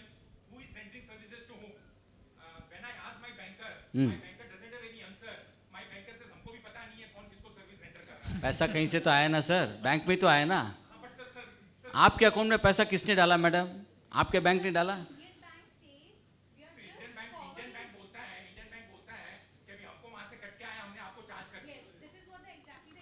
See, has there been any foreign exchange outflow from India to outside India? हाँ है ना, बोलिए. No. Where is the question of RCM? So there are service tax judgments. Service tax से काफी judgments है which are favorable for us, but the department उस चीज को नहीं सुन रहा है सर. नहीं सुनेंगे. आप अपील कीजिए, आप जीत जाएंगे. You will win, sir. See, there is first appeal you will always lose, sir. Adjudication, you would please tell all your clients, adjudication 90%, 95% you will lose only. 1 minute, madam. Sir. See, बैठ जाइए आप. First appeal, commissioner appeals, again you will go. Don't sell dreams to your client. अरे show cause notice क्या, मैं पोदार को जानता हूँ, are के को जानता हूँ, तुम्हारा हो जाएगा काम, तुम्हारा शोकास नोटिस फुल ड्रॉप हो जाएगा. मैंने ज़िंदगी में ऐसा नहीं देखा है आज तक. हजारों शोकास नोटिस को हमने रिप्लाई किया है.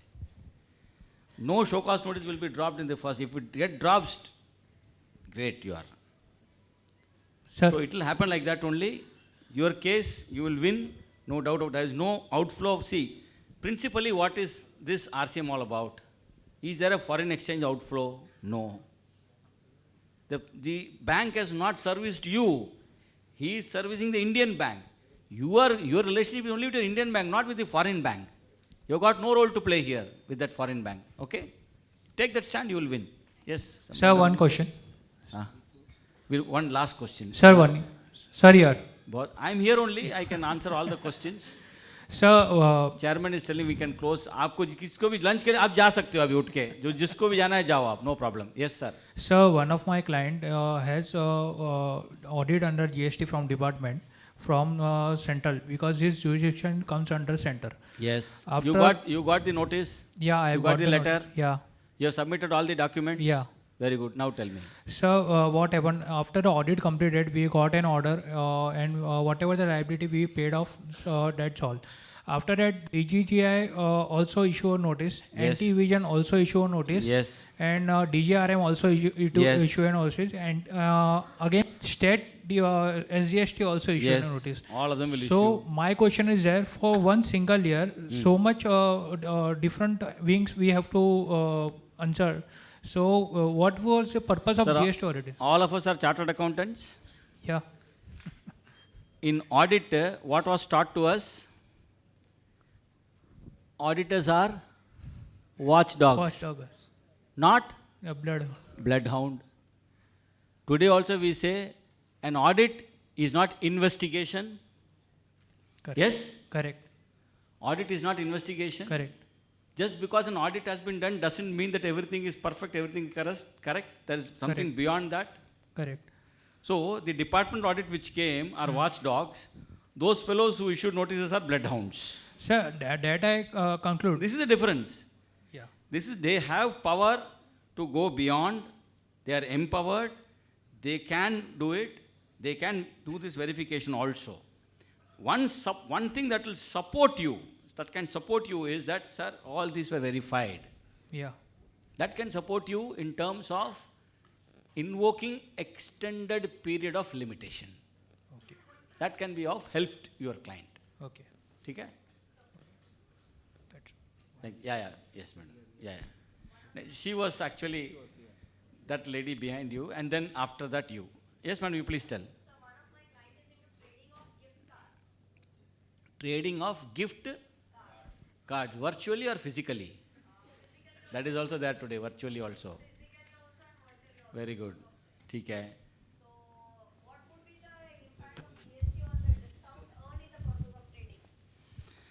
Madam, if you read this section 15 of the CGST Act, section 15 है ना पोदार जी? That particular section is drafted in such a manner that the discount has the knowledge that a discount is there should be known to the buyer recipient before the transaction. This is coming from the central excise era. In central excise era, you know what used to happen when there used to be this price fixation approval. There used to be something called as price approval the superintendent should have given. So the discount structure has to be given to the superintendent who will approve the discount structure. And then only it can be implemented in any company, for that matter, in those days. Same they have now followed here, but modified to say that unless and until the recipient knows that this is the discount structure, that is, I am not talking of cash discount, trade discount, okay? Unless until that person knows it, we will not allow it. So you must have a document. What is your issue? Gift cards from the supplier.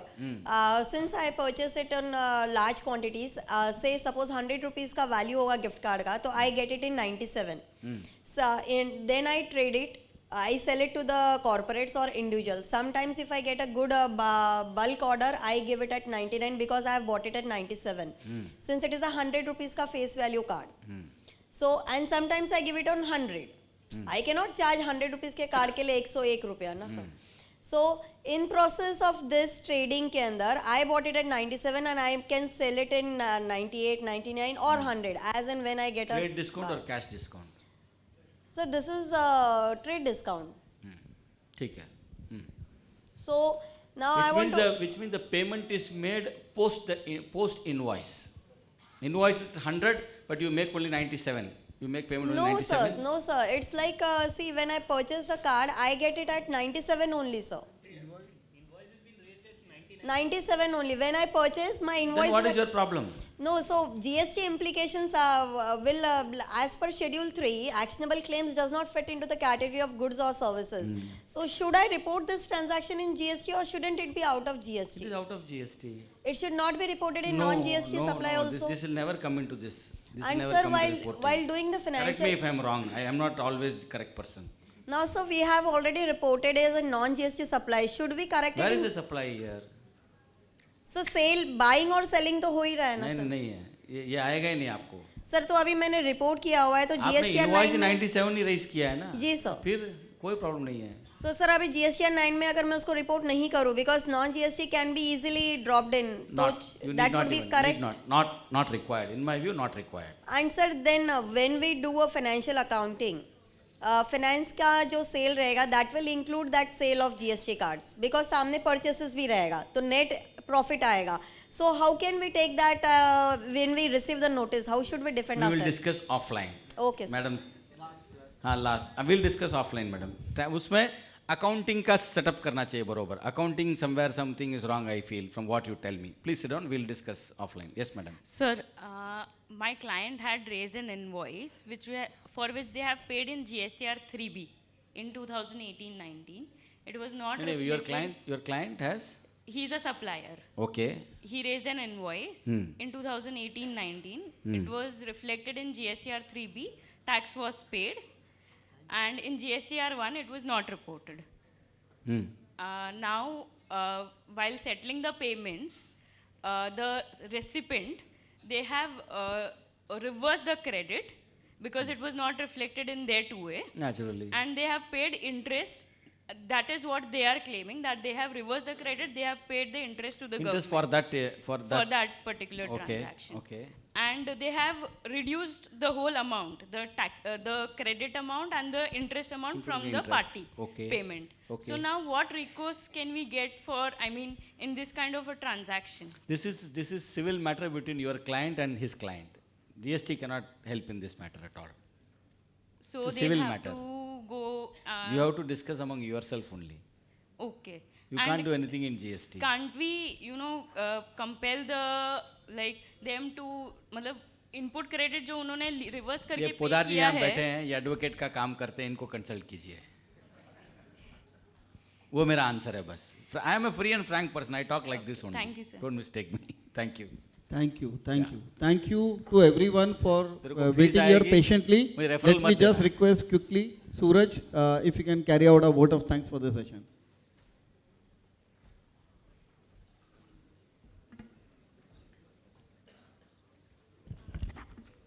Thank you, Rajendra sir, for the wonderful session you have taken.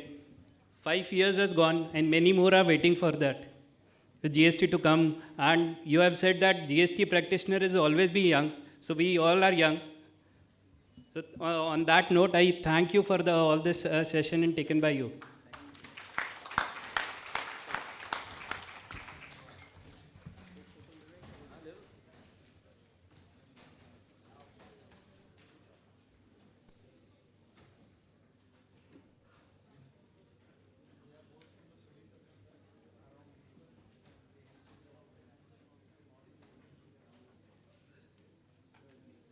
Be seated. We are ready to start our next session, and this will be a very, very interesting session for all of you. As the speaker of session, V. Sridharan sir, is here. So friends, welcome back. I hope you all had a very sumptuous lunch. Am I right? You all are here? So once again, the task given to me that keep you, all of you, awake in this session. So I request coordinator of the session, Vivek Ladda ji and Pooja Jain, to escort our speakers, V. Sridharan sir, on the dais along with Vinay Jain sir. Sir, welcome you on dais, please.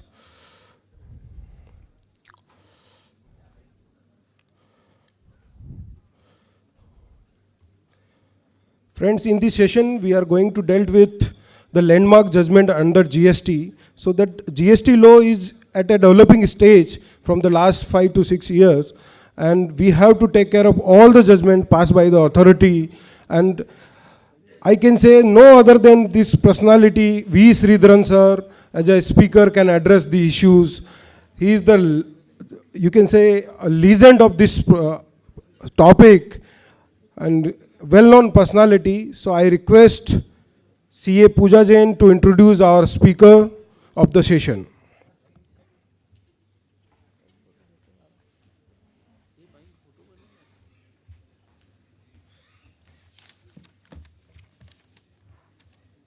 Good afternoon, everyone.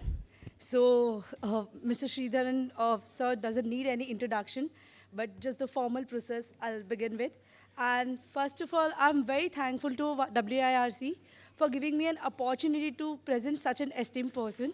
So, as we know, Sridharan sir is a qualified chartered accountant, cost accountant, and a senior advocate practicing at Bombay High Court.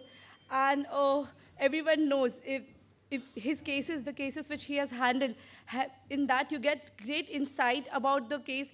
Any doubt in the indirect taxes, any law, you just refer to his cases and you are through with it. You will at least get hold of the sections, the hold of the facts, the hold of the judgment process. So, yeah, this is what I would like to say. And sir, thank you so much for gracing this occasion and giving us your valuable time. Sir, please welcome. Thank you, Pooja. Friends, I can say this will be the most interacting session. So let's welcome with a big round of applause to our speaker, V. Sridharan sir. And I request coordinator Vivek Ladda and Pooja ma'am to present bouquet to him. And I also welcome CA Bimal Jain with Sridharan sir.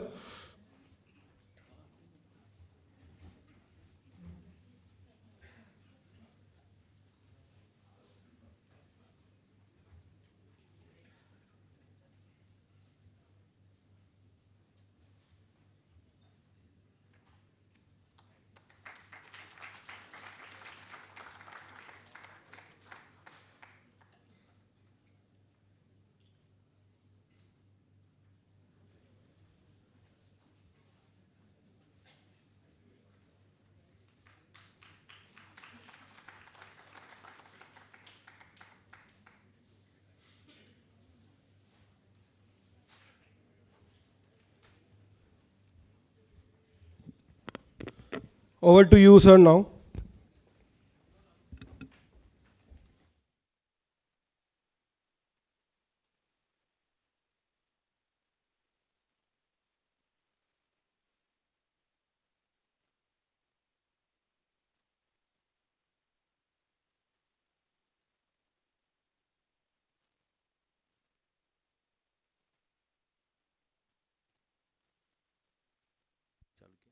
Thank you.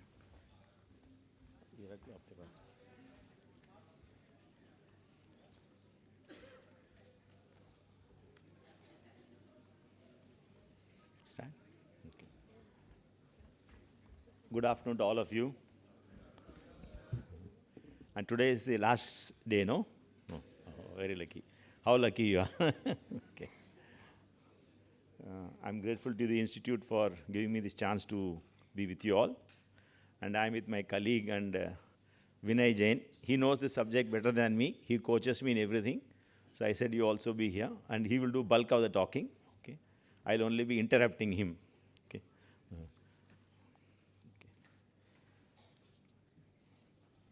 When this case was being argued, we had say, I'm told an hour is given to me. Okay. And we are late by 1 hour, I believe. Okay. So you tell us when to start, when to stop, we'll do that. Okay. When this ocean freight case was being argued in the Supreme Court, we have selected 4 cases. One is the ocean freight case. Second is that VKC footwear. And third is that Northern Operating System. Come here, closer. And then the bank attachment in Radhakrishna Industries. Okay. When Mohit Minerals case, the ocean freight case was being argued, I did tell the Supreme Court, sir, if you want to be a successful tax lawyer, you please need not know sections with levy tax. You need to know only exemption sections. Clients come to you only for exemption section, I said. Justice Chandrachud laughed. How simple, how easy. I said, this is it. We earn our bread only by exemption sections. Whatever section levy tax, we are not concerned. Okay.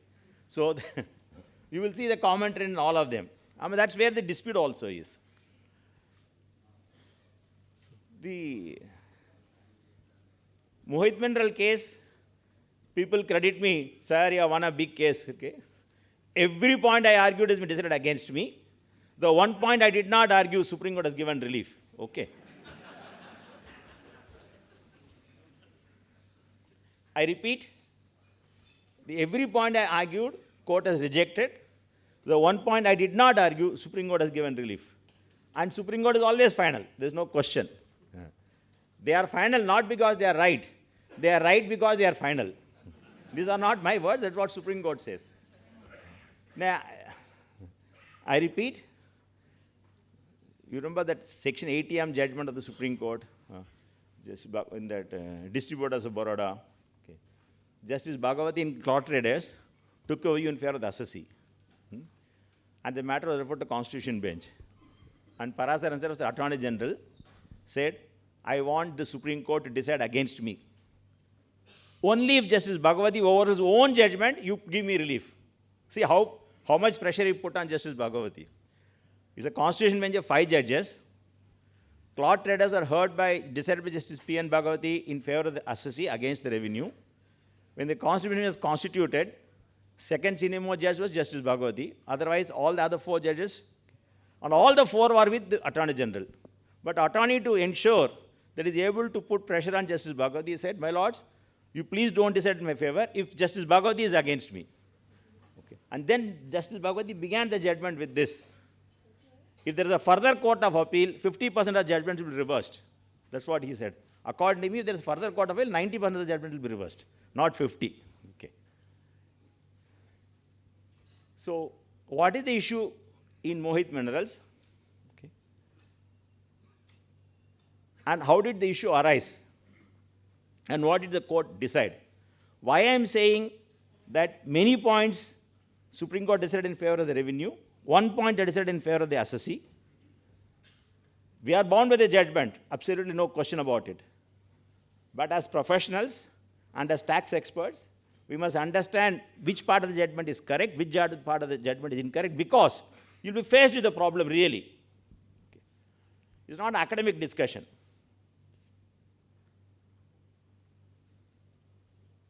If you digress slightly from GST on ocean freight, just take the income tax on shipping companies.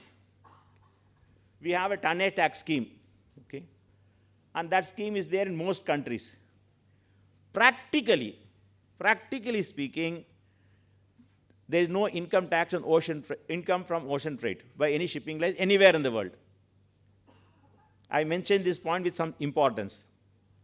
In income tax, practically no countries levies any shipping on foreign shipping lines, Indian shipping lines earning ocean freight income. And that they call tonnage tax, but the rate of tax comes to 0.01% or something. All countries do that. Why? That's where the importance is. This is the line of business where an Indian company will be directly exposed to international competition. Kindly note this point in it. If you are a local manufacturer producing and selling in India, the threat of you facing competition from overseas supplier is there, but not that significant. You have to travel in the high seas, you have to carry the goods in the high seas. So you have to be exposed to a direct competition from all shipping lines all over the world. And under Article 8 of the DTWA, you know that most treaties say shipping will be taxed in the country of place of effective management or residence. So all shipping companies will register themselves in Cyprus, etc., and don't pay tax either in the source country or in the residence country. With the consequence, all tax legislations practically do not levy any income tax on this. I hope participants do not think after lunch we thought it's a GST session and Sridharan is talking about income tax. Okay. Because I know income tax is even less than GST. Therefore, whatever you do not know, you talk more.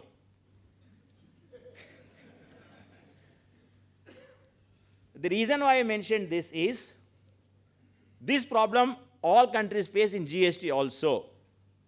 Okay? And international transportation is zero rated in most GST legislations. Sushil Bhai is here, he knows the policy also, he can correct me. Okay? According to my understanding, international transportation is GST free, zero rated in most jurisdictions. Most jurisdictions. Okay. About a few minutes ago, I was telling Sushil Bhai that litigation in India is going to be explode. He says he was thinking may not be. I'll give an example of Virgin Atlantic. It's the reported judgment. international transportation is exempt. So therefore, if you take a British Airways flight from London to New York, that entire airfare is exempt from GST. British Airways says, if you are a business class passenger, I'll send you my Uber from your house to the airport. I will bear the cost. So question arose whether the transportation cost, which is inbuilt in the fare, for transporting the passenger from his house to the airport, is also part of international transport. Query is clear? It has nothing to do with Indian GST. Query is clear?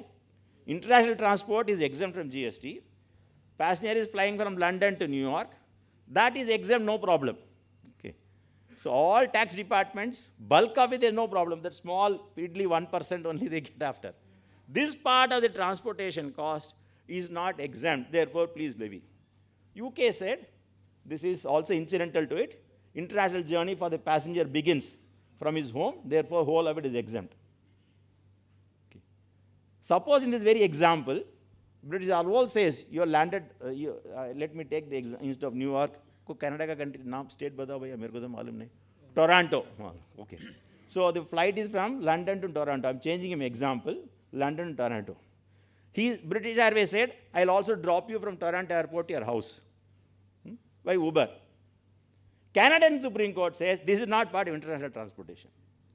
Why I'm giving this is, in Virgin Atlantic, on this one leg, he succeeded in UK courts, failed in Canadian court.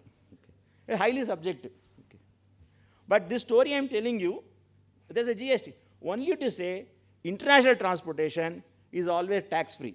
And the logic behind it is directly exposed to international competition.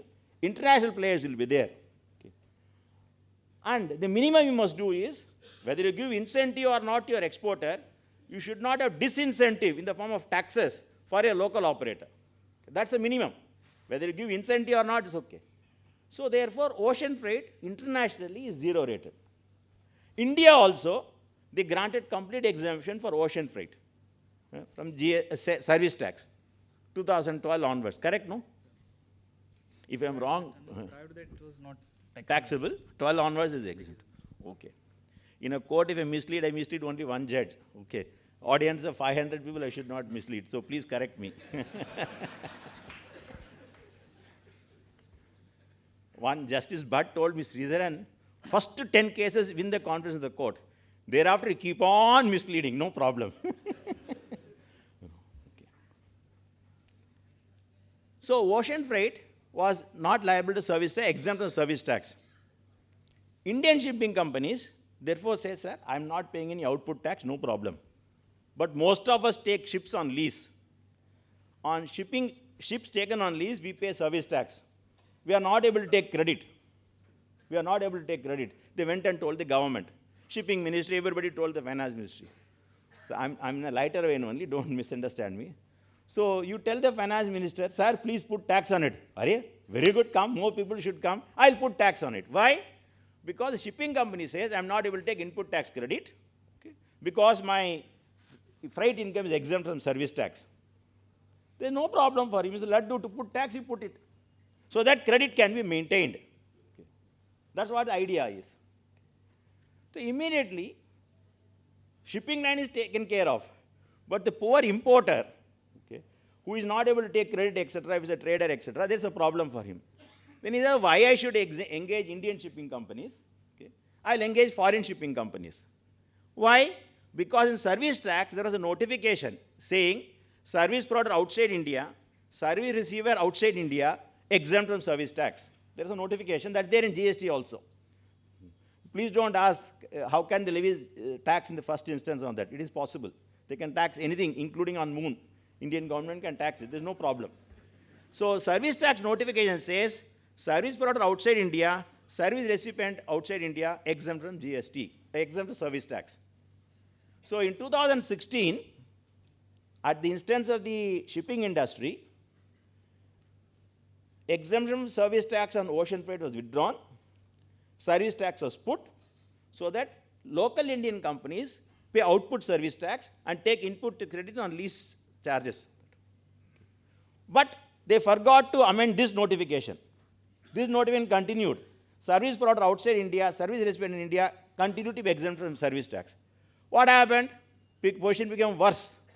All the Indian importers entered into CAF contracts. Okay. All of them entered into CAF contracts so that the exporter abroad, he legally speaking enters into contract with the foreign shipping lines. He incurs a cost in it, but as far as the importer is concerned, they charge a price for import of the goods. So Indian importer pays 100 rupees to the foreign exporter. Foreign exporter in turn may engage a foreign shipping line on CAF basis and pay 10 rupees in that. So service provider is foreign shipping line, service recipient is the exporter, so it is exempt under this notification. Okay. Then they realized, arey bhai, we put this tax, but this notification remains intact. Then they said, this will not apply for transportation, something like that they said. Okay. So next amendment was, third amendment was, putting a condition in this notification that this will not apply for ocean freight or international transport, something like that. I'm not remembering the exact words. Then they realized whom they should tax. Because service provider is the foreign shipping lines. You did all this. Importer says, I don't have a tax invoice. I don't pay any freight to him. I import the goods. I pay custom duty on it. Oh, then they realized, yes, we have done this.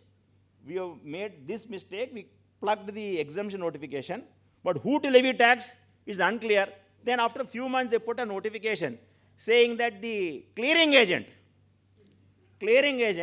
will pay service tax on this. The clearing agent fellow says, sir, mere ko kuch nahi milta, I just get crane hiring charges and get 500 rupees to the customs officer to ship, pass the shipping bill of entry, etc.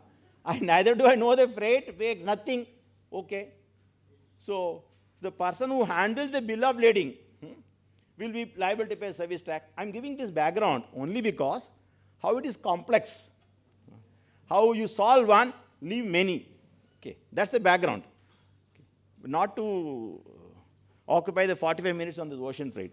Ships flow slowly. Ships travel slowly. That's not the point. Okay. So then these fellows went and said, sir, my whole margin will be 2 rupees. You are levying service tax on that, and I don't have the mechanism also.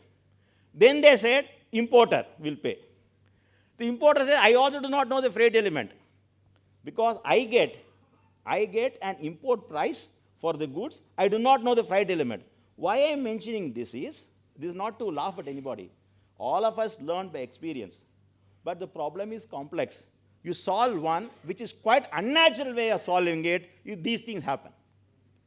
The solution you found is not natural. Then for the first time they said, we'll estimate the freight element to be a percentage of CAF price. So therefore you have purchased the goods for $1,000. We will estimate the freight element to be this. That's what they have done in GST. In service tax, they put a rate of tax on that. So that's how the problem was solved. Okay. Even after this, parties argued that I am not the importer of service of ocean freight. I'm only importer of the goods. Therefore, tax cannot be levied. That's the dispute in service tax. So I'll just quickly recapitulate because that applies in GST also. One, internationally, ocean freight is zero rated. You all know the meaning of zero rated. That is, no output tax and you get refund of the input tax credit. In India, the mistake was they made it exempted. There is no output tax, but input tax credit is not available.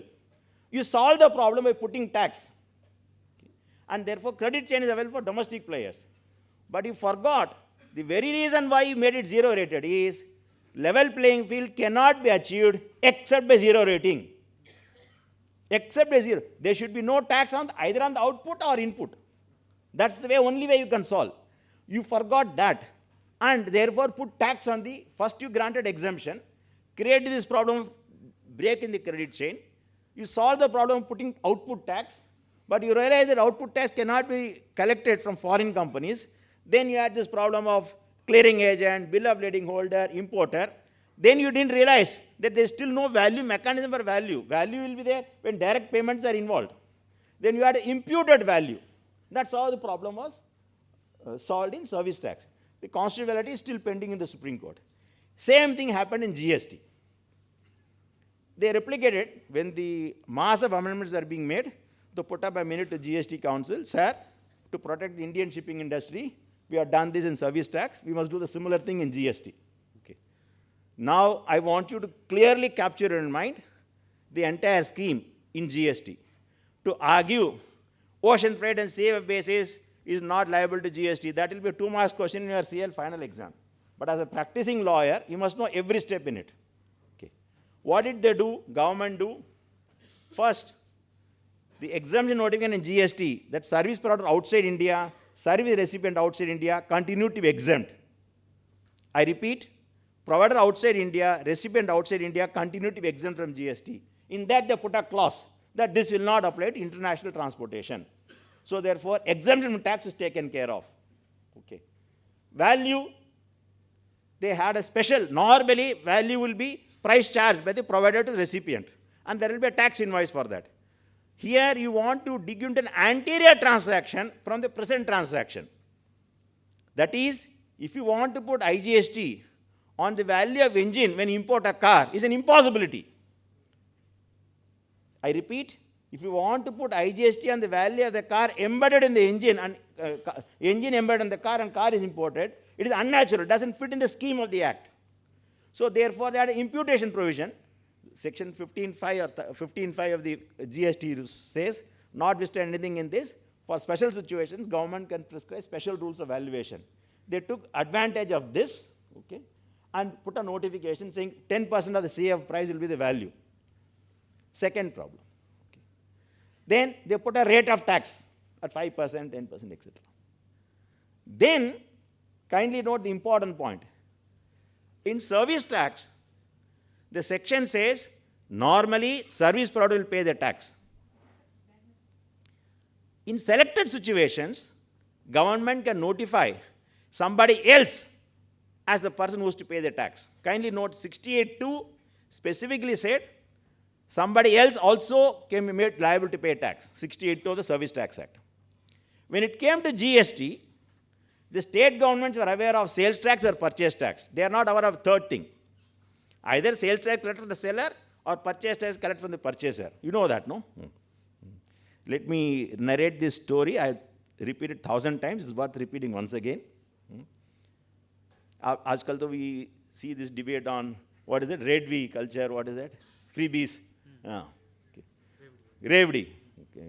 I shouldn't expose my Hindi more than GST. Okay. Sushil sir, I was arguing a matter for PC Jain. Say, मैं कर दूंगी sir. I said. Then PC Jain said, Sridharan, despite being in Delhi for so many years, your Hindi is very poor, he said. I said, my Hindi is much better than Lakshmi Kumaran. I agree with you on this. वो client बोल रहा है case बहस हो रही है क्या हो रही है Okay.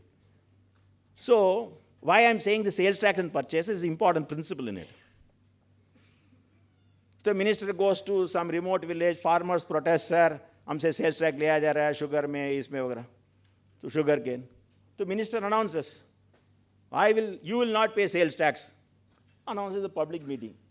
Then he comes to Mantralaya.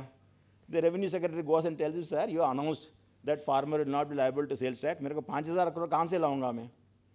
तो minister will say, I told them that he will not pay tax. You collect this 5,000 from somebody else. That's why a politician is much sharper than the bureaucrat, always. Immediately, oh, no problem, sir. If you give me that permission, I will collect this sales tax on sugar cane, not from the farmer, but from the sugar mill. That is what purchase tax is. Nothing else. The concept of purchase tax, sales tax, this, you can collect it from a convenient person. Of course, there is a slight different situation. If a person totally unconnected to the transaction will put tax, whether the levy will be valid is a different matter that we need not bother. Okay. Happened in Haryana, in Satpal, if the goods are transported without a document, sales tax will be levied on the transporter karke tha. That Supreme Court struck down. You can levy sales tax on the seller, purchaser, anybody, transporter, as a penalty, that they struck down. Okay. So, therefore, this is a concept. Sales tax department knew that either sales tax or purchase tax. So when GST came, these all stories, I mean, I know basis for all this. This is to make it interesting. So sales tax department said, sir, service tax you want GST collect, either for the seller or purchaser. No third person, we will not permit that. So unlike 68 of the service tax, which said central government can notify any person as liable to pay service tax. In GST, section says, in selected cases, recipient will be liable to pay service tax. So in case of notified services, recipient will be liable. Excising that power, they said, in respect of CAF contracts, importer will be liable. That's what the notification said. Immediately we said, "Hare, laddu hai to hamare liye acha ho gaya." We said, under 5.3, government can notify the service, which will be liable to tax and reverse charge. But that power does not extend to change the person who should pay the tax.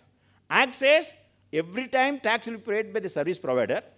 In selected cases, selected services notified under 5.3, recipient will be liable. The power to specify the recipient does not permit you to notify unconnected person, unlike 68.2. That is the first contention. Okay. And second, your time of supply, time to pay tax. That section says, at the time of receipt of invoice or provision of service or making of payment, whichever is earlier, something like that is there. Okay, that is one. In case of reverse charge, at the time you make the payment or within 1 month of the invoice. So your time of supply is linked to payment, receipt of invoice or provision of service for forward charges, and reverse charge at the time you make the payment or record in the book, something like that. So in case of this ocean freight, which is on CAF basis, this fellow doesn't record the freight transaction. It doesn't do anything. So where is the time of supply? Even today the judgment is ducking this issue. Okay. You might, by a fiction, say 10% of the invoice price is the freight value, that you are solved by an artificial fiction for 15.5, value are solved. As far as time of supply is concerned, it is absolutely vacuum in the law. Supreme Court somehow glossed it over. Okay. Saying place of supply is import in India, therefore time of supply is import in India. That's the reasoning of the Supreme Court. I'm not saying anything. Kindly note this carefully. Place of supply is in respect to import in India. I'm saying loosely. Therefore, time of supply is import in India. Arey bhai, time of supply is defined in 13.1 and 13.2. You can notify a different time of supply. Why it is again a transaction which doesn't follow the natural scheme of the act. You want to superimpose a scheme which never fit into it. Therefore, so many loopholes. Okay. So many loopholes. That's the purpose of the discussion, not for anything else. They also have a problem. How to solve it, they also do not know. If they make it zero-rated international flight, then this problem will not arise. If you miss that, any number of solutions you can come up with, there are bound to be flaws. Okay.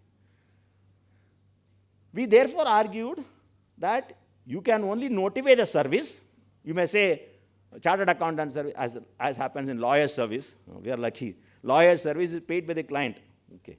So you can notify the service. You cannot say, in respect of this service, I notify a person other than provider or recipient. You had the parent service tax, you don't have this. Supreme Court again gave an interpretation that you are also in one sense a recipient of service. Which sense, I don't know.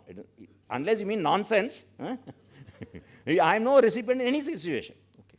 The Supreme Court therefore held that a recipient of service, time of supply also, because the place of supply is India, time of supply also is some, because one residual clause will be there. In any other case, on date of payment of tax.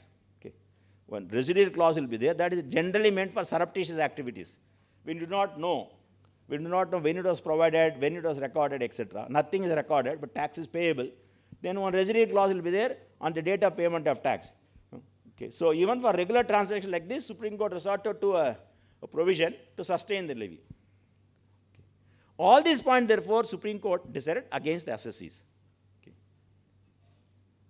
Then the Supreme Court approved Gujarat High Court and said, when you import the goods, for basic custom duty, value includes not only the basic price, it also includes the freight cost. Even for payment of IGST, value for IGST on imported goods includes the freight element also. And there's one definition of composite supply, and then example given in GST Act. If you tell Vijay Sales to come and deliver the fridge in your house or TV in your house, and that fellow charges 10,000 rupees for TV and 100 rupees for transportation in this thing. that 100 rupees will also be treated as incidental, the whole thing will be taxed as TV. That's what the composite supply is. Supreme Court relied on that, says when sale of goods accompanied by transportation, transportation is incidental, it's a composite supply, and purchase of goods is the principal supply. That's the provision in that Act section, whatever, section 8. No?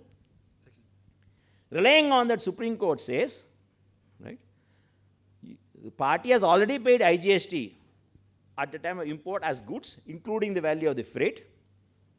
And under the GST law, it's a composite supply, with supply of goods being the principal supply. You cannot once again tax the transportation element in that supply of goods, and therefore the levy is invalid. This is one ground I did not argue, and I told the court also, and they have given relief on that. Other grounds they rejected. Okay. So why I am saying we are beholden to Supreme Court, we are bound with the Supreme Court. All this wonderful talk I can make in this room. Outside the court, they will say, sit down, please follow the law of the Supreme Court. But why? As a student of law, we are saying, the definition in section 8 of composite supply, how far can it apply for import of goods for which the levy is under section 5(1) proviso, read with section 3(7) of the Customs Tariff Act. And that section says value will be as per the Customs Act. I have no problem with the judgment, but to apply a composite supply theory, which is necessary for deciding the rate of tax for a domestic transaction, it may apply for import of service also. But when it is bundled with goods, to give relief on the basis of section 8, I have some problem. Logical inconsistency is there. Okay. So the judgment said, on this reason, they strike down the levy. Government has accepted it. I don't know what solution they want to come up with, because whichever way I do, they will not be able to come up with a solution. The only way to make it zero rate. Unfortunately, earlier definition of zero rate was in the rules. Now in the GST, the state said everything should be in the act, which is a good concept. But that introduces an element of inflexibility. Particularly in emerging transactions like this, they should have a greater power to notify what is zero rated supply. So the problem is, even if they want to give, they have to amend the act. That's where the real problem is. That's it. Then one client said, sir, after the judgment came, we had a webinar. Okay. One client telephoned specifically to me, sir, आप कुछ भी वो webinar में ये मत बोलना FOB में लगेगा नहीं लगेगा. Whether judgment of the Supreme Court will apply for FOB transaction, because CBSE members also participate in the seminars. They may take a clue and they may create problem. मेरे को client ने phone करके बताया, आप कुछ भी भाषण दो, don't talk about FOB, whether that will be governed by the judgment or not governed by the judgment. That's what I said. Okay, no problem. Why bother? I had all the worry whether the judgment which related to CF contrast can apply to FOB also. So I was working, etc. But the client telephoned me 2 weeks later, sir, आप चिंता ना करो, file मत बंद कर दो. क्यों? Our matter came in the last week in the High Court, Delhi High Court. Government counsel stood up and said it's fully covered in assess if you have the judgment of the Supreme Court. Allow the petition. The petition was an FOB. Yeah, actually. Okay. Now you have heard the story about this case. Now we'll ask Vinay whatever you want to say. अब जो भी बोलना बोलो. Whatever I missed, whatever I corrected, you go step by step.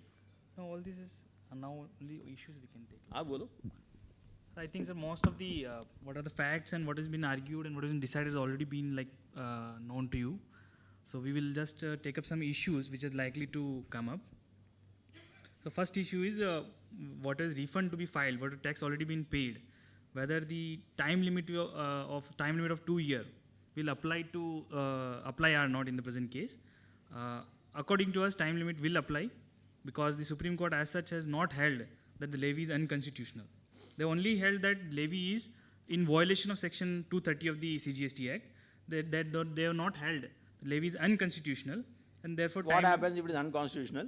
If it is held to be unconstitutional, then as per Mafatlal, the time limit will not apply. So therefore they have to separately. So point is clear. Mafatlal, many judgments wrongly give relief relying on Mafatlal when it is not applicable. Mafatlal said, if I strike down the GST Act as beyond the legislative competence, or some provision of GST Act as strike down as violated of Article 14 of the Constitution, then for claiming refund, time limit of Section 54 will not apply. 54 will apply for tax paid under the GST Act. Where the amount is collected is outside the Act because Act itself is unconstitutional, then 2 years time limit will not apply. This is what Mafatlal said. Therefore, be clear. If the notification is struck down as ultra vires the Act, that is not unconstitutional levy within the meaning of Mafatlal. I repeat, if the Supreme Court has said the notification in question is ultra vires the GST Act, the levy is invalid. But that does not fall within the special meaning of the phrase unconstitutional levy within the meaning of Mafatlal. Mafatlal said what is beyond the Constitution, that will not be subject to old 11B of the Excise Act or Section 54 of it. That's the correct position. Okay. But my practical advice is don't go to what Sridharan says. You please file refund claim separately for 2 years period and beyond 2 years period. If you file both, on that ground, everything will be kept pending by the officer. You yourself truncate the claim, what is within limitation, what is outside the limitation. It is possible some courts say this is also unconstitutional and give you relief. Okay. You need not be the judge. You file, but legally speaking, you are not eligible for the second leg. Okay. Therefore, refund claim is to be filed. Next. Next, whether on non-taxable supplies, because 230 CGST says 2 or more taxable supplies.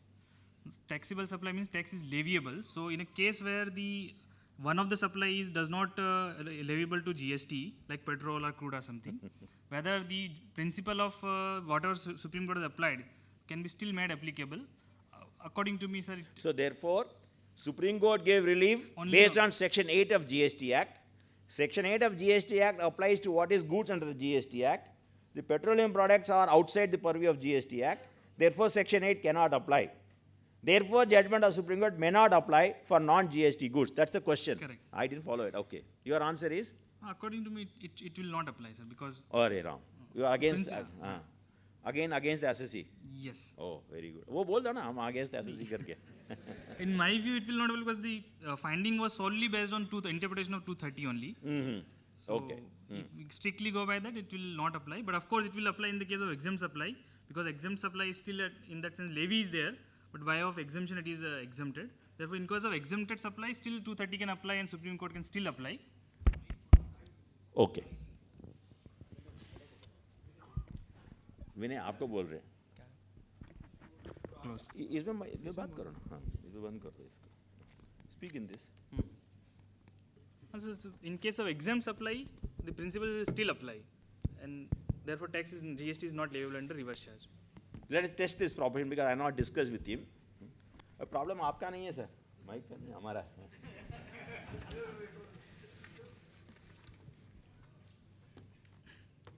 When I mentioned, suppose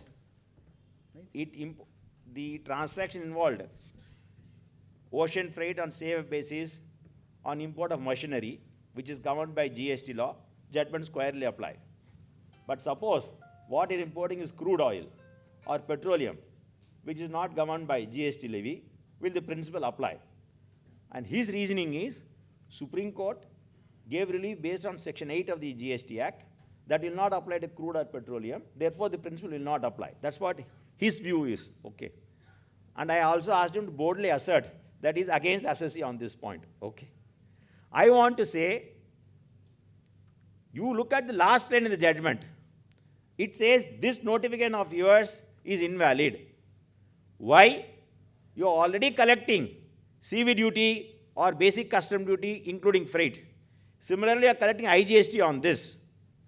Therefore, Section 8 is one of the reasons, but not the sole reason. All you have to see is, whatever way the reason, it is not like assessment order of an ITO being set aside by the court, which case for the reasons given of the AO, that is reversed by the court. The validity is struck down for whatever reason. So we can successfully, we can argue that we are not come to the reasoning. Reasoning and all is relevant for a seminar. But actual practice, last line in the judgment, there, the notification is held to be invalid, okay?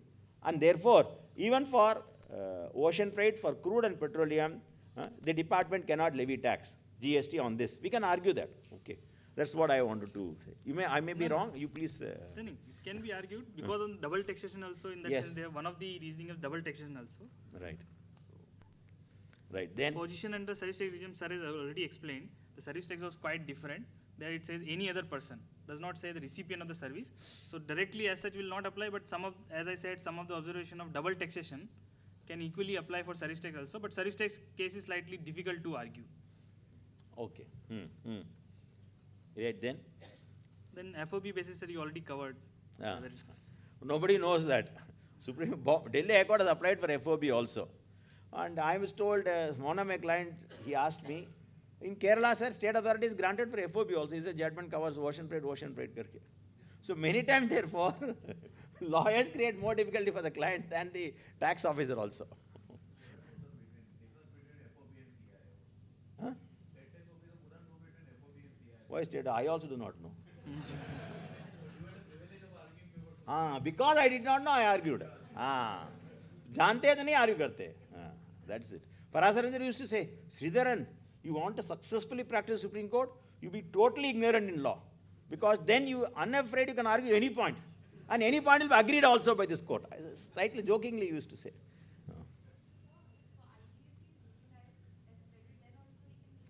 That's the next question. नहीं है इसमें वो पूछा भी था उसमें What is the question? Credit ले लिया उन्होंने You wanted to, department wanted twice, once as IGST on import goods and another as ocean freight. You want refund twice. No, you already utilized it, no? So in case of there is accumulation is there. Yeah, I was not making fun of you. Very good question you asked. This joke was only to point out, in a case where you already utilized, you would not claim also. But there are circumstances where, for example, crude, etc., okay, you are not taken the credit. One. Two, even all these petroleum companies partly have GST goods, partly have non-GST goods. So to the extent related to GST goods, they have taken the credit. To the extent related to non-GST by Rule 40 to follow, they reversed. They apply for refund for that. So your question is correct, and I'm thankful to you and grateful to you. So in a case where this is partly dealing with exempted and taxable goods, and he has reversed the credit in Rule 42, can he now say, I am not claiming double benefit in respect of this? Therefore, he can. He can. Okay. Yeah. Yes. Inverted VKC ने कल्याण कर दिया service के लिए नहीं मिलेगा करके No problem. Next. Next, last was one and the same only. Like, what will the impact? Because on credit portion of it, it will be favor to the assessee, because credit we used to argue, I have the contractual relationship and somebody else is a beneficiary of the service, where the beneficiary can also claim the credit. So in that sense. So you are saying in future, if an assessee anticipating some amendment, retrospective, prospective, etc., says, "Bhaiya, Supreme Court judgment, मेरे को क्यों लफड़ा पड़ना? I'll pay tax and take credit." Okay, he wants to do that. Okay, department will it say, you will not be allowed credit? 100% I am sure. My Hindi is very poor. जिन्हें नहीं देते, मरने नहीं देते. They will say, if you pay tax, you are wrongly paid tax, you claim refund, I will not give credit. 100% dispute will be raised. You may succeed later. Okay. So in other words, to avoid complications, parties continue to pay tax and take credit. Okay. It should be fair, but there is a distinct possibility of tax department having collected tax saying, I will not give you refund. हो सकता है वो problem हो सकता है. I have faced number of cases. On this platinum sponge, excise department issued me notice saying your import is, CV duty is free, you have voluntarily paid it, I will not give credit for some bills of entry. Another bill of entry, customs issued notice to me that your sponge is not exempt from CV duty, please pay. Okay, all right. Next. Okay. Shall we go to the next, this thing? Next, which one we want to take, Vinay bhai? Northern. Northern, you take Northern, I have no problem. Because somebody gloriously said, whatever cases Sridharan argues, wins, which is totally wrong, just to prove that.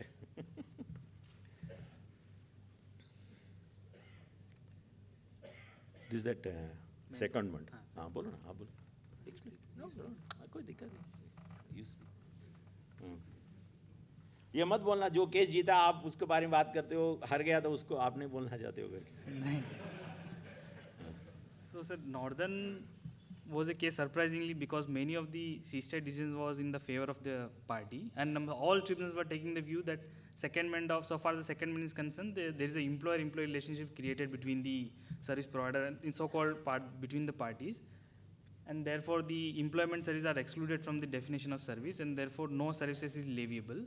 And many of the tribunals across the country, everywhere it was a positive, favorable order. In that sense, in the tribunal, it's a matter of seconds. Like deputation, we were arguing before the tribunal, deputation matter, order appeal allowed. All the matters were. It's a matter I remember one case, Eastern passed an order. This is yet another frivolous action by the department, increasing the workload. Copy of the order is marked to Chairman CBEC to tell the officer not to file frivolous appeal. Karke ek order bhi tha. One of the orders was of this. I remember reported that, but Chandrasekhar साहब को किसी था. आगे बोलो. So here also, tribunal was decided in the favor. Like, but when the matter went to the Supreme Court, वो हिंदी में क्या बोलते हैं कॉन्ट्रैक्टर को मुकदम? मुकदम, हाँ? ठेकेदार मुकदम. आदर मेरी बात सुन लो. Next line. I was sitting in Gujarat High Court. Arvind Mills का tribunal given relief. Matter came to the High Court. अरे ये मुकदम के ऊपर टैक्स लगा दिया कैसे हो सकता है? Department of Bill dismissed. ये हुआ एक ही मिनट था. Justice.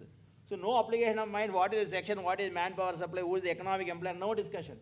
एक Gujarat High Court, thousands of tribunal judgments saying not taxable, not taxable. Whenever this matter came to me, I always worried.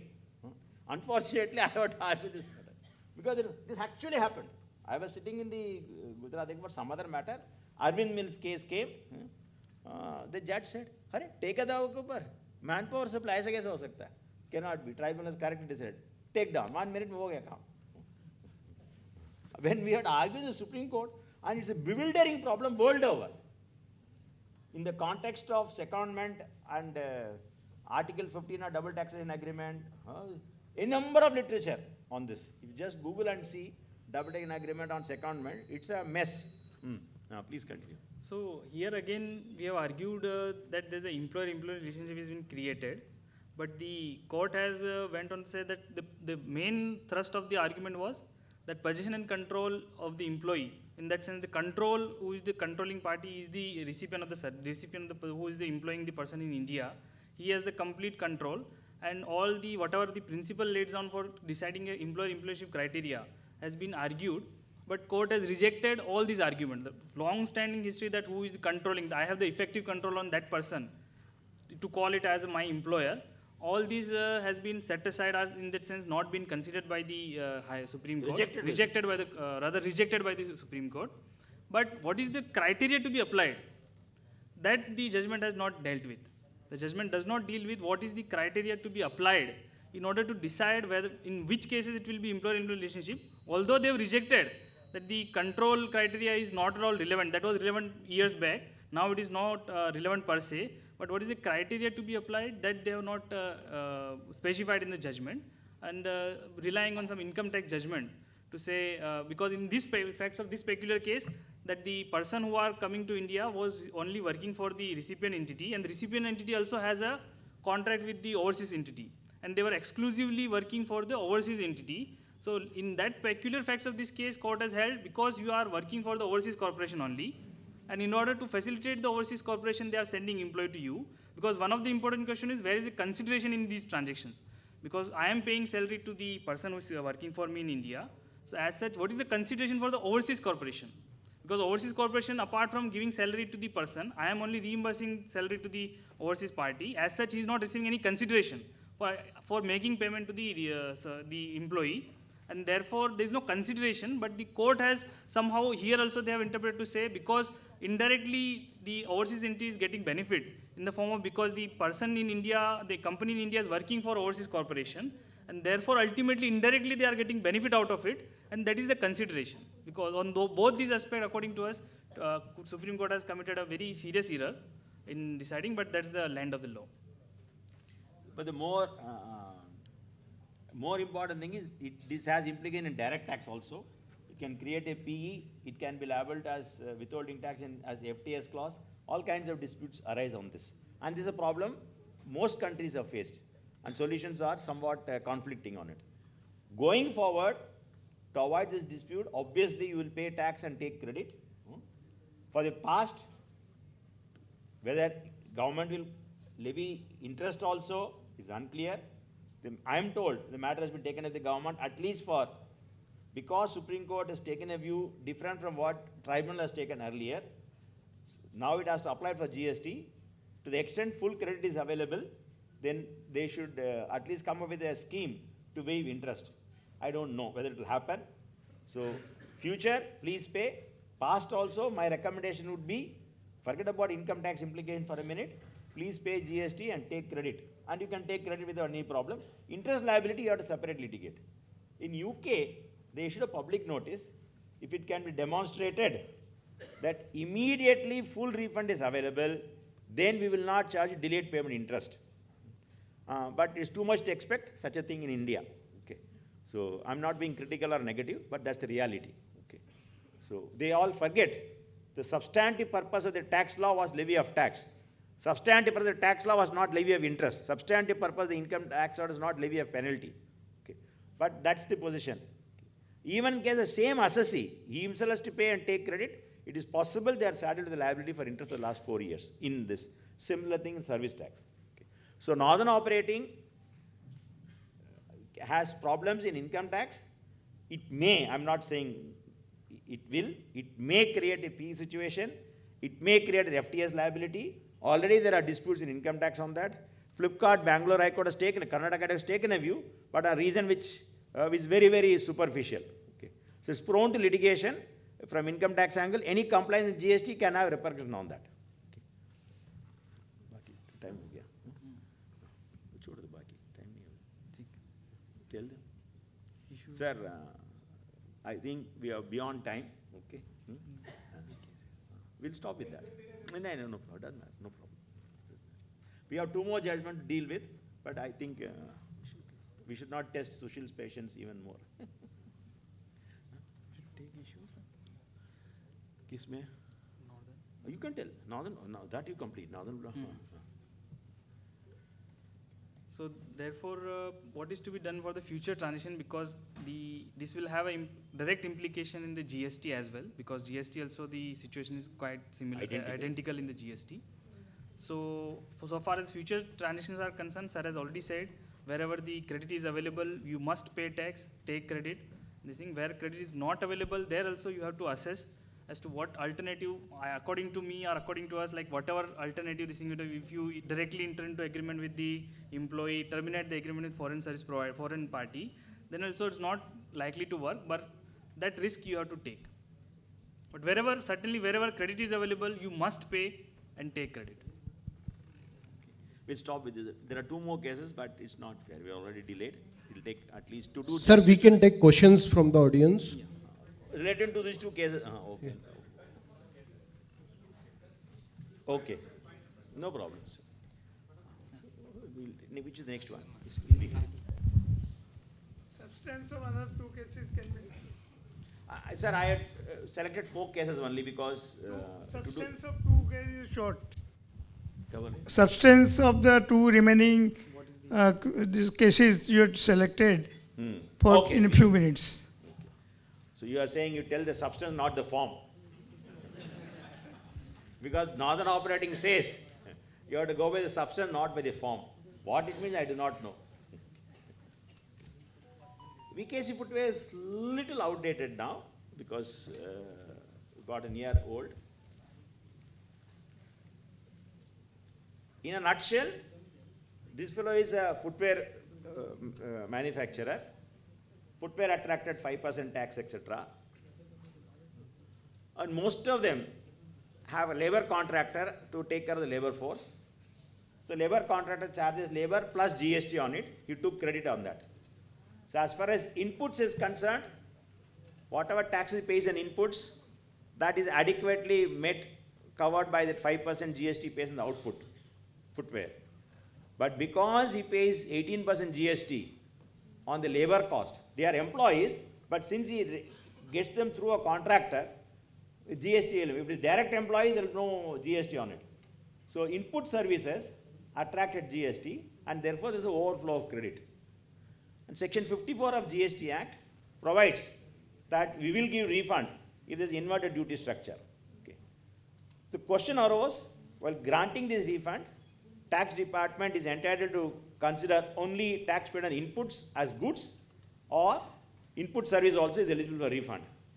Gujarat High Court decided in our favor, Madras High Court decided against, Supreme Court decided the matter entirely in favor of the revenue and said section 54(3) specifically says we will give you refund only of input goods. I'm using the word for clarification, input goods, and therefore input services you will not get refund. That's what the judgment effectively said. The formula provided by the rule was little peculiar. It had double whammy.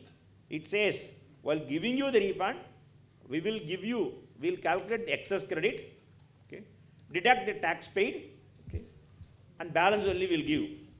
And then, while calculating tax paid, they say if you first paid out of inadmissible credit. So there's a problem in the formula. So Supreme Court, while dismissing the assessee's case, at least said, we find something anomalous in the formula. We request GST Council to look into the formula. GST Council looked into the formula and solved the problem somewhat substantially for future. While GST Council solved it, CBEC promptly issued circular. This amendment is not clarificatory, but will apply only for refund filed after July. So whosoever had the misfortune of being trapped by the ugly formula earlier will not get for the past. That's what nutshell VKC footwear is. That's not what I want to tell you. This all of you know also. What I'm going to say also you will know. But I want to explain this point. Everyone says that GST is to avoid cascading effect of tax, double taxation to avoid it, etc., etc. Okay, very good. I told the Supreme Court, according to GST Act, the primary way, kindly note, the primary way of avoiding cascading effect of taxation is to give input tax credit. This all of us know. I said this is not enough and not complete. The refund is not a bonanza. Refund government didn't want to give because they want to favor the trade.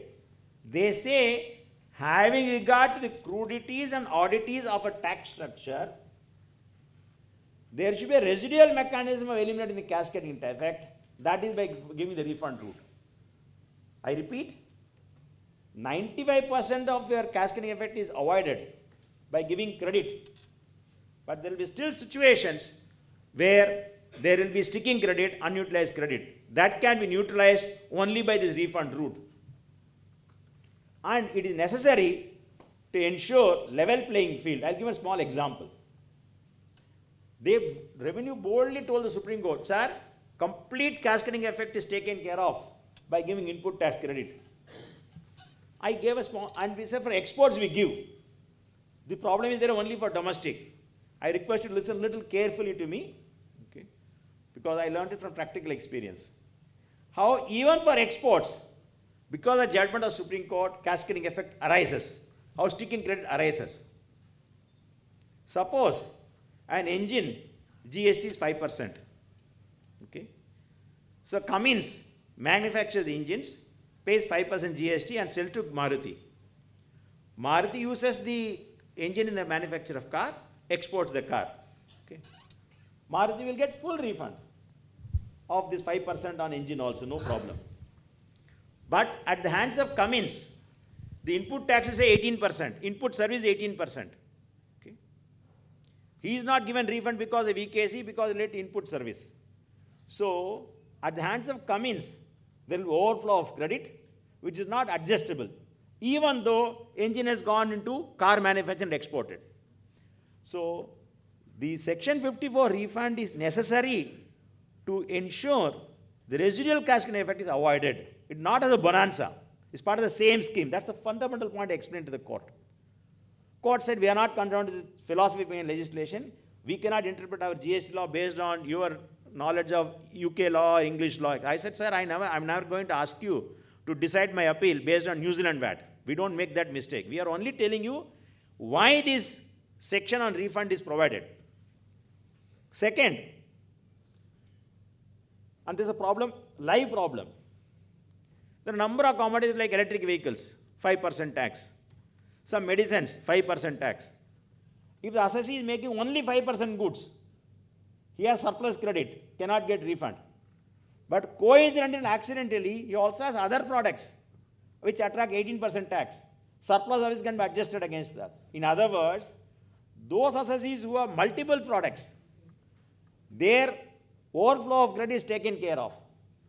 But those who have only one product or attract only this, they will be stuck with this. One of the purpose of GST, the first line OECD commentary will be, GST will ensure, irrespective of the method of manufacture, distribution chain, where integrated manufacturer, every way you do, tax rate will be the same. That's the purpose of it. Therefore, whether you make only that product or a set of products, tax effect should be the same. That's the principle of refund in section 54(3). But Supreme Court has not accepted that. Okay.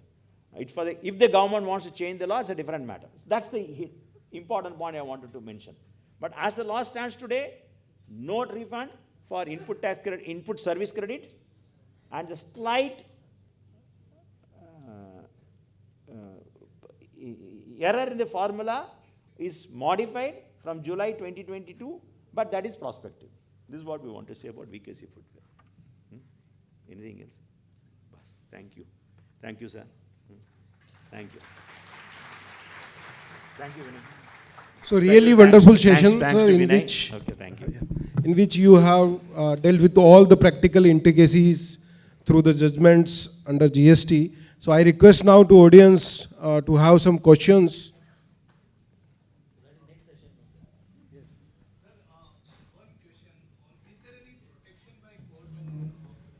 Mike. Payment under protest. Though under GST law it is not there, by any court guideline or any fundamental rights, do we have any protection of payment under protest?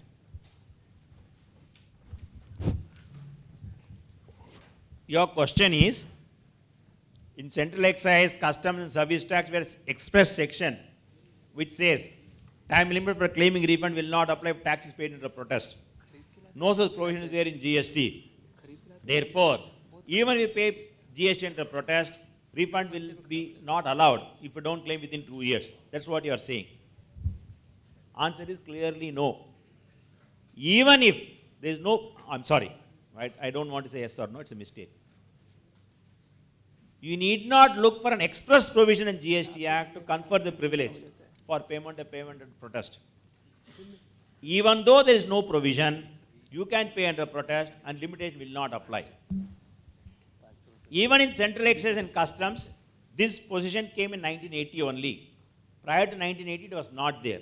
And there are judgments of High Court and Supreme Court saying for payment under protest, time limit will not apply pre-1980. That straight away you can Google and see Rule 11. There's one.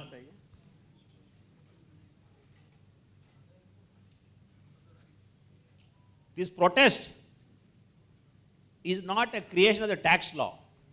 It is a creation of the civil law. Okay. It is percolated from that. And I'm not saying in a wrong sense. Please don't misunderstand me. After I started reading the civil law in greater detail in the last 7-8 years, my skill set in tax laws has become phenomenally more. So long as you're confined to your taxman, tax law, whatever it is, GST, excise, etc., you have all these problems. If you simply read up any elementary commentary and contract law, any book, school book, 50, 60-year-old book, and takes about 3-4 months, all these problems will vanish. Whether it is dealing with Schedule 3 of GST Act, agreement to supply land, etc., everything. So there the concept of protest is explained in any book, Cheshire and Clifford, student edition 1960. Read it. The answer is, the reason is, ordinarily, nobody will make payment. If I pay some money to Vinay, and later on I claim that money is not due to Vinay, I wrongly paid, please refund, English courts will reject it. The reason is, nobody will foolishly pay anything to anybody else. There must be some reason which led Sridharan to pay to Vinay. Later on, after the event is over, now we ask Vinay to pay back. Therefore, once there is a voluntary payment, you can never get it back. That's the principle. Therefore, somewhat harsh principle that any payment made voluntarily, you can never claim refund. To mitigate that, common law said, if you protest at that time itself, it is not payable, that's evidence is not a voluntary payment. Why the court says voluntary payment will not give refund? He must have actually provided service to you, and you paid him fees. Later on, after succeeding in the case, which happens with my clients, after succeeding in the case, now I say I am not liable to pay fee. Because then the court says there must be some reason which led you to pay. Therefore, you protest at that time, then the fact that there is some other transaction involved is obvious. Therefore, protest always bars you from law of limitation and even the maintainment of the claim. So, there is no problem at all. Okay. In any case, some 1980 volume 6 CLT Andhra Pradesh High Court protest will also be eligible for refund in excise.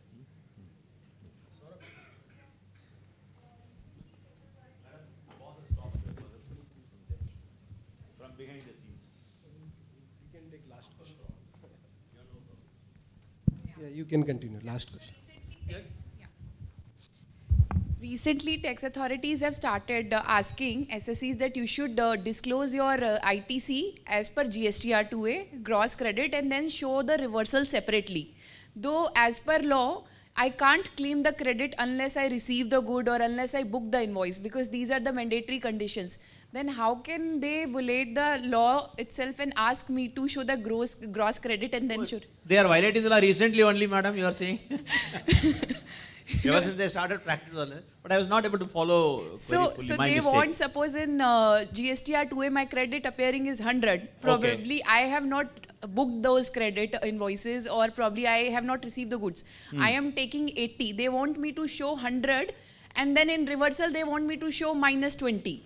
So they said, no, you show it the entire thing and then show the reversal. Can they ask me to do it? Because they are giving letters to people. Why are they saying that it's not possible for them to correlate? Yes. Oh, I won't know fully. But the question will depend upon like section 16 condition. Correct. At what point of time it has to be seen? At the time of when it is reflecting in 2A, or ultimately it has to be satisfied.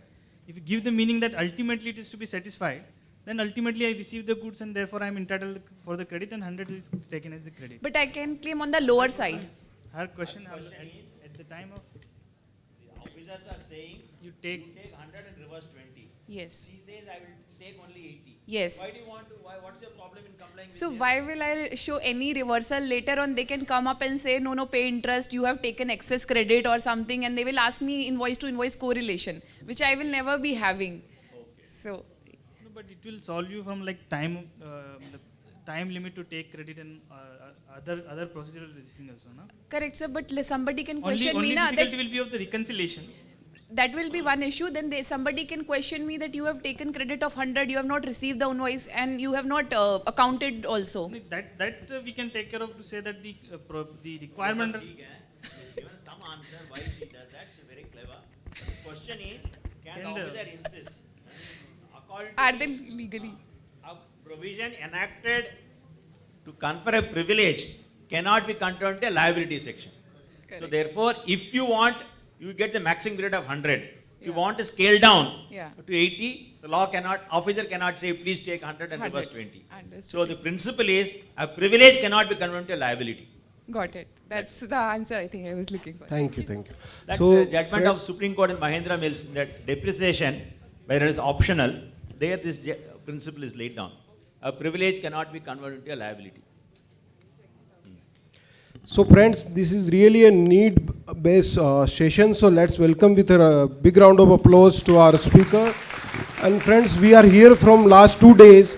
And one thing we all agree that the way structure is designed and the speaker is invited over here is really appreciable. So I like to appreciate CA Gautam Lad, Vice Chairman of Indirect Tax Committee at WIRC. Let's have a big round of applause for him. Now may I invite CA Vivek Ladda to propose well-deserved vote of thanks for the session.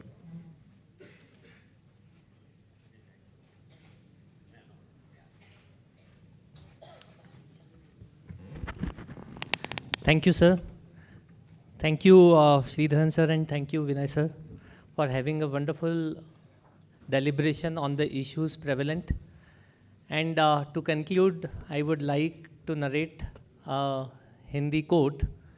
आँखों में आंसू भी है, आँखों में आंसू भी है, मुस्कान भी, धागे में गांठे भी है, संधान भी, हर सिक्के के होते हैं दो पहलू, जीवन में समस्या भी है तो समाधान भी. Thank you. Thank you.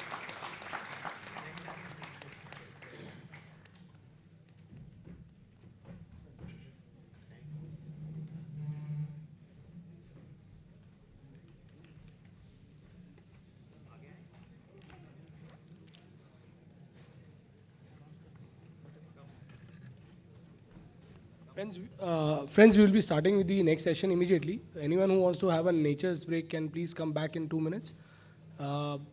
We want to start because we are behind time and we've got all the faculties. The next panel is ready with us. So request you to please come back soon. Please do not take a tea break. Tea break is after this session. Good afternoon, everyone. Good afternoon once again. Let's show some energy. I think we've had a good lunch. We had a very, very heavy session in terms of Supreme Court decisions. You know, people, I don't know how many of us would have gone there, been there, done that.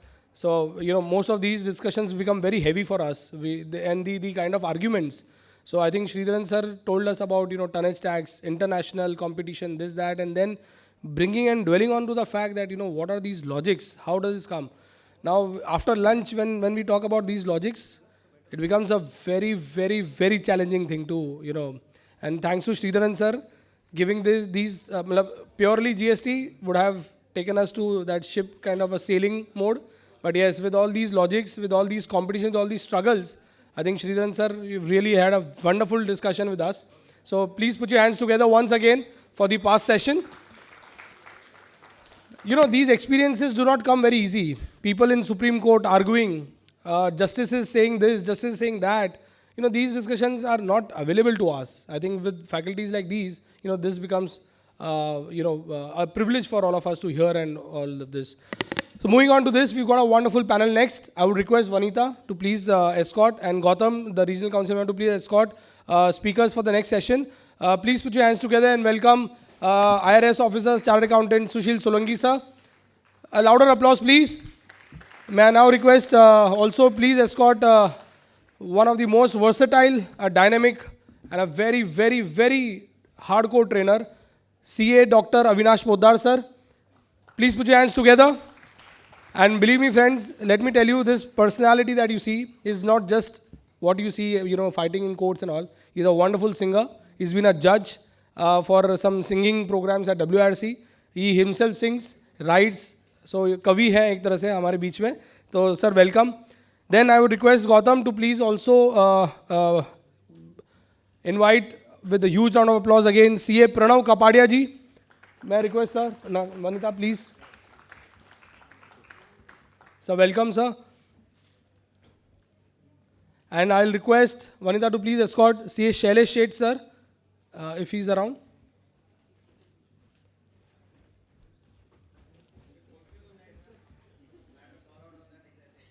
He must be around.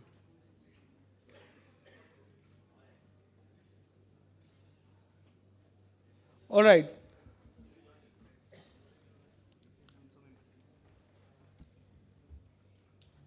So I think Shailesh sir would be just coming back. I think he's got just an urgent call, so probably he's attending that.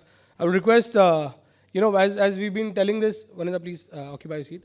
We've been talking about this entire conference, designed, developed, and executed so well. The chairman at WRC of Indirect Tax Committee, CA Yashwant Kasar, who's also the vice chairperson of WRC, and ably assisted and worked very hard by none other than regional council member, my younger brother, CA Gautam Lat. So I would request Gautam to please have a quick, Shailesh sir, please welcome. Please put your hands together and please welcome Shailesh Sheth sir. Gautam, quick words and then we'll start with the panel. We can start? All right.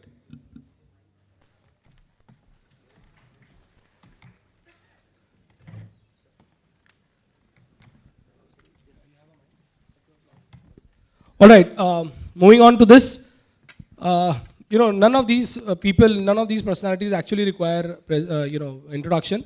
But quickly, Avinash Poddar sir, I'll start with him. Next to me, Dr. Advocate CA IP, Avinash Poddar sir. Currently practicing as an advocate. He shuffles from Mumbai, Delhi, Ahmedabad, based out of Surat, but he's largely found in these three places. He's associated with Ashwa Legal Advisors, attorneys, and ARP and company. He's also actively involved in training, as I said, a voracious trainer of professionals, department officers, students, and courses of CA, CS, LLB. One of the highlights is his book on a motivational book called Unleash Your Hidden Potential. And one book that I'm personally looking forward to is yet to come is Guide on Arrest and Warrants. So I'm really hoping that book comes out soon, sir, and we want to hear more on that. Please welcome Avinash Poddar, sir. We've got Shailesh Sheth, sir, at the rightmost. Shailesh, sir, over 35 years of experience in consulting, advisory, and litigation practice in the field of indirect tax laws. Has dealt extensively in the areas of manufacturing, service sector, and distributive trade. He's been a regular faculty. He's a regular columnist in Vyapar, a bi-weekly column. He's been awarded a special award of appreciation from different associations, trade bodies, and he's been special jury award under fiscal journalist columnist at TOIL National Taxation Awards 21. Please put your hands together and welcome Shailesh Sheth, sir.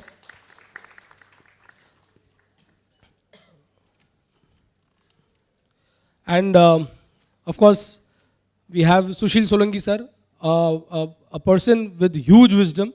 I think he's the wisdom, the experience. While in World Congress of Accountants, we were told there are two kind of teachers. Sorry, at National Conference, we were told there are two kind of teachers everyone has. One is a very expensive teacher called experience, and the other is a least expensive teacher called as hearing. So, when we talk about Sushil, sir, I think he is blessed with both of these teachers. A huge experience, of course, and an absolute great listener. We've got a super demonstration of his abilities, and he's always there with us. Whenever WRC calls, he's always available for us. A retired IRS officer who's worked with Excise Customs Department for more than 30 years. Also worked as Principal Commissioner of Service Tax in Mumbai, Additional Director General in Central Excise Intelligence at Ahmedabad. Of course, a chartered accountant by qualification. Also a member who drafted service tax law. Was part of the Government of India's team in formulation of policies for introduction of GST in almost 8 years. So most of the questions when people are saying GST badnaam hai, and all of that, I think sir is here who would be able to help us with some insights on what happened when this GST was being cooked up. And today, of course, we've got the council is also ready. I think there's a lot of discussion that would have come out of today's council also. So I'm sure, sir, you'll be guiding us on that. He has also authored a book titled Guide to Central Excise Audit and Study of Financial Records. And he's also training IRS officers. So please put your hands together for Shri Sushil Solanki, CA Sushil Solanki, sir. And last but not the least, a moderator, Pranav Kapadia ji. So thank you for taking out time and being with us. He's a partner in indirect tax at APMH Associates LLP, FCA, DISA, ICAI. His expertise lies in advisory audit on VAT, CST, service tax, goods service tax, and of course GCC VAT. He's also bagged various awards from mock tribunals at GST PM. He's also a speaker on GST and VAT. He has written short publication on impact of changes in GST law on real estate sector, and very importantly, he's also been a co-author of Guide on Maharashtra Settlement of Arrears of Tax, Interest, Penalty, Late Fees Ordinance 2019, published by WRC of ICAI. Please put your hands together and welcome Pranav. I think a wonderful panel that we have. Look forward for our super deliberations. So over to you.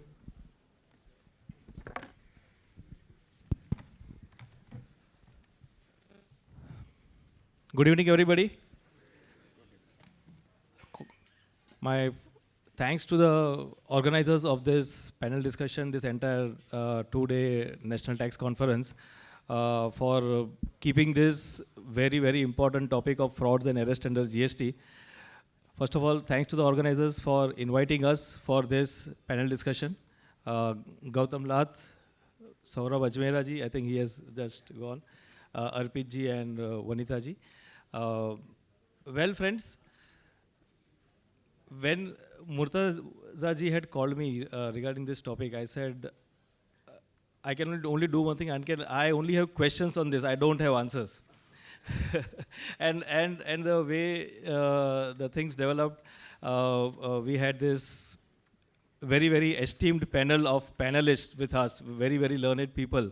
I'm sure the questions which you have in mind, these are some of the questions which I also had in my mind. We have tried to jot them down. We as a team had 2 rounds of discussion, not on the questions, but per se how to, what all questions we should take, what all be the contents for this panel discussion.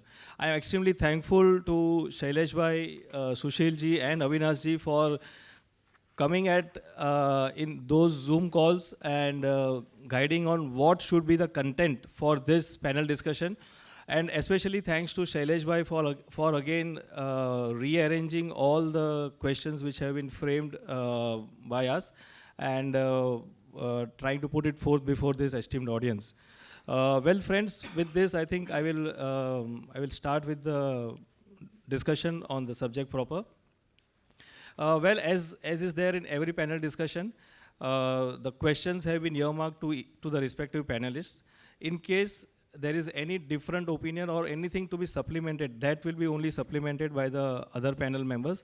Otherwise, I think there are separate questions, and there are, I think, more than 40 questions actually, which have been put up, and they will be put up across each panelist respectively. Well, friends, we have seen that the law has been evolving, and the government has become sharper, trying to plug the loopholes, and the taxpayers, or maybe the fraudulent taxpayers, have tried to find out new ways of evasion of tax. And that is why we are here to have a discussion on this topic. Of course, fake invoicing, fake input tax credit has been the core in this entire fraudulent activities which have taken place in the GST regime. It is not that these activities have taken place only in the GST regime. We have seen these activities earlier in the VAT regime also, in the excise regime also, such things have happened. But we really need to understand the impact which is going to happen on the taxpayers under the GST regime. So with this, we begin our discussion first to understand what is fraud, what do we mean by fraud, and what is its relevance under the GST law. I will request Shailesh bhai to please give his views on the same.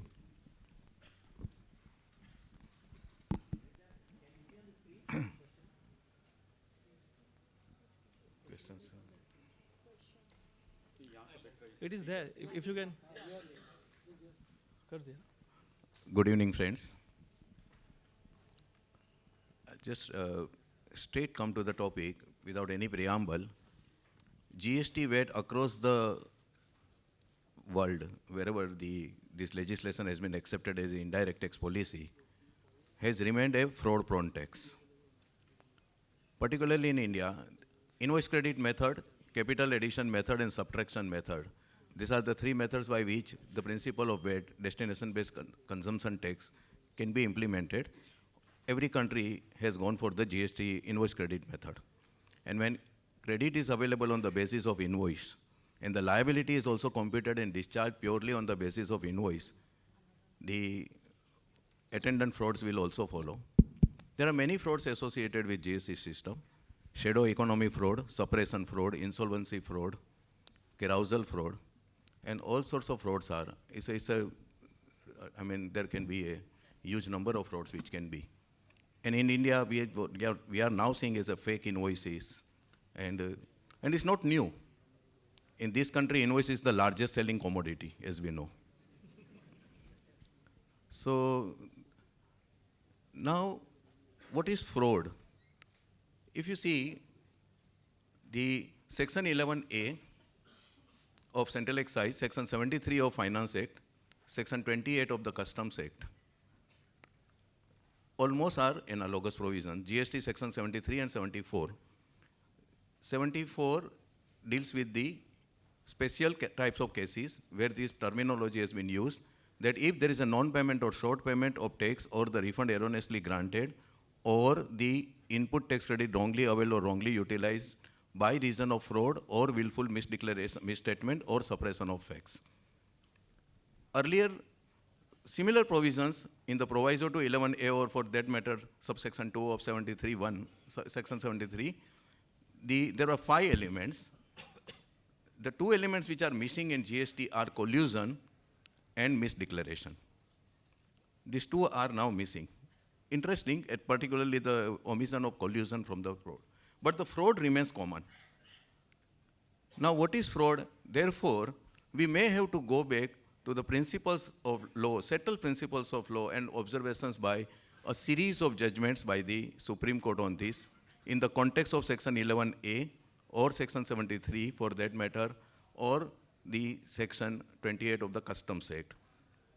One of the most important judgment on this is Cosmic Dye Chemical, 75 ELT, where the Supreme Court has dealt with the fraud, collusion, and the suppression and misdeclaration. Supreme Court says fraud and collusion, the intent to evade duty is built into these two expressions. When there is a fraud, the intent to evade is inbuilt. I'm taking two questions, Pranav, both together, because they are going concurrently. The next question also.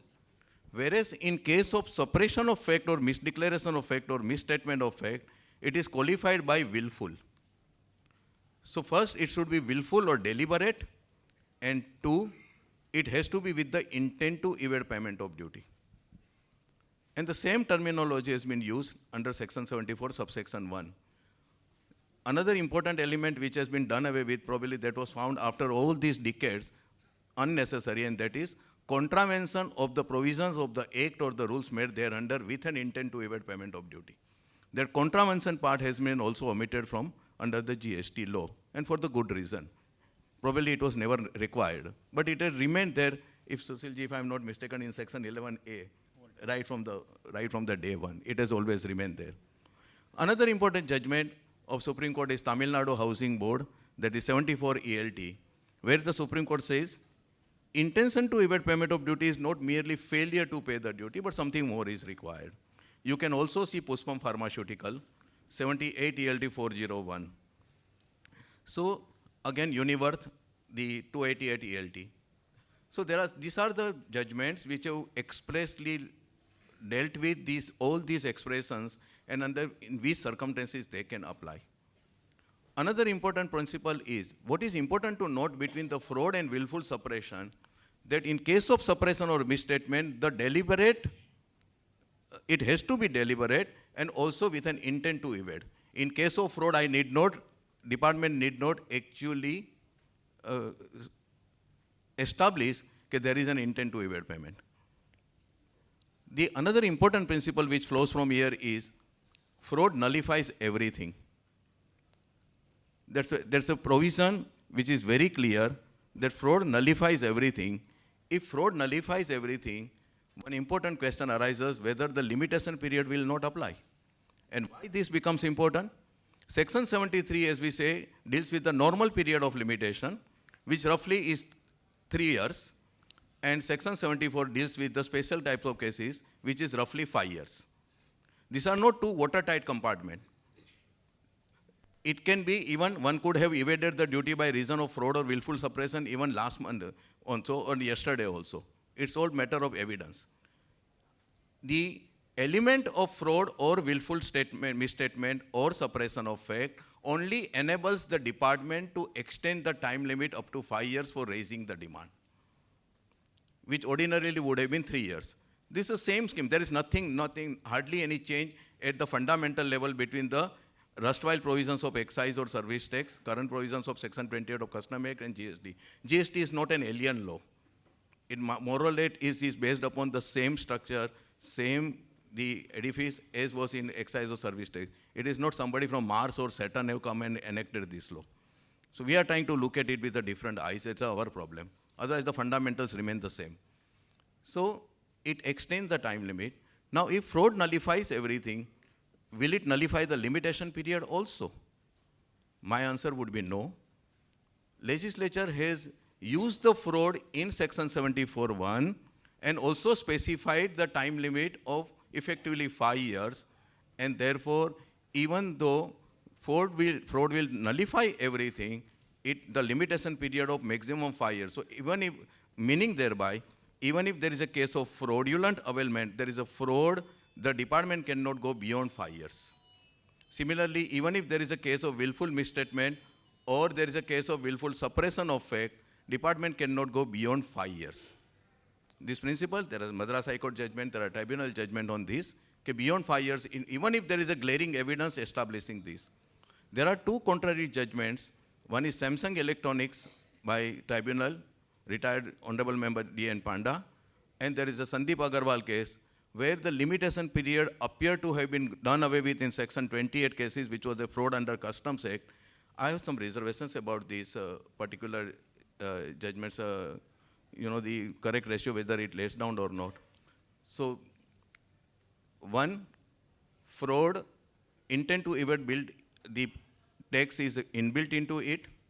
Suppression has been used, willful, it has been used in the company of fraud, so the deliberate intention should be established. 2, 3, it should be with intent to evade payment of tax. Limitation period will get stretched when there is a fraud or willful misstatement or suppression, and that limitation period will continue to bind. Beyond 5 years, it cannot be extended, though fraud otherwise nullifies everything. Thank you, Shailesh bhai. Just one point to add over here. In this, that you have distinguished between fraud, willful misstatement, and suppression. The point is that whenever the notices are being issued by the department, without going into the facts of the case, they try to invoke the extended limitation period of 5 years. So what effect would it have? And what if it gets nullified by some subsequent... Here I think under GST, I would really urge upon everybody to be very careful, because department is raising the DRC 01A starts, if not ASMT 10. DRC 01A, then DRC 01, which is only summary of the show cause notice. Invariably, they are behaving as if Section 73 is not in the statute. And we have to be on our guard. Every case of non-payment of tax or short payment of tax or wrongful availment or utilization of ITC cannot come under Section 74 at all. Our first objection should be strong objection, legal objection should be against the invocation of Section 74. Every case, majority of the cases, and this is something, because Section 74 also invites 100% penalty. One. Secondly, it can come only if the element of fraud or willful misstatement or suppression of facts are established to be existing, and that onus lies on the department. As far as the normal, otherwise, for whatever reason, if the credit is wrongly availed or tax is short paid, even for 17-18, the time limit has not time limit expired only in November. For 17-18, 5-year time limit is available right up to 23. The point is, for department, every case where they have missed the normal period of limitation, Pranav, it becomes the case of automatic willful suppression. Yeah, that is what. That is where we have to be on our guard. It has to be, you have to challenge Section 74 applicability from the first instance. Right, sir. So once if we succeed in this challenge of Section 74 and tell that the limitation period is not applicable, will the case remain still open for checking for Section 73? Section 75 subsection 2, that will come into play. We will see that also. Section 75 subsection 2, basically it embodies the principle that when there is a challenge to the levy on the ground of the limitation period, that extended period is not applicable, if on merit, if department succeeds, the demand will remain valid for the normal period of limitation. Now, this principle has been embodied in Section 75(2). Today, the council has taken the decision to provide the manner of determination of the truncated liability under normal period under Section 75(2). Today, the decision has been taken. Why should they get into this? I don't know. But they will be issuing the circular. The point is that if the entire demand is within the normal period of limitation and there is no element of fraud, suppression, etc., the very invocation of Section 74 was without the authority of law. That be the case, while the demand may survive on merit or otherwise, but the penal consequences will not follow. Right. Thank you, sir. Sir, any anything to add? Avinash? Just one thing I would like to add to this, that Section 74 explanation 2 also is very, very important. Right. We cannot avoid that reading, because I think that includes even the non-filing or misdeclaration of the correct figures in the return. That will also fall into or take us into the purview of suppression. I think that also needs to be taken care of very, very carefully. Right. We need to read. So suppression is going to be a bigger factor, and misstatement. I think misstatement and suppression also are going to have its role to play in Section 74, apart from fraud. Yes, Because sir. wrongful filing of return, it's not defined, it's subjective. What does it mean, wrongful filing of return? If, let's say, something was to be declared and I have not declared, will it become a suppression? Can it be a purpose for leaving extended period? Avinash, I'll just amplify. you have taken up a good point, and this is important from practical perspective also. This explanation I did not deliberately touch upon, but it embodies the principle.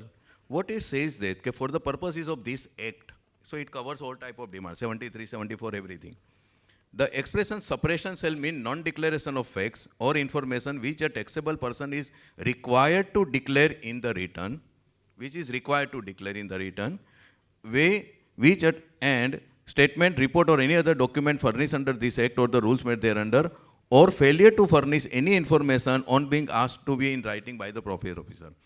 Now, there is a Gujarat High Court judgment which says that if particular information is not statutorily required to be declared, it cannot become a case of suppression, much less willful suppression.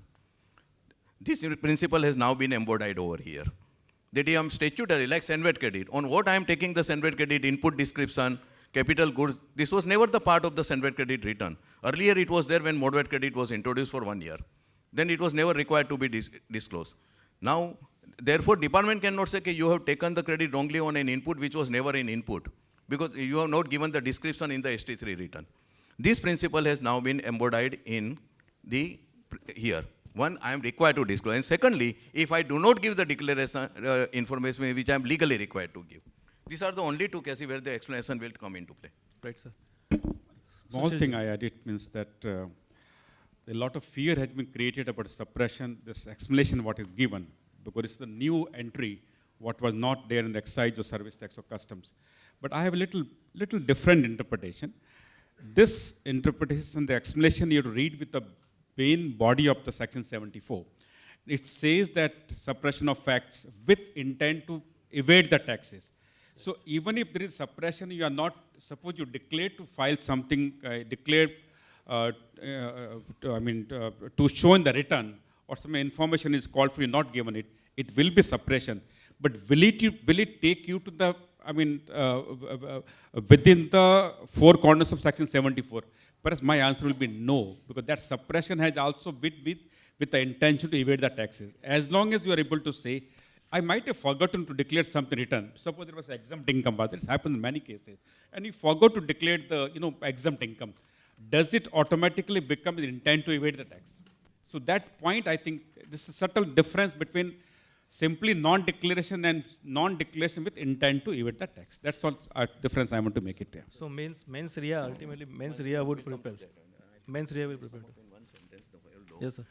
To sum up, as I normally try to put it up, Camphor Drugs Liniments, Padmini Products, Pushpam Pharmaceutical, Cosmic Dye Chemical, Continental Foundation, Universe Textile, and series of all these judgments. The law can be summed up as when we talk about the willful or deliberate, intentional suppression or misdeclaration. I'm not talking about the fraud. That a person has done something or omitted to do something. He has done something, he has declared something which he knows is wrong or incomplete, or he has omitted to do something which he knows is required to be declared as per the law. In either case, his omission or commission of an act is with an intent to evade the payment of tax. And the onus lies on the department to establish this, that you are guilty of this omission or commission with an intent to evade payment of tax. Sir, with this, I'll just like to add one thing. It just reminds me of earlier where on various invoices or various documents, we used to mention E and OE, errors and omission exempted. So I think for every GST return, we should write at the end of it E and OE. Only thing is the departmental officer probably will not read it also. We should mention it somewhere. Let's try. It will be invalid return. Maybe in the GSTR 990 we can just mention that. Wherever notes are possible in the observations. Fine, I think with that we move on to the next question. That, if there is a fraud, what are the consequences which a taxpayer will face in case of any fraud is detected? Which all sections will get triggered? I'll request Avinash ji to please guide us on that. I think we need to respect the paucity of time now. Yes, sir. And therefore I will not be going into the sections which are going to be implicated because of fraud. My only endeavor today would be first and foremost important is whether there is a fraud or not, and who has the onus to prove where there is an involvement of fraud or not. Because nowadays what we are seeing in most of the cases that we are arguing, the department considers everything as a fraud. Every instance, rather 2A it is not being reflected, you have taken in 3B, that is a fraud. So the intention, willingness that everything will come into picture, but as per me, section 135 becomes very relevant so far as input tax credit is concerned, because I need, or rather I have the onus to prove the ITC which I am availing is correct or not, is right or not as per the provisions of the law. At the same time, when it is pertaining to a output liability, it becomes, or rather it is the onus of the government, the department to prove whether there is involvement of fraud or not. But yes, once it is proved that there is fraud, over and above the GST implications, there are a lot of other implications also which may arise from CRPC, 120B, 467, 468. A lot of such provisions are getting invoked nowadays. And very recently we have observed, like yesterday also, there was an arrest at Gujarat by ATS.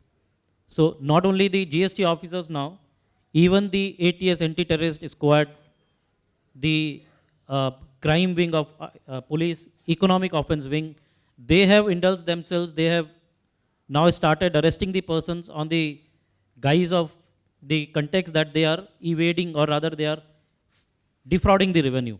But the question arises, who will establish this? Putting everyone behind the bar, and therefore there is also a circular, we'll be discussing that also while discussing the arrest portion. So my only answer would be, fraud consequence is certainly there, but the establishment of fraud is what will decide the fate of the person. Because that is something which is going to be very, very subjective and very, very litigative. Right, sir. So anything to add? No. Thanks. So I think just we have mentioned in the reference materials all the sections which are getting triggered. We are not going into the repercussions of the sections per se. So there is a cancellation of registration which could happen. There could be a withholding of refund. There could be section 75(2), I think, which Avinash ji has already mentioned. 75(2) already gets triggered. Transfer of property to be void in certain cases. So, sir, I think that is also one big task, that when some proceedings under fraud is happening or is underway, and if a person wants to transfer his property, so there are sections which limit that, or they say that if these transfers are made, they will be void. So anything would you like to share on that point? This is, I think, these provisions were there in the erstwhile regime also. And again, the intention will come into play. Because if I am aligning with that asset only for the purpose of avoiding the future tax liability or the recovery from that liability, then in that case it is void. And it can be recovered, the amount can be recovered even from the person to whom the property is being transferred. But these provisions were there, and it ought to continue. And they will continue. Pranav, I have only some reservations about section 5411. It's a very dangerous provision, withholding of the refund on account of the malfeasance. If the commissioner, authority granting the refund, is of the opinion that granting the refund will adversely affect the revenue on account of the malfeasance or fraud committed by the taxpayer, he can withhold the refund after following the principles of natural justice. Now, this section provision is absolutely silent whether this malfeasance or fraud is on account, is relatable to the claim which is under appeal or proceedings. If it is in case of any other proceedings or any other case, in other transaction also, can the otherwise, which is a genuine refund claim, can it be withheld? This is appears to be the completely, uncontrolled type of provision, and we may have to seriously be concerned about this provision. I expect this provision becoming more and more being applied at the time of refund. One has to be on its guard. So, sir, you mean to say that even if a notice under section 74 has been issued for say a particular year or a particular transaction, and there is a refund due which is for another year, it could also be called a proceeding, and my refund will be withheld? Possible.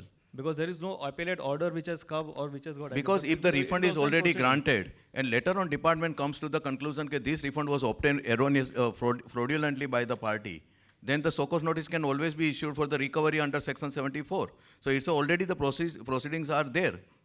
there is a separate power to exercise that, to take care of that situation. It is appears to be case in some other transaction, which at which stage it might be. It is one thing to detect that there was a fraud in another transaction. It is another thing to initiate the action for that, and it is altogether different thing to withhold the refund in a different transaction. This is something serious, and I have some doubt about the maintainability of this provision. Can I just add two practical things for this fraud and the action of the department which they are taking nowadays? One is suspension of the registration. Now, very often you will find a notice, one pager, of one line carrying, there has been mismatch in return file under section 39, nothing beyond that, and therefore we are suspending your registration. Now, suspension of registration is an action which, as per even this Honorable Supreme Court in Radhakrishnan, they have said that this is a drastic power which is given to them, and it has a drastic impact also. So, if you are able to suspend the registration, not providing any opportunity to the other side, which is now the amended portion of Rule 21 capital A, Sub Rule 2, they have deleted that from, I think, 22nd of December 2020. They have deleted the word after affording an opportunity of being heard. So therefore, such kind of high-handed provisions are there, which certainly will make us fall into a trouble. At the end of the day, we might succeed, we might win a case wherein we are able to substantiate that we were genuine. But what about the period during which our registration is suspended? And the same provision says that once your registration is suspended, you cannot indulge into any business activity. This is one. Second, there are a lot of backdoor entries in GST. Rule 96 sub rule 10, which dealt with the IGST paid at the time of export to be refunded back. Now they have inserted two sub-clauses into that, 4C, 4B, wherein now DGARM is an authority which is withholding the refunds. One is 541011, but at the same time 9610 also was not giving any power to them. Now they have came out with a provision in the law itself retrospectively. From 1st July 2017, wherein now an authority, DGARM, has been given, I will say, a toothless or a teethless authority was now given a teeth. Because earlier there was no backup of the provision, now they have a backup. Earlier there was only one notification, 19/2019 if I am not wrong, which was saying that if there is any doubt, so far as the input tax credits are concerned, then it can be withheld. But for what duration? That provision also said for 30 days maximum. But I have come across a lot of cases wherein the withholding is there for more than 2 years. What they are doing is they are going not only till L1, they are going up to L2. So if supplier of my supplier is found to be non-existent, they are withholding my refund, and that amount, let's say, is 1 crore, and they are withholding the refund of 100 crores. So they are making me fall unnecessarily into trouble, and finally they are alleging, or rather they are alleging me as a fraud. So these are the vital consequences, that a lot of such instances are there, but we have to respect time, only limited time is with us. Yes, we move ahead with this. So now the next step after notices, I think this is how we are going to proceed. First about the notices, then the summons, investigation, and then the arrest. So that is how the flow of this panel discussion is going to go. So the next step is the notices which we get under section 70, sir. Sir, for you this question. Sirs, we get so many notices under section 70 telling that this is an inquiry. Thank you, sir. That they want to have an inquiry and have evidence from the taxpayer. Now these notices are issued, say, if a person is based in Mumbai and there is a matter and he has provided, say, some services to a person in Delhi, and the person at Mumbai is getting a summons from the officer at Delhi to remain present and produce evidence. So, sir, the question is that who is the proper officer for issuing summons, and what are the powers under section 70 of the CGST Act for issuance of summons? See, the question remains very simple, looks very simple rather, I'll say it.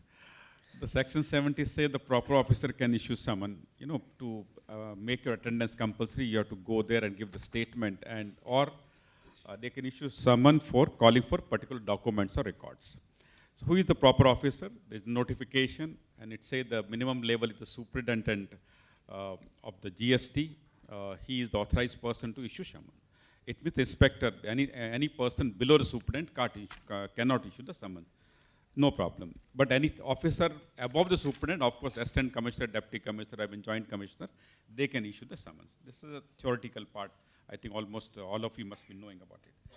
The question what Pranav is asking about is that there is an officer sitting in Delhi, and he is investigating a case for a particular taxpayer in Delhi who might have purchased the goods, or to whom he might have sold the goods to a person in Bombay. Can the Delhi officer, Delhi GST officer, call the Mumbai officer? Yes, he can call it. There is no bar because he is investigating about the affair of a Delhi taxpayer. And for making his investigation complete, he can call the person from anywhere. This is the first question. There is no bar in that only he can call only within that area only. Of course, if you want to arrest, then he cannot arrest by coming to Delhi. By coming to Mumbai. If you come to Mumbai, then he had to take the assistance of the GST officers posted in Delhi. That's the question because of the arrest is also governed by CRPC provision, that the state jurisdiction comes, and because of that, he has to take help of this Mumbai GST officers. That was the question. There's another agency called DGGI. Most of the practitioners must be knowing. They got a all India jurisdiction. A DGGI officer sitting in Mumbai, he can call for a taxpayer sitting in Delhi, Kerala, anywhere. So they have been given the all India jurisdiction. Of course, the internally instructions have been issued to the DGGI officer. As far as possible, please don't call the taxpayer who are not within your jurisdiction. If you have something intelligence that somebody is evading the tax, a Mumbai DGGI officer, suppose he thinks that he got intelligence that a taxpayer sitting in Goa, is evading the tax, then if it is simple case, not which involves something too much of secrecy, in that case, the intelligence should be transferred to the Goa officer, and Goa officer should take the action. That's the internal instruction issued within the CBIC, and they try to follow. I will not say in all the cases. Normally, the DGGI officer will take the play. It is my intelligence. Suppose I was posted in Ahmedabad and holding the same DGGI charge. So most of the officers will come and tell me, so this is an informer is there, and that informer don't want to disclose his identity or whatever it is. So we cannot transfer the intelligence to some other place. Then as a senior officer, you can tell them, Baba, this is the question of a interpretation of ITC or a classification or something like this. The way the question of any secrecy comes basically. Or something which is available in the balance sheet, which you find is some good case, reading of balance sheet or some other information only. That if a senior officer is strong enough, he will try to have it transferred. Otherwise, of course, DGGI officers had got power to call the taxpayer or take up the investigation belonging to SSC all over the India. That's the first question. The answer is that.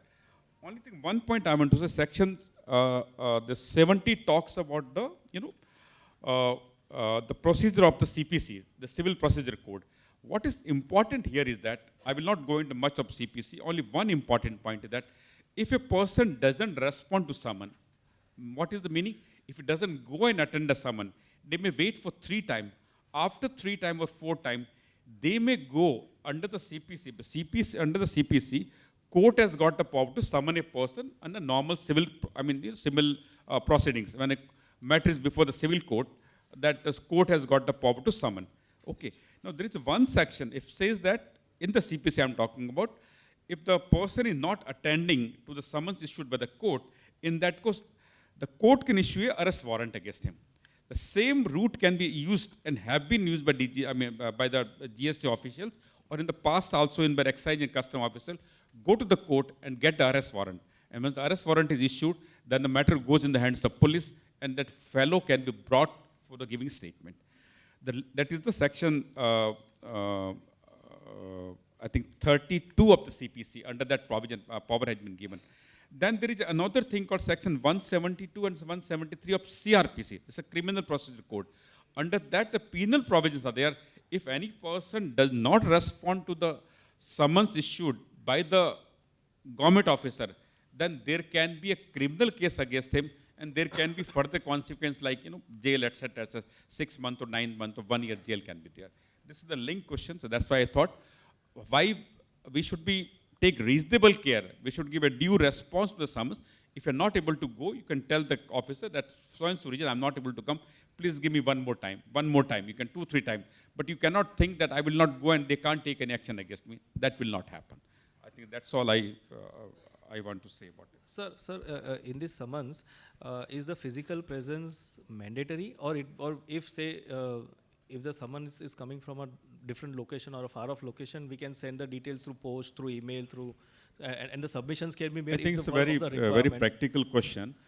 If the summon is giving the specific things about the documents required, information required, in that case you can definitely send the information by the post. If you want, you can send your authorized officer. Now everything will depend on the gravity of that particular case only. If the case required the statement of that particular person, suppose a fake invoice case is there. Fake invoice, you can't take the plea that I will send my authorized person, I'll send my purchase or sales. Everyone knows what is the authenticity of purchase and sales. But somebody is making inquiry into availment of ITC or a classification issue or something else, where the sensitivity is not there, not much serious case is there you can definitely send it. Some of you may ask the question, sir, the officer doesn't agree, he say MD of the company has to come. It happens. I totally agree with you. Number of times the tax officer, GST officer, even the customs officer, they will say send the MD. In that case, please send a polite letter. The matter you are inquiring upon, sir, it's required some certain clarification for which either production team or my accounts team or my chartered accountant, he is well versed with this particular issue. So I'm deputing him for giving the statement, and whatever the statement he gives, I will abide by it. So MD can send a letter and then he can send the officer. After giving that statement, then still if you find that officer is as requiring his presence of the MD necessary, then you can ask what's the reason for that. Ultimately what happens, why they want the presence of the senior management like MD or whatever senior person, for two reasons only. They want to involve their involvement in that particular evasion of the case. Okay, they were involved. They were aware that some tax was paid less, ITC was taken, availment, wrongly taken, or whatever it is. Okay. For that purpose, either extended period, invocation of fraud, etc., suppression, etc., they want to impose a penalty upon that person. And the last and most important serious matter is that if they prosecute, if they launch the prosecution, if the statement of a particular person where his involvement is there, then prosecution can be launched against him also. If his statement is not there, in that case, the two things will happen. If suppose the officer has not recorded a statement of a particular person, still suppose the penalty has been imposed. Okay, that's a very simple case. I mean, all of you can argue, all of us can argue that even my statement has not been recorded, how can you implicate me that I was involved to that already? Okay, and even for launching prosecution, the two things happen there only. So for that reason, if at the question you asked it, can you send a person? You can send, of course, you can send the information, you can send the person. But if repeatedly they ask you, then it's necessary for you to go there. Necessary to attend the rest. Fine. So I think in a continuation of the same, Avinash ji, I think this was for you also. So who can be summoned and who can or should attend the summons proceeding? I think sir has already answered. Oh, sorry, I was not aware. That's so in case you want to add anything. And the most important question is, can the practitioner remain present along with the person who is attending the summons? See, one thing is giving an authority letter to the practitioner in such cases, and second thing is remaining along with the persons being summoned. Your views, sir? So far as this question is concerned, what I would suggest is it all depends on the content of the summon. If the summon has been issued specifically for recording of the statement of, let's say, a responsible person, a managing director, CFO, CEO, whatsoever.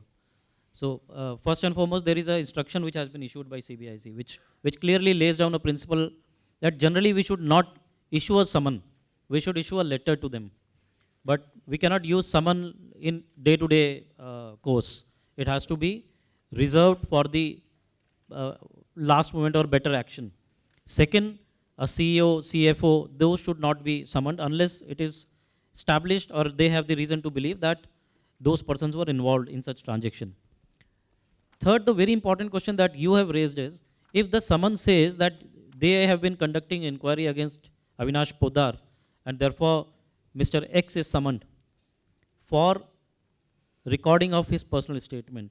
I just recollect two judgments, Rajendra Kumar Jain, Delhi High Court, and Jugal Kishore Karwa, Both these judgments are very important, wherein Pool Pandi is also one of the judgments wherein Supreme Court has said that in exceptional cases, a professional can be allowed, an advocate, a chartered accountant can be allowed to watch those proceedings, but cannot hear those proceedings. So he can sit there, or let's say there is a mirror, a glass, behind that glass he can be there just to watch that whether the proceedings are taking in the right spirit or not, whether his client is as in a comfortable state or not. But my answer to this would be, if it is properly for the recording of the statement, a practitioner, a chartered accountant should not accompany him. Right. Should not So, accompany. so I think that has been the biggest question for all There is no practitioners. concept Yeah. of moral support so far as recording of a statement There is is no moral concerned. support is It's not an required in such investigation cases. process, and a role of advocate or a chartered accountant does not come in the investigation stage. It Right, comes right. once the Right, charge sheet right. is there. Right. So I think what you are speaking of is about the instruction number 3/2022, dated 17th August 17th 22, regarding issuance of summons. We already given a reference of this one, in the one more, notes. just it clicked to my mind because we have less time, so we'll not be able to cover that.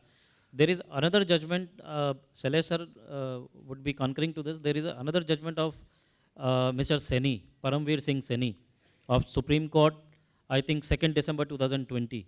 It's a wonderful judgment that any interrogation, any investigation which is being done at the premises of the department, may it be police, may it be any department who has the power to arrest. This is something which is important. Right. If they have the power to arrest, then it has to be under the CCTV recording, which has to be preserved for 6 months. And unfortunately, in most of the cases, it is not being done. It is not being done. So that is something which is very, very important. So now a chartered accountant or an advocate need not go there for the investigation or interrogation. He can simply ask the CCTV recording footage. If it is not provided, then it is violation of rather contempt of Supreme Court. Right. So in a continuation of that, the next question is, can summons be issued for any inquiry under the GST law? So because the word is there, inquiry, any inquiry. So because the way the summons are coming, it appears to be like they want some basic information sometimes, and they are sending by way of summons under section 70. So there's become a very thin line of demarcation between that. Any inquiry? I think normally for any calling for information, basically they send a letter. Sometimes the officers do issue summons. So my point is that whatever we debate and deliberate here, if you send a summon, what else I can do, I don't know. You just send it, you have to go there, that's all I mean. Yeah, you can send, basically, by the summon, even if he's asking the document, you can send a document, don't go there. Will not make much difference also there. Because ultimately, I mean, he can't plead against you that you are not responding to summon only. If you ask it 5 documents you given to him, you haven't gone there, that is okay. He can't go to the court, as I was mentioning, under 32 of CPC and all that. No, that he is not responding, so, I mean, please issue arrest warrant against him. That won't be done only. Right, sir, right. Shailesh bhai, to you now. What is the importance of summons? How to deal with same in the context of statements submitted? So whether statement submitted during the summons proceedings. Yeah, I think we will be, because these are part of our subsequent question also. So I'll just how to deal with the summons. Okay. And yeah. Let me sum up the overall. First of all, summons is not a notice. So we should never use the word notice for the summons. Every letter or communication or demand coming from the department is not a notice. It's very easy for the client. It is expected from the client not to understand the difference between the notice and the other letter. But as a professional, we should be very clear that summons and notice are not the same. A letter seeking the demand, Madhumelan Syntax, 1987, Gokak Patel Wokat, a letter demanding the duty is not a notice. When we talk about notice, mentally we should be very clear, we are talking about show cause notice under section 73 or 74. Everything else is a communication. So, summons is and section 14 Central Excise Act, section 108 Customs Act, dealing with the power of the officer to issue the summons, are identically analogous to what we have under section 70 of the GST GST Act. There is hardly any difference. Summons is not a new provision under GST. Section 14 was made applicable to Finance Act, Service Tax by section 83 of the Finance Act. So these are all identical provisions. There is nothing new in the summons provision under GST. That's number one. Two, how to deal with the summons. When the summons comes, as Sushil J has already explained, the first thing is, if it is only for tendering the evidence, it means he is seeking your presence. And if at all, everything, department will want everything yesterday. So you can always seek for the time, but for a genuine reason, if it is required, you are held up for any reason, don't give that normal excuse, we are now past that I am not well or I am out of station. It's a 2-minute job for them to find out. Where are you? Don't get into, don't clear the pitch for you. So be very transparent, be very clear for what you are seeking the adjournment. Another thing, don't try to delay the proceedings. Never try to delay the proceedings. If they are seeking any information which might be pertaining to 1 year, 2 year, 5 years down the line, you may require that information to be compiled. It may be readily available. Whatever readily available, produce it on the records. Whatever is not readily available, seek reasonable time for that. But don't delay the proceedings. Always remember James Bond, die another day. So, therefore, please deal with the summons as early as possible. Because you never know, you may end up in the High Court. And High Court is going to look at it a very, very stern eyes.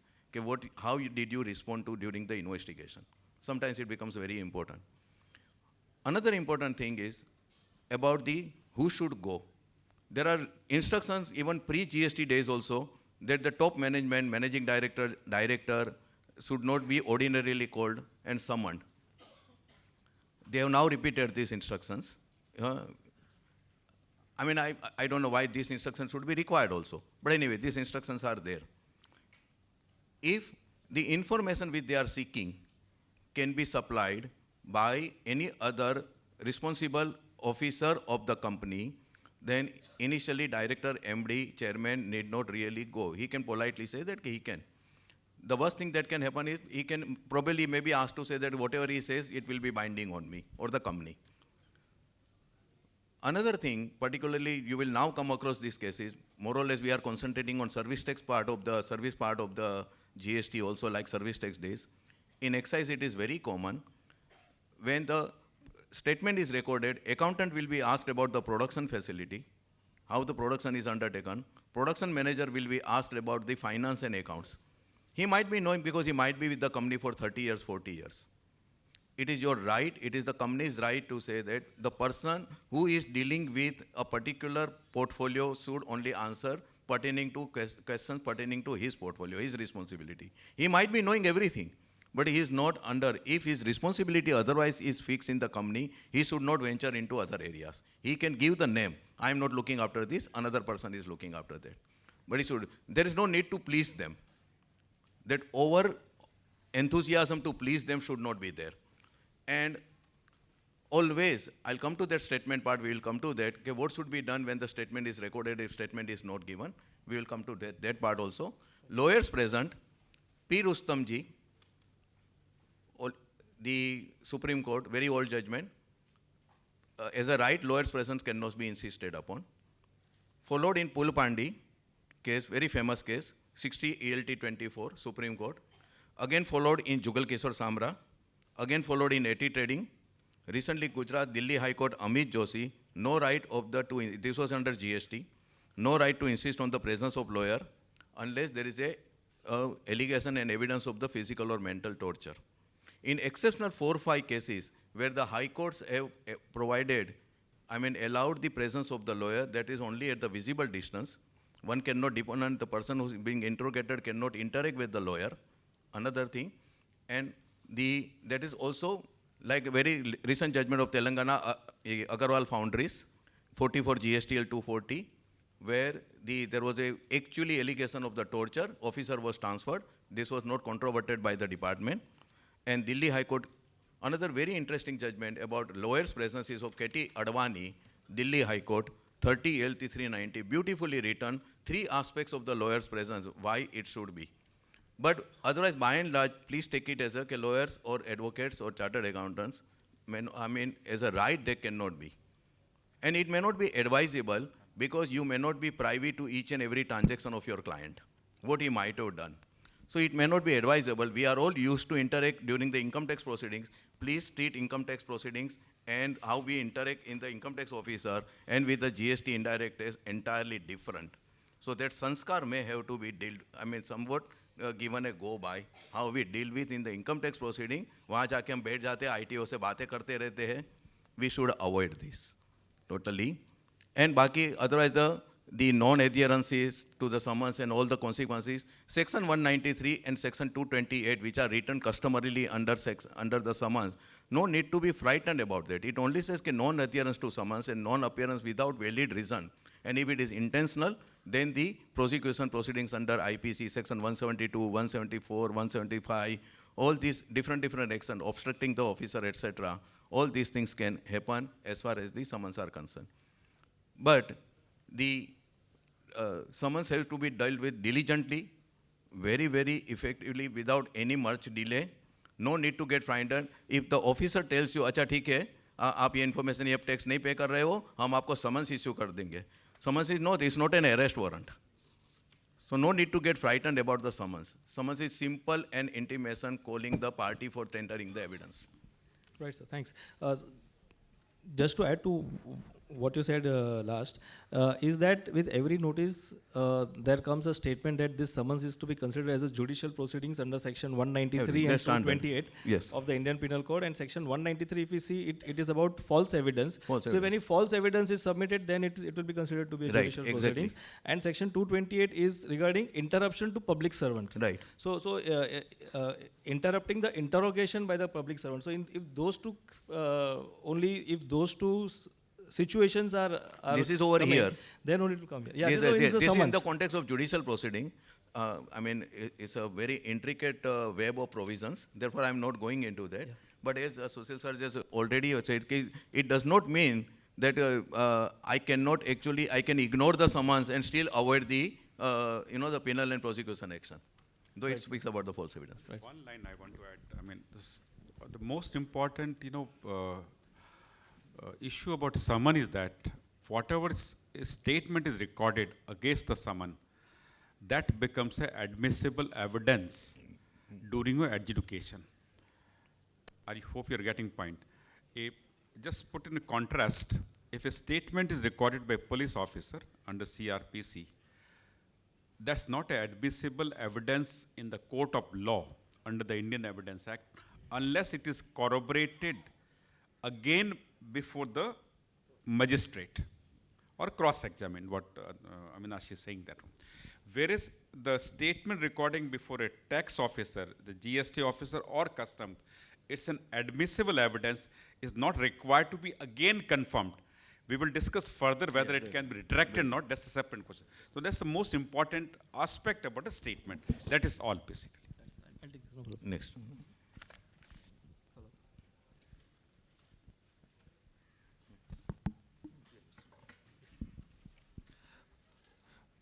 There is one more aspect in summons which again we'll be taking later, is regarding whether a person can be arrested after the summons, during the summons proceedings. So that we are not taking it now, we'll take it up later. Then another proceedings akin the summons. In summons it is the officer is summoning us or the taxpayer and we have to go to the department. The other process is investigation by the department at the premises of the taxpayer, and that is inspection, search and seizure under Section 67. So sir, in this again the issue of who is the proper officer who can carry out this and which are the circumstances under which these investigations actually take place? See this aspect about the three aspects they talk about: inspection, search and seizure. The terminology inspection was very common or is very common as far as income tax is concerned. All of us are aware of it. This terminology was not available in central excise law, in the customs law. This terminology started first time in the service tax only. I remember when I was drafting service tax in 1994, it's a long back on that time only. So when we had the task of drafting the service tax law, so we got hold of various taxes, tax laws basically, including income tax and aircraft act, and mostly the taxation matter only that time. So that time we thought that why only the search should be the first thing. before the search, there can be something less severe, and that can be inspection also. And that thing was available in the income tax also, and one more act, I don't remember now. So that time we brought this aspect of inspection in the service tax law. Search and seizure was always there in the customs and the subsequently central excise law. So same concept about inspection, search and seizure has been incorporated or imported in the GST law only. Okay. Now the first question what is officially asked to me is that who is the proper officer who can carry out the inspection, etc., etc., etc. The law is very clear. I don't want to go into that. A officer in the rank of joint commissioner and above, he is the only officer who can authorize the inspection or search or seizure. Okay, it means any officer below that they can't authorize. So if any person, any GST or tax officer comes to your premises, your client or whoever it is there only, he must have authorization. It must be signed by officer not less than joint commissioner. It's a very simple thing. If it is signed by below the less officer, by less than the joint commissioner, then of course it can be refused. You can say he is not authorized. Very simple. Second question, to whom he can authorize? At the last time when I mentioned, a summon can be issued only by the superintendent and above now. But in the case of inspection or even search or search, both these proceedings can be conducted even by the officer below the superintendent. So even inspector can come and he can carry out the inspection or search or seizure. That's the legal aspect now. But the hidden thing in the whole thing is that then, what are the circumstances when this powers can be exercised by the, or are being generally exercised by the tax department, GST officers in our context now. Search and seizure, we know when there is a definite information with the officers that somebody has done something wrong, suppressed or suppression or misstatement or fraud, etc., etc. By reason of that, some tax has been short paid or ITC wrong taken, etc. On that time, he thinks that if I go for search, will I get some evidence, more evidences to establish my case? So those are, I'm very simply, very broad thinking I'm giving as an officer, what we used to think then. If I go for search, will I get some extra document other than what I already get it now? Okay, which will help in establishing my case. So that the circumstances, the officer will order for the search. Okay, and when you go for the search, you have the power to seize also. Okay, but sometimes we think that no, I'm not able to make up my mind whether there is a case or no. Okay, in that case, they issue the what they call inspection note only. Just go and inspect how the production is done. Go and inspect some document basically. Suppose you can see the cash book or like an income tax. What they do, when they come for inspection, they see the stock and they see the books. Either two things broadly they see, but they can't search. They can't open your drawer. They can't open your cupboard. They can't ask you to show your computers. They can't take the your mobile in hand and see the WhatsApp, etc., etc. But inspection is simply for that only. That if you want some more information, you want to know about the manufacturing process, what is written in the books, they can come for inspection. So broadly, inspection is less severe where the departmental officer is not so sure about what offense a person has committed. In that case, he will send for inspection. If he's reasonably sure he has really get a case, he will send for search or seizure. That's a broad difference basically. Reason to believe has to be there basically. Yeah, reason to believe in the case of search, not for inspection. Right. I think the same question again, can a practitioner remain present during the inspection proceedings as opposed to the summons proceedings? Avinash. Again, it depends. Again, I think it depends on the officer whether he is allowing the person to remain present or not. But again, my personal view is he should not. He should not participate because there can be a lot of other repercussions which may arise due to his presence during the search. Otherwise, in a lighter vein, it all depends upon officer, professional, and the taxpayer. Ultimately, it's a paraspar bhavyanta. So whatever is being allowed. Yeah. Right, sir. Fine, we move on to the next topic now is regarding the offences because ultimately these offences lead to prosecution. Section 69 powers to arrest, section 132 lists the offences and which are the circumstances which will lead to offences, what are the quantum limits which will lead to an arrest. So I think we come to those provisions now. So this question is for Shailesh Bhai. Which are the offences for which a person can be arrested? Yeah, you see there are actually, the law is very clear on this, totally, the quantum and all. So I don't want to repeat it. There is nothing much to interpret or dwell upon, and we are also short of time. Right. But Only thing is the one very interesting difference is section 122, subsection 1, prescribing the penalty for various types of contraventions, have total 21 clauses. 21 different situations are covered under section 122. Whereas, as far as the powers of arrest or imprisonment, the sentence which can be awarded, there are only 12 cases. There are 12 clauses. All the clauses of section 122 are not finding mention in section 132. This is one.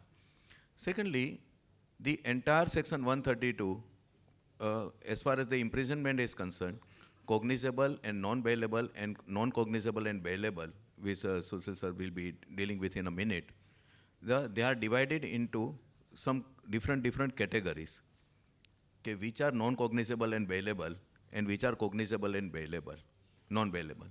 So these A, B, C, D, the first 4 clauses which are main, they're the quantum of penalty and imprisonment as well as making it cognizable and non-bailable. Further down section 132, subsection 5 and 132, subsection 6. So this important difference we should keep. In the name of decriminalization of the offenses under GST, today the council appears to have taken the decision that the 3 clauses G, J and H, G, H and J, they will decriminalize. And if you really see those 3 cases, you can only laugh inwardly at yourself after actually standing before the mirror. There on the screen. It's there on the screen. G. Yeah, 132. They are decriminalization. So basically, the point is 132. There is one important judgment you can look into the powers of the officer. What is important is those central excise officers, and for the matter of GST officers, are not the police officers during investigation or where they undertake any such arrest activity. These are now settled law. One important judgment is Om Prakash, Supreme Court, 2011, 272 ELT. They are, but their powers are very wide. These powers have been recognized because ultimately we are dealing with the offenses under tax laws are the economic offenses, which we should keep it in mind. And therefore, much latitude have been given to them with certain inbuilt safeguards. Another important aspect about on the quantum part or that, section 69, power to arrest. Section 132, listing the offenses for which such prosecution and imprisonment can lie. Section 69(1) talks about there are 3 subsections, 1, 2, and 3. And then there is an explanation under section 69. If you see section 69(1) speaks about those offenses which are serious in nature, fake invoices, availment of the ITC without invoices, without supply of the goods. It's 6 there. So 69(1) is related to 132(5), which are cognizable and non-bailable, right? So there comes the arrest power. Right. 69(3) explanation speaks about that culpable state of mind and all, that we'll see later on. There, you know, there is no question of arrest. The powers of arrest vested in the officer. And still, the provision of subsection 3 in section 69, read with explanation there too, speaks about the arrested person. That powers are only under 69(1), which are for the serious offenses. This incongruity or the inconsistency in the provision inbuilt into section 69 has been very recently very well noted by Telangana High Court in P.V. Ramanna Reddy, 25 GSTL 186. And High Court has commented upon that. But after considering the totality of the facts and the severity and the gravity of the crime committed, appears to have been committed by the party, the bail was refused by Telangana High Court. But there is some inherent incongruity and inconsistency in the section 69, which may become an important subject matter of dispute in the coming days. Right. Sir, one more aspect in this question is the quantum of tax evaded. How to compute that quantum and the limits there too. If you can just, for the benefit of our... Again, 132, there is an explanation that for the purpose of this section, tax will include the ITC also. Yes. This is a very interesting explanation because probably this is the only provision where the tax has been defined to include, has been explained to include ITC for the valid reason, nothing wrong in that. The problem is that there is no omnibus provision of this nature in the definition clause, interpretation clause section 2 or anywhere where it clearly said tax includes ITC. And tax and ITC are not the same. Giving you an example, if ITC is wrongly availed, which is utilized for the payment of tax, the tax liability stands discharged. It cannot be said that your availment of ITC was wrong and therefore tax liability cannot be said to have been correctly discharged. Tax liability stands discharged the moment ITC is debited. The principle, Daiichi Karkaria and Eicher Motor Supreme Court. Payment by Senvet credit is also payment of tax. What department can demand is only the wrongly availed or wrongly utilized ITC and not the tax. Amount may be the same, but the character is of ITC and not of tax. Going forward, therefore, I am personally very clearly of the view, slightly digressing but very important, and that is that section 107 appeal, section 112 appeal to tribunal, where the pre-deposit is required, if the demand is toward ITC, pre-deposit cannot be insisted upon legally. In case of appeal involving ITC. Because tax does not include ITC, pre-deposit subsection 6 only talks about the tax. Just like penalty and interest, pre-deposit is not required, purely penalty and interest. ITC pre-deposit is not required. Now the quantum is 1 crore, 2 crore, 5 crore with the different size of length. Today, I think that 1 crore is becoming now 2 crore. They're the biggest relief if somebody can get it, take it as a relief. So take it whatever comes to you. What is happening with this law, God knows, or nobody knows. So therefore, I think what we can concentrate on, the non-cognizable and bailable and cognizable and bailable. That is a very important part of it. We'll move to that. Sir, one more thing was under the offense was that the clause D thereof, it says that collects any amount but fails to pay the same to the government within 3 months thereof. So we had that 73D, right? Where the amount is collected by way of a tax under Finance Act. Right. When we had 11D under Excise Act also. Okay, any person who is not liable to pay any tax or their tax is not payable but collected as a tax, like when service tax was introduced, everybody was in negative less, even Xerox person was also charging the service tax. Okay, ab to sab kuch service tax mein aa gaya. Like that. So if somebody is not liable to pay the tax but still collects, or liable to pay the tax and collects the tax but not deposited with the government, that is also taken as a serious offense. Right. So even if the tax is not paid for 3 years, section 132 triggers. Section 132 leads to, based on the quantum, 3 months. If it affects it, yeah. So then it can lead to an arrest. So I think so. Non-payment of taxes can also lead to this situation. Is one non-payment of tax already collected, because then you are defrauding. Taxpayer is defrauding both his customers also and government also. Right. Right, sir. Anything to add on this?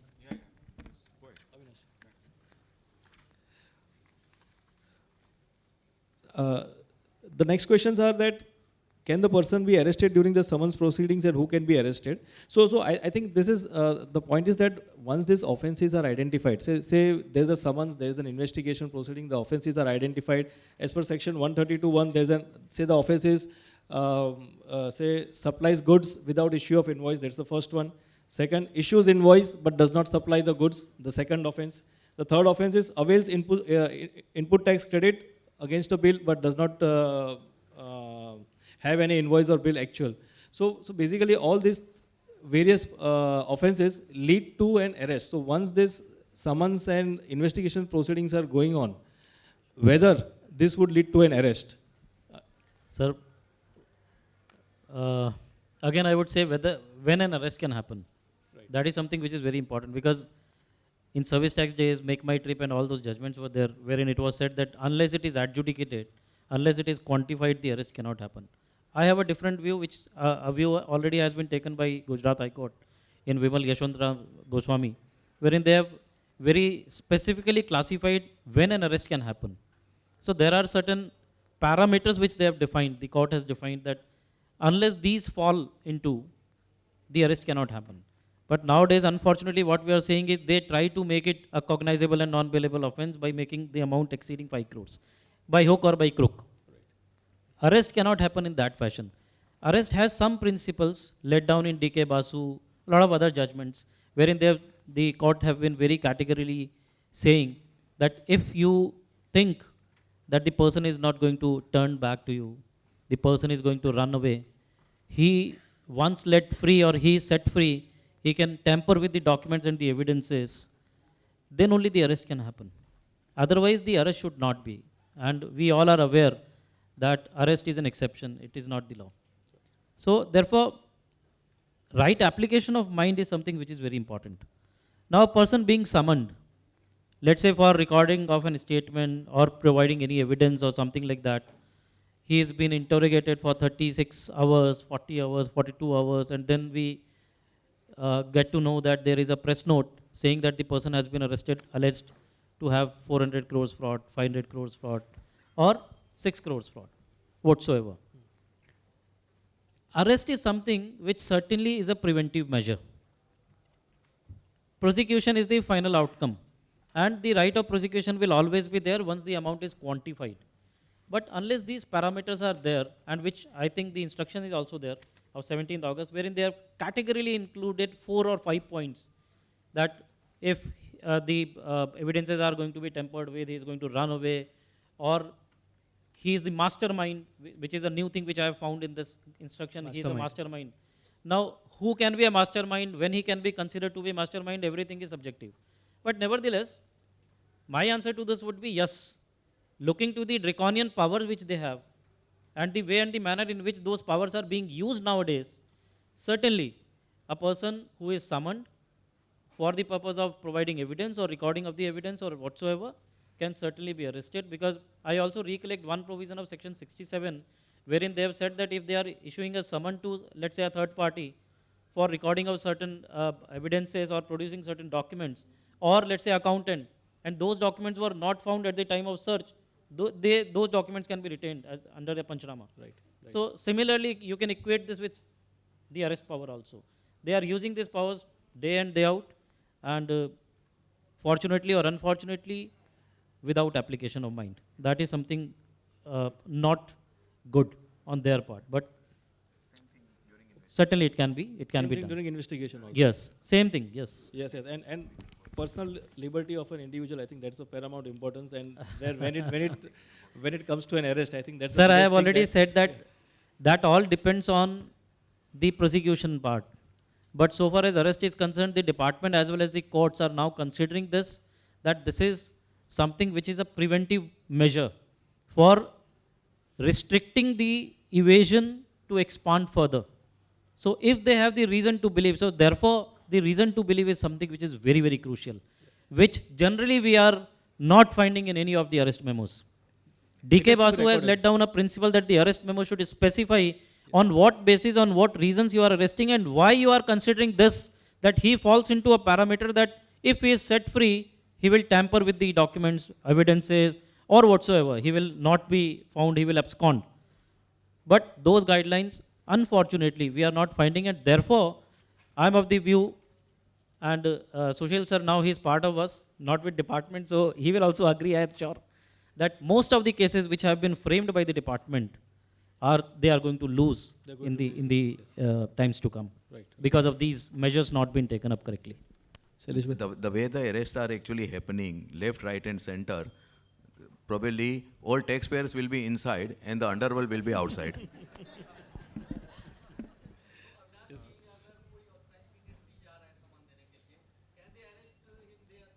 Sir examples हैं, chartered accountants को भी arrest किया है, but मेरे हिसाब से वो गलत है, नहीं कर सकते हैं आप।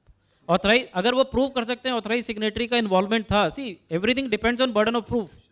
Burden of proof and owners is on the department that this authorized person who is coming on account of this summon was involved actually, maybe in advising.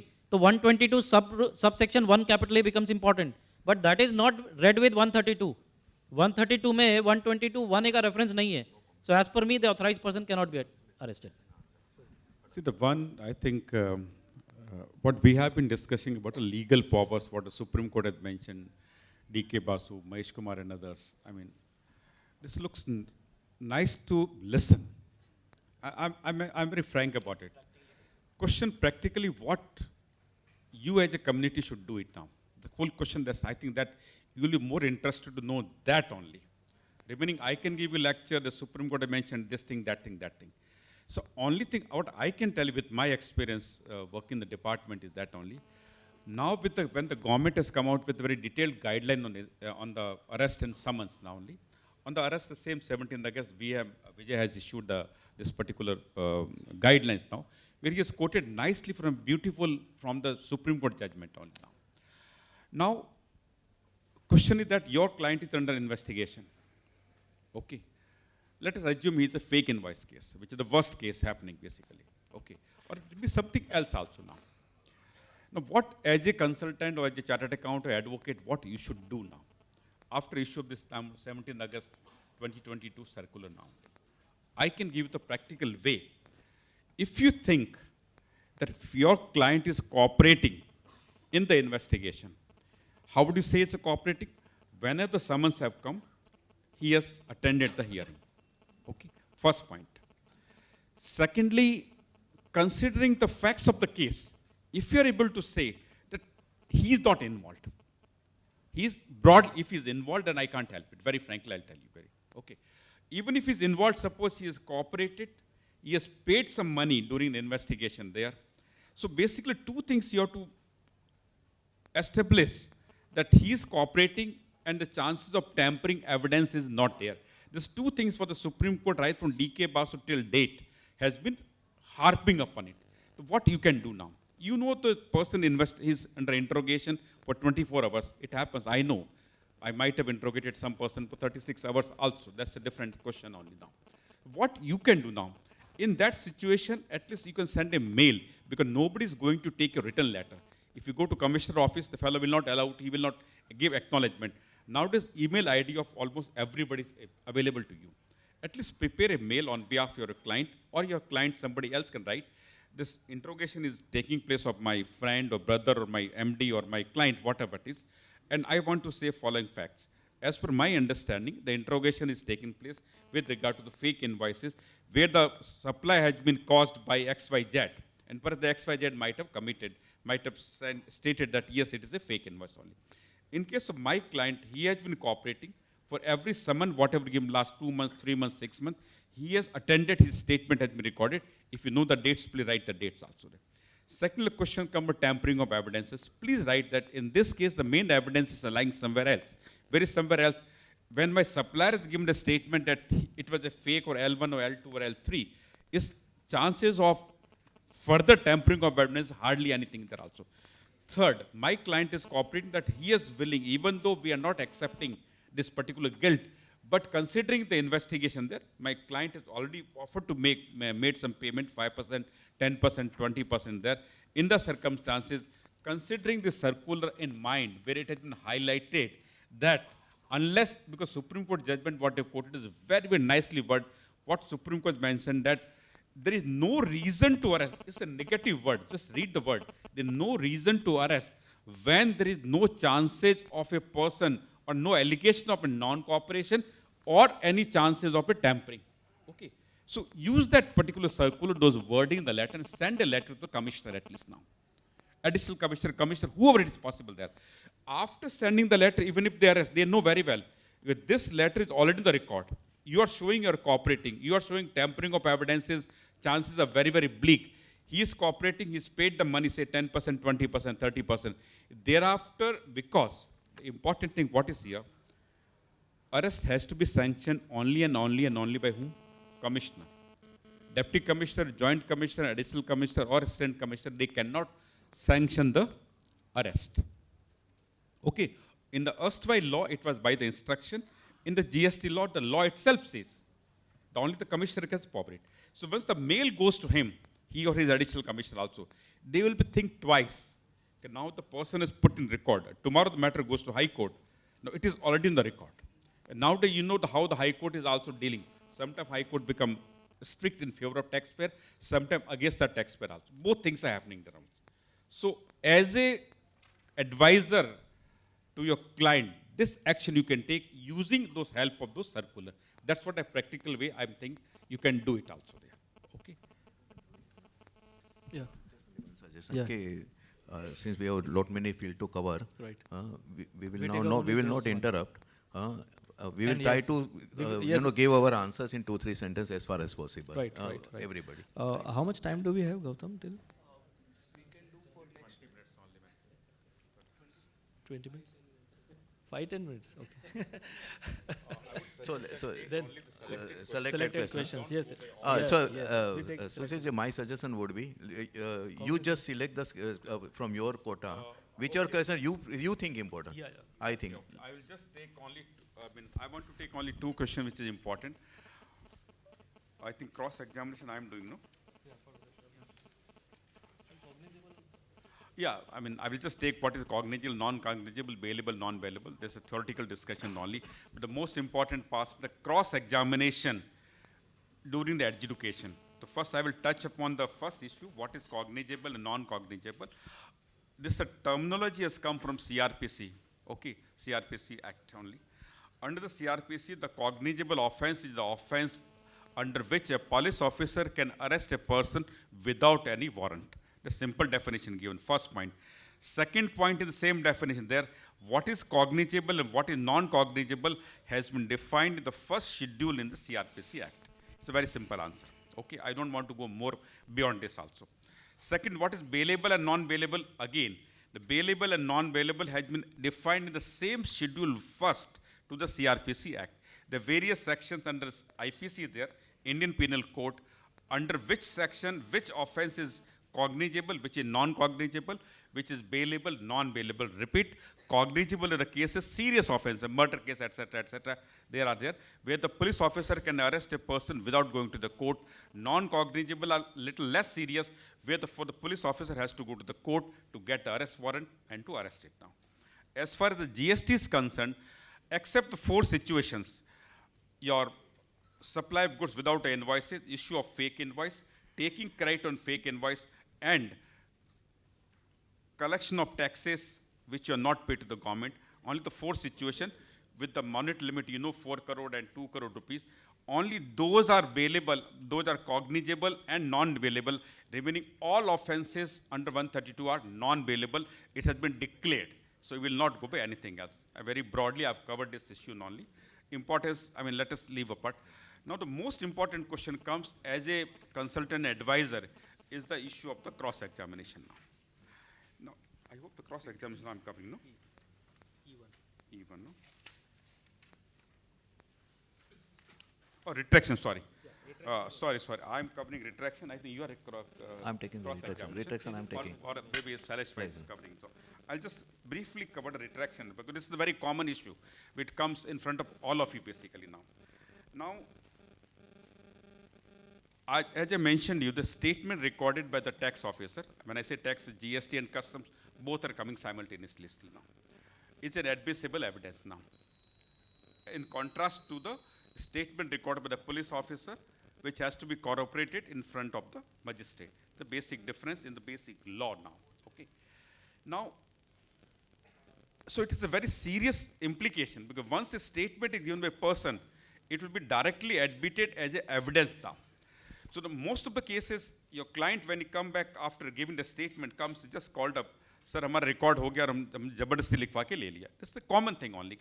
He always say कि जबरदस्ती, whatever, using the 3rd degree or 4th degree, whatever degree, they say हमसे लिखवा दिया जाएगा. Otherwise, they were threat of arrest, etc., etc. Now, what is to be done now? Here comes the retraction now. First, I will tell the what the legal aspect, what the courts have held, then we'll go to the practical aspect. Very quickly, I'll take 5 minutes, Shailesh bhai only, won't take more than that only. First thing, retraction can be done, there's no doubt about it. What a law has, generally, there are contrary judgments on this, okay? Whether all cases retraction can be done, when it can be done, can it be done through affidavit, etc. There's all contrary judgments are there only. But I'll try to sum up in what should be done basically. So what the judgments have mentioned there basically, that if a person want to retract a statement, it should be done as early as possible. A statement recorded today, within 2-3 days, you try to retract it also. First point, normally the court and everyone appreciate this point also there. Second, the retraction has to be done to the same officer who has recorded a statement. This is the second thing also there. Third thing, the value of the affidavits. Value of the affidavit, a lot of contrary judgments are there only. Now I come to the point that practically what happens? If you ask your client, say you retract it, he will say, nahi sir, hum retract karenge, to again bula karke, then he will put force upon me, he may arrest me. This is a practical thing also. If your client is really has some guts, and if he is really genuine, then I would suggest you must retract the statement as early as possible. Write a letter to him only. If you find some difficulty in informing the same officer like superintendent or assistant commissioner who recording a statement, write a letter to the commissioner, judicial commissioner, mark a copy to him, to the person who's recorded, and write to the commissioner as a grievance that my statement was recorded in the duress, I was threatened for arrest, etc., etc. So you can put it there also. Okay. So if your client has got guts and if you have really got, good case, now comes the most important thing, how the retraction, what is to be mentioned in retraction. Normally, because most of the chartered accountants are not exposed to the legal side, okay, so generally we write a letter that, yes, respected sir, my statement was recorded and so on, I was threatened, and threat of arrest, etc., I retract my statement. This is not going to help, I will say nothing. I'll say nothing, I'll tell you. Take my word now. What the courts wants it, when the matter goes to tribunal, matter goes to higher up only, basically. Your statement has to come with much more facts. Suppose you say my statement was taken that I have taken the credit on those invoices without receipt of goods, okay? And he say, I'm showing you the statement of your supplier. He say it's a bogus. Will you agree? Then you say this, no. You must mention that I tried to explain to the investigating officer that I have received the goods. We have got the evidences. There was a gate register on my warehouse. There was a gate register in my factory, which has recorded this fact of entry of goods in my shop or factory at Swayad also. It is recorded in my inventory register. I've sold the goods, same goods, maybe same day, other day, whatever it is also there. Even my customer has confirmed, my customer is willing to confirm there was CCTV camera, if at all there. Whatever the evidences you had it now, then you put it there. I tried to explain that I have so many things, but the officer has not taken on record. I got other evidence, documentary evidences like gate receipt, etc., etc. I'm willing to. In spite of that, my statement was taken that I have taken the ITC without receipt of the goods there only. Therefore, I'm retracting and I'm willing to produce all the document. This is the best situation where you got the document. Fake invoice is nothing, at least you got 2 or 3 things. Your inventory register is there, right or wrong. I'm not commenting on that. Okay, you sold the goods also there. And if you can mention my buyer is willing to confirm that he received the goods. Whatever the evidences you have, please put in the statement in detailed form. Your retraction may go on 10 pages. I don't mind even. Your statement recorded by the GST officer may be 3 pages. Your retraction can go on 10 pages. Better, I'm telling you. Okay. Why? Now let me go to one judgment of Parley, Supreme Court judgment of Parley Brevetage now. In that case, it was affidavit I'm talking about. Okay. Even the affidavit which was produced after 2 years of booking the case was accepted by the Supreme Court now. I don't want to go in facts because time is not there basically. Affidavit was accepted by Supreme Court after 2 years. Second case is now, where the statement is the only evidence which goes against it, which is incriminating document, entire case is only a statement only now. Try to understand this point now.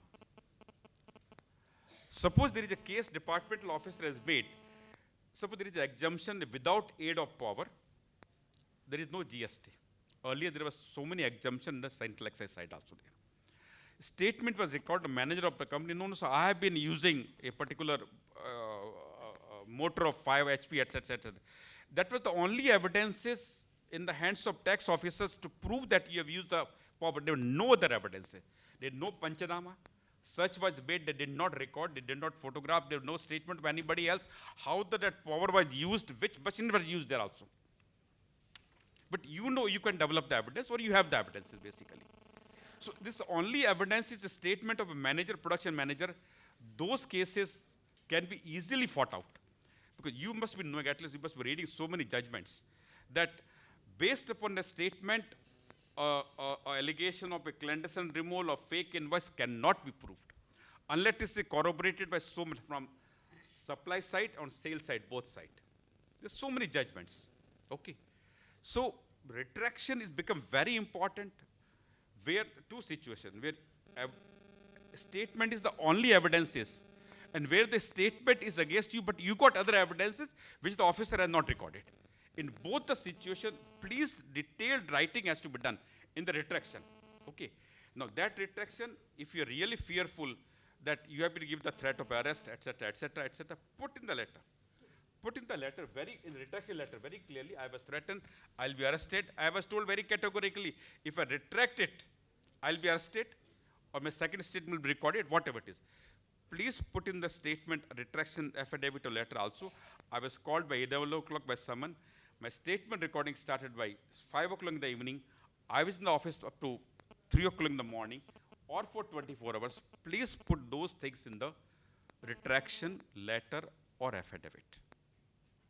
Then your retraction will become effective, because when that retraction, even affidavit goes in front of anybody, the judge has to think twice before not accepting it. So this is the important fact. How to write retraction statement is the most important thing. We generally, as our people, chartered accountant community, we are not used to this. We generally take a 4-liner and just keep an affidavit, go to notary people, or some people do the backdated, some stamp paper, keep it there. Not going to help you, dear. Okay. So these are some legal points. I will quickly thought if I missed something. Otherwise, I will just stop it here only, I suppose. I think that's all. But judgment, I'm not counting it. Affidavit can be done. Definitely affidavit can be done. Okay. Keep it with you. And yeah, before I forget, one more important thing, very, very important thing. In practical experience, I'm saying you that. After the investigation over, when a show cause has been issued to you, please send your affidavit immediately that time. Don't wait till adjudication. Because once the show cause notice has been issued, the officer cannot do anything to you. You understand my point? Normally, people wait till his hearing comes, or when he files the reply. Don't wait till that time. Moment a show cause received by you, please send your affidavit, please send your retraction. It will show you bona fide. See, everything has been done. What the courts have been telling that. Courts have been rejecting all the cases of retraction because this is not, it's an afterthought. After investigation, we want to create a new evidence which is not permitted under the Indian Evidence Act also. So in order to prove your bona fide that you were really under pressure, at the first available opportunity, when the fear of your arrest or torture has gone, you had gone told, sir, this thing only there. Okay? These are the few things, just keep in mind only. Excellent insights, sir, excellent insights. Now, I think I'll just take up one question each for Avinash ji and Shailesh bhai. Avinash ji, I think for you was the point of cross-examination, because the cross-examination is also very much necessary, because relying on the statement of the other person if the arrest is being made. So the powers of cross-examination, and with that one more which I want to take for you is, if tax, interest and penalty and fine are paid, can it absolve the arrest?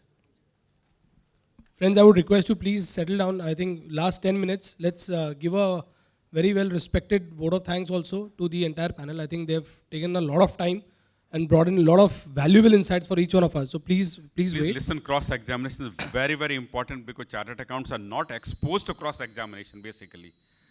I'm just saying you, that's why I'm telling you. Please listen very careful to Avinash ji and whatever I add, or Shailesh bhai added, because you are not exposed. Generally in our income tax practice, we never have the habit of cross-examination. So please listen very carefully. It's a new area, so please give some, attention to him.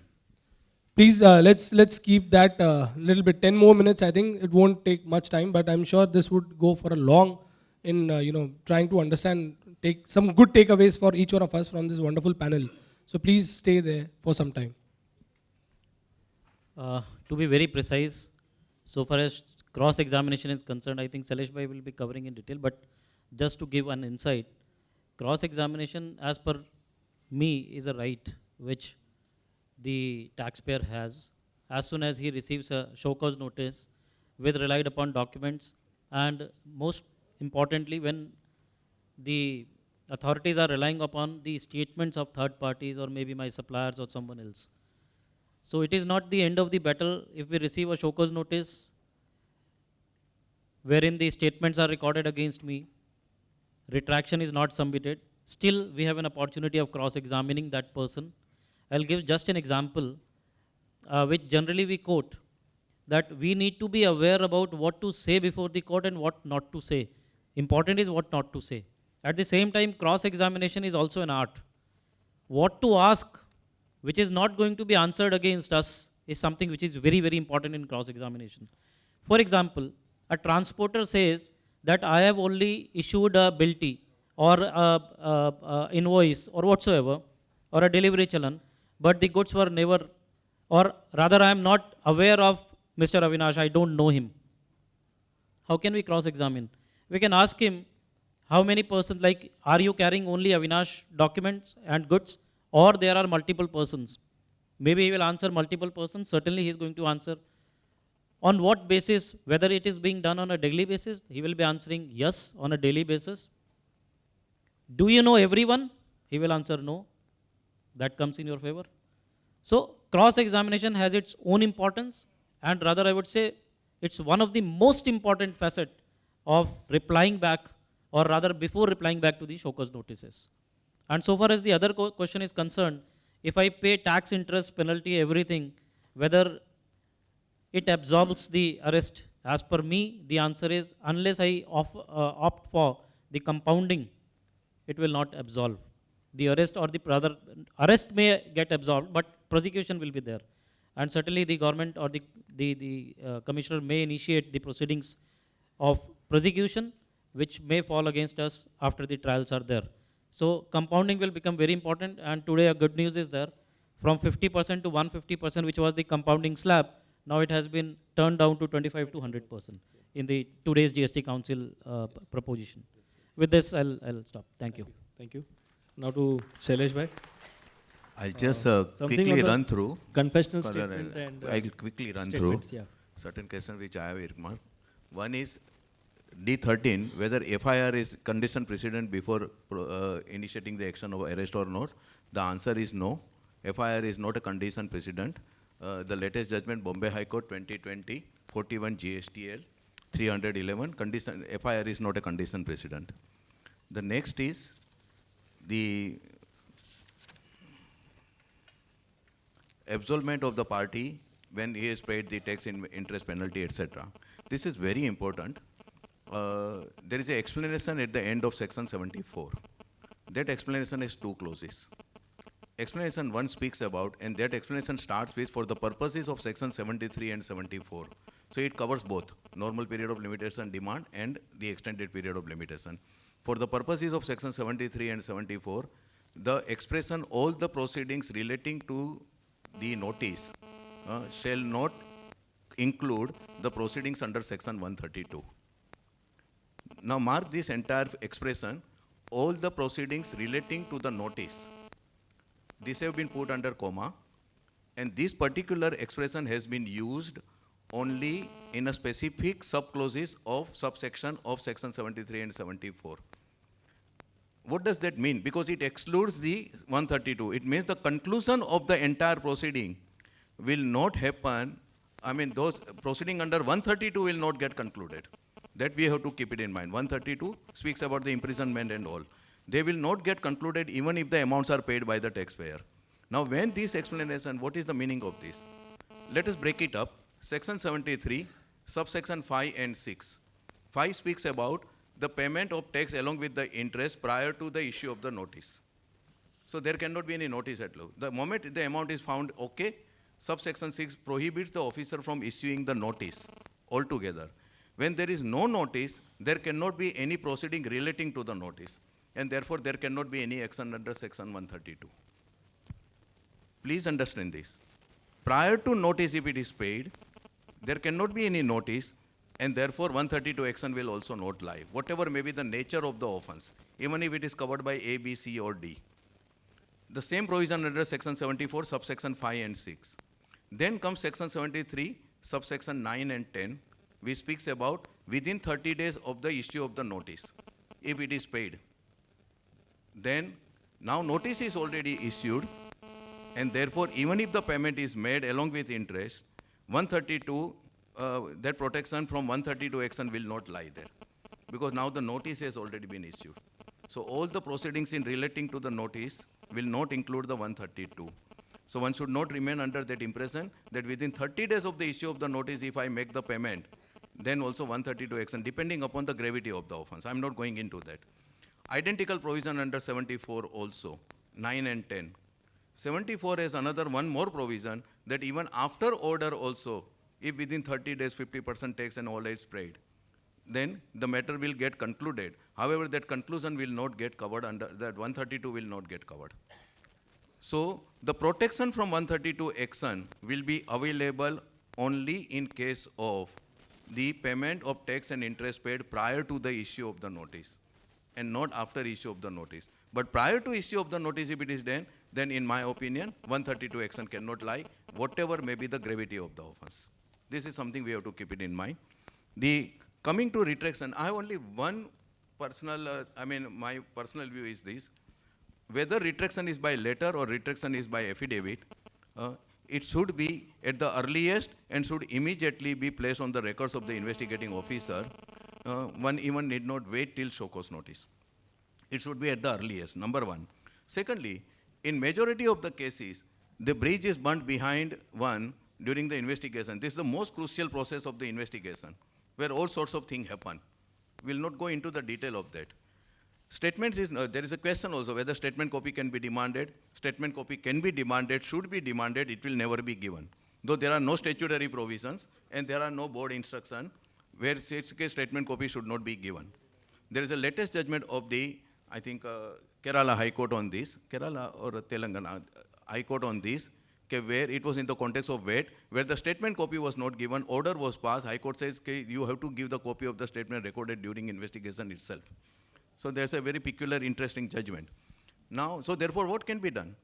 Once the taxpayer whose statement is recorded, ideal thing is to, once he leaves the office at whatever period, he should calm himself, sit down somewhere, note down everything what he has stated. He need not remember the question, he need not remember the sequence, he should remember what he said.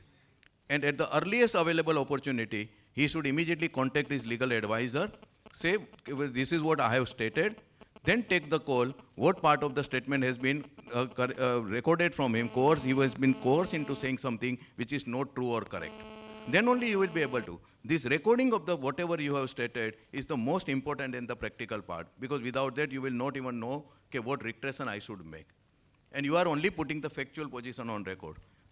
That's something, because statement will always come as a RUD along with the show cause notice. And when the show cause notice comes, first thing first what one has to do is completely see the RUD list, relied upon document, whether all the relied upon documents are given with the show cause notice or not.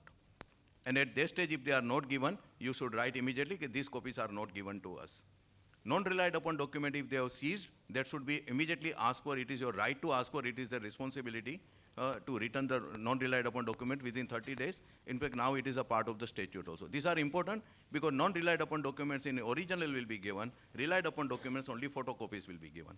And even during the seizure of the documents, you can ask for the photocopies for whatsoever purpose, account finalization or for any other purpose. They will not part with the documents, but it is your right to ask for the photocopies of the documents, which have been the truckload of material which they have taken away. You can always ask for the photocopies of those documents. Coming to the admissibility, retraction and all, the one judgment you should always get into is KL Pauni, 90 LT 241, Avinash Solanki, 233 LT 157. Retracted statement is retraction is important because then the corroboration of the statement, inculpatory part of the statement which can be relied upon by the department, then has to be corroborated by independent evidence. Cross-examination. Cross-examination as such is not a matter of right. It's a part of the principles of natural justice. In which case cross-examination should be asked, generally where there is a cases of clandestine removal, fake invoices, like Y.S. Bethel, one of the most misinterpreted and misread judgment in the context of fake invoices. Because everybody is reading that judgment as the Madras High Court has said, buyer cannot be proceeded against. Absolutely wrong interpretation. Because it says the supplier can also be proceeded against. So in the fake invoice cases, maybe cross-examination of the suppliers may become necessary. At times, cross-examination of the officers investigating officers can also become necessary. It is all case to case, there are no yardstick. But if the cross-examination request is justified and if it is not given, then definitely it's a violation of the principles of natural justice. That is one more weapon which will be available for you to use at the time of the further proceeding in appeal or before the High Court. You will always have a chance to get it. The two important judgments, J.K. Sikaret's Delhi High Court, 242 ELT, and the Andaman Timber Industries Supreme Court, and Gujarat High Court, two beautiful judgment, Mahek Glazes Private Limited 300 ELT, and Manek Chemicals, Gujarat High Court 334. Beautiful judgment.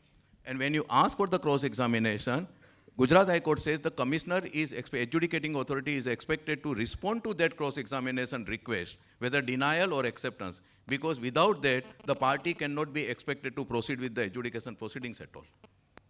So, but you have to take a call every time whether it is justifiable. More or less, the department will say that the statement has not been retracted, and there is, therefore cross-examination is not required. Co-accused cross-examination cannot be given, or it is a matter of delaying tactics. That's a standard reply which will come to. But undeterred by that, but take a call which case the cross-examination is required. And finally, the confessional statement.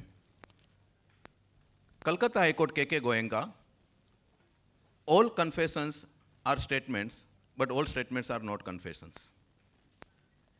This is one part. Second, this was in the context of Section 108 of the Custom Act, which are pari materia Section 70 of the CGST Act. The point is that when the statements are being recorded pursuant to the summons issued to the party under Section 70, and when he is saying something, the law enjoins upon him that when he is giving the evidence, he cannot give the false evidence. And therefore, there is a prosecution action lies for the giving the false evidence. Section 193, the judicial proceeding. It is in that context we have to view that. However, if giving the evidence which might be true, which has to be true, if it is incriminate himself, whether the party is compelled to give the statement against himself, whether the protection under Article 20 of the Constitution of India is available or not, the answer is yes. This is the whole series of judicial pronouncements on this. Kolkata High Court have beautifully done this. K.K. Goenka case, that is 2 ELT, 1978 ELT J637. They have dealt with this issue. And then one of the celebrity judgment on this is NSR Krishna Prasad, 57 ELT 568 AP. And where they have referred to Kehar Singh judgment, and that is All India reported 1988. If the law can be summed up is this: one, that a person is required to give the tender the evidence, he cannot ignore the summons. However, he cannot be compelled to say something which goes against him. Now, Central Excise officers, GST officers are not police officers. And because Article 20 protection is available, the confession cannot be. He is recording the statement, what Kolkata High Court said. Officer is recording the statement. Officer is not recording the confessional statement. He is not empowered to record the confession. He is empowered only to record the statement. Under these circumstances, so therefore, Section 164 or Criminal Procedure Code will come into play, where the magistrate also, while recording the statement, required to administer a warning that this statement can be used against you. If you will find now, every statement which is recorded, whether under excise provisions or service tax provision or custom provisions or under GST, it will start with that it has been clearly explained to the party that whatever he says may be used against him. If such type of warning is not administered, that statement loses its validity. This is very important. If the statement does not come with this qualification, that this statement can be recorded against him when party has been put to the notice, this statement will not be valid. It loses its evidentiary value. 2, Article 20 protection is available to that extent that you can keep mum. Absolutely mum. You can remember your other half while giving the statement, the practice you have at home, and just keep quiet. You cannot be compelled to say something against you, Article 20 protection. But if you say something, if the party says something, he cannot say false thing. Otherwise, the consequences can be severe. And lastly, please go through these 3 judgments. If you can note down the citation as well. NSR Krishna Prasad is the 1992 ELT, that is Andhra Pradesh. KR Singh is All India Reporter 1988. Then Hira H. Goenka, All India Reporter 1971, and KK Goenka 1972 ELT. These are beautifully written judgments. It's a treat to read all these judgments. I have about almost 90 citations in all these questions. I would have loved to share with you all of. I'll see if I can do something. But the question is, all these aspects are very important. Most of the chartered accountant, Sushil ji has said that indirect tax law is a very different type of practice. Litigation under indirect tax, please do not compare it with the direct tax. Whether you are drafting a reply to the notice, whether you are handling the investigation, whether you are drafting the appeal, your 4-paragraph appeal, learned commissioner has erred in fact and erred in law. The 4-line, because their income tax appeal, you are actually relying upon the annexures and computation and such provisions. Unlike indirect tax, where it can be argumentative and descriptive, pages are not important. So please come out of this and handle this. During investigation, please see that the bridge is not burnt behind him. Once the so-cause notice is issued, his hands are tied, he cannot do anything. But before so-cause notice, he can do many things. And there the protection of your client comes into picture. Thank you very much. Thank you, sir. Thank you very much. I request CA Vanita Nagpal, the coordinator for the session, to please take the proceedings ahead.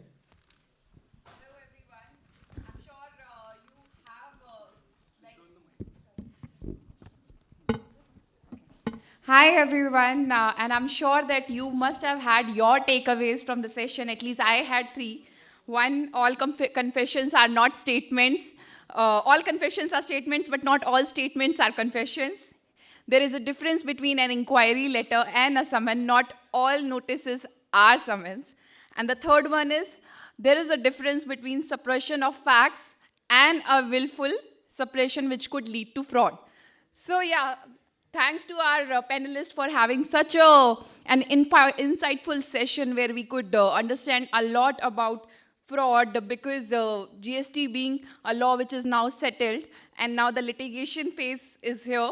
So I think all those things will be quite relevant for us. Okay, now I would just like to call, guys, do you have any questions, or can we proceed for vote of thanks and memento? Yeah. Sure. So we'll just take 1 or 2 questions, yeah.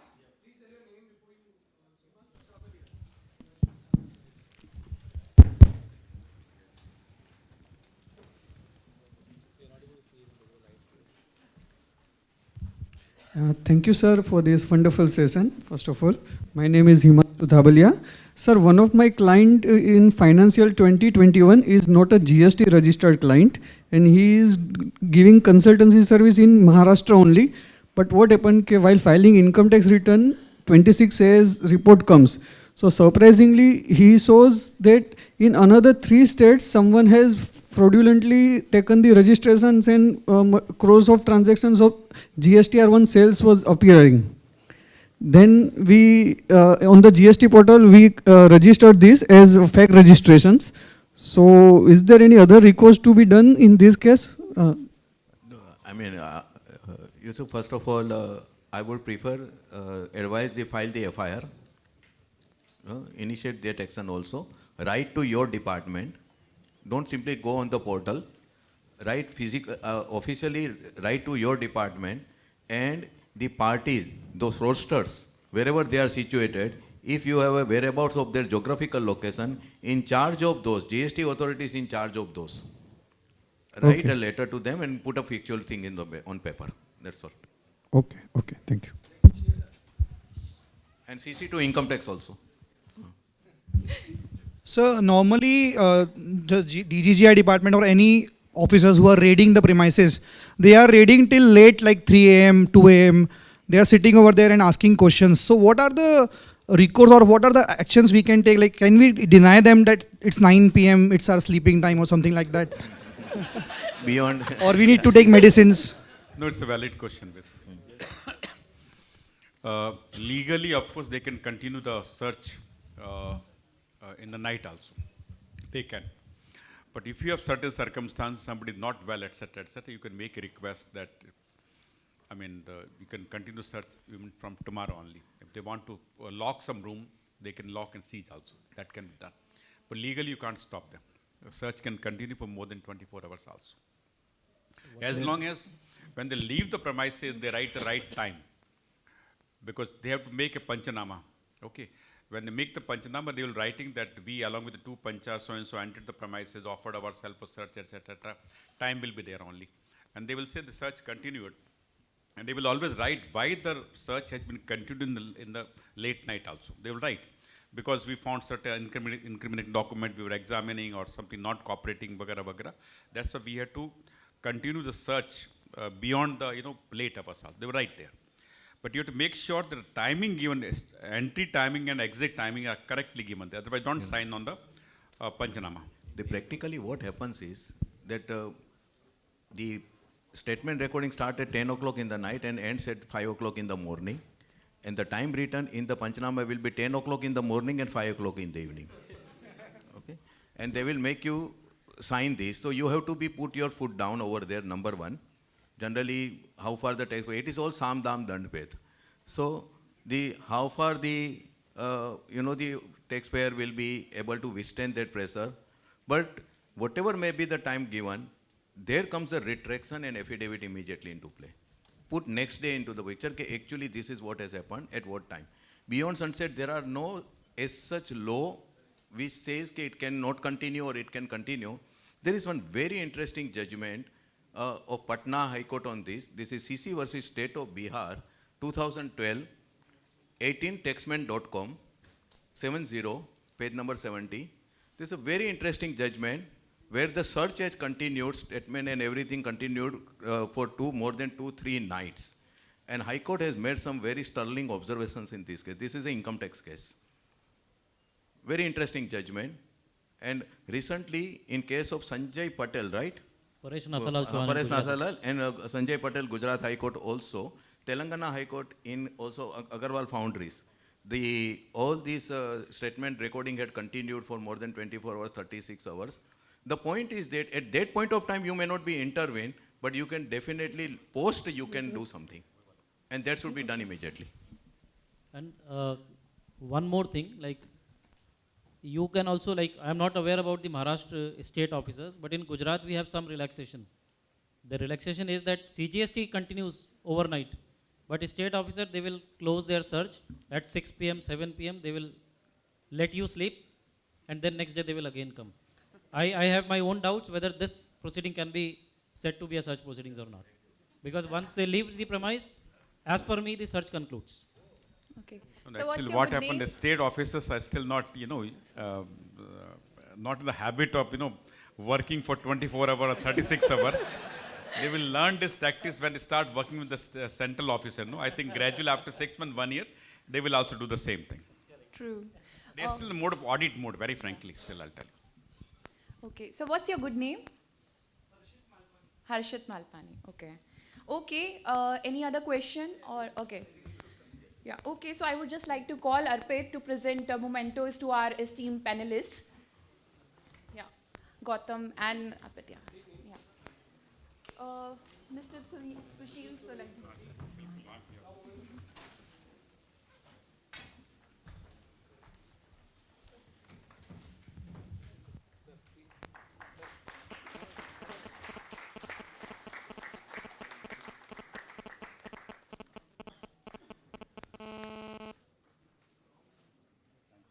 Now I would like to call Mr. Avinash Poddar.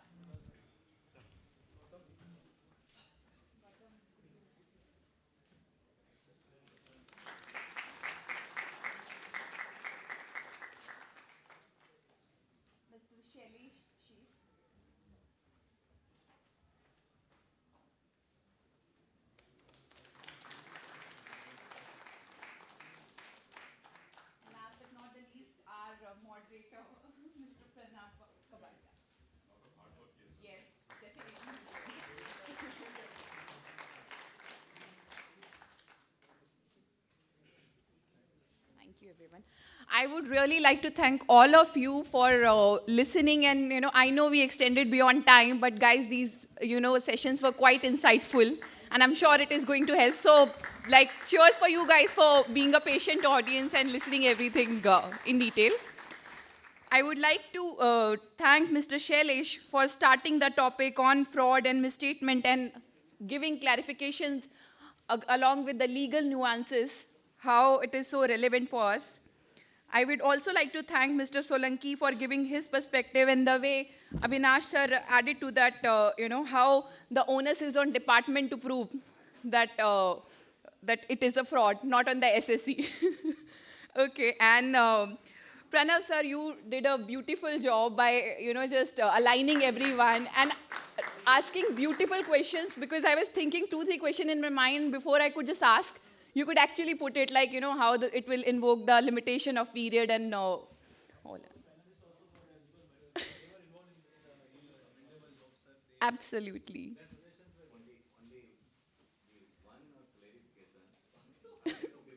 Right. I am not CA. Okay. I have no capability of becoming CA. Absolutely no. Avinash is CA and advocate both. I am a humble advocate, so I am of no class of yours. So please bear with me. So don't make me, I'm really afraid of your fraternity. So please. No, but sir, the legal citations you have given today, I'm sure. This was the humor part that she is known for. So thank you, sir, for asking. Sir, request we'll have a group photograph. Yep. And then we'll finally conclude the stuff. Yeah.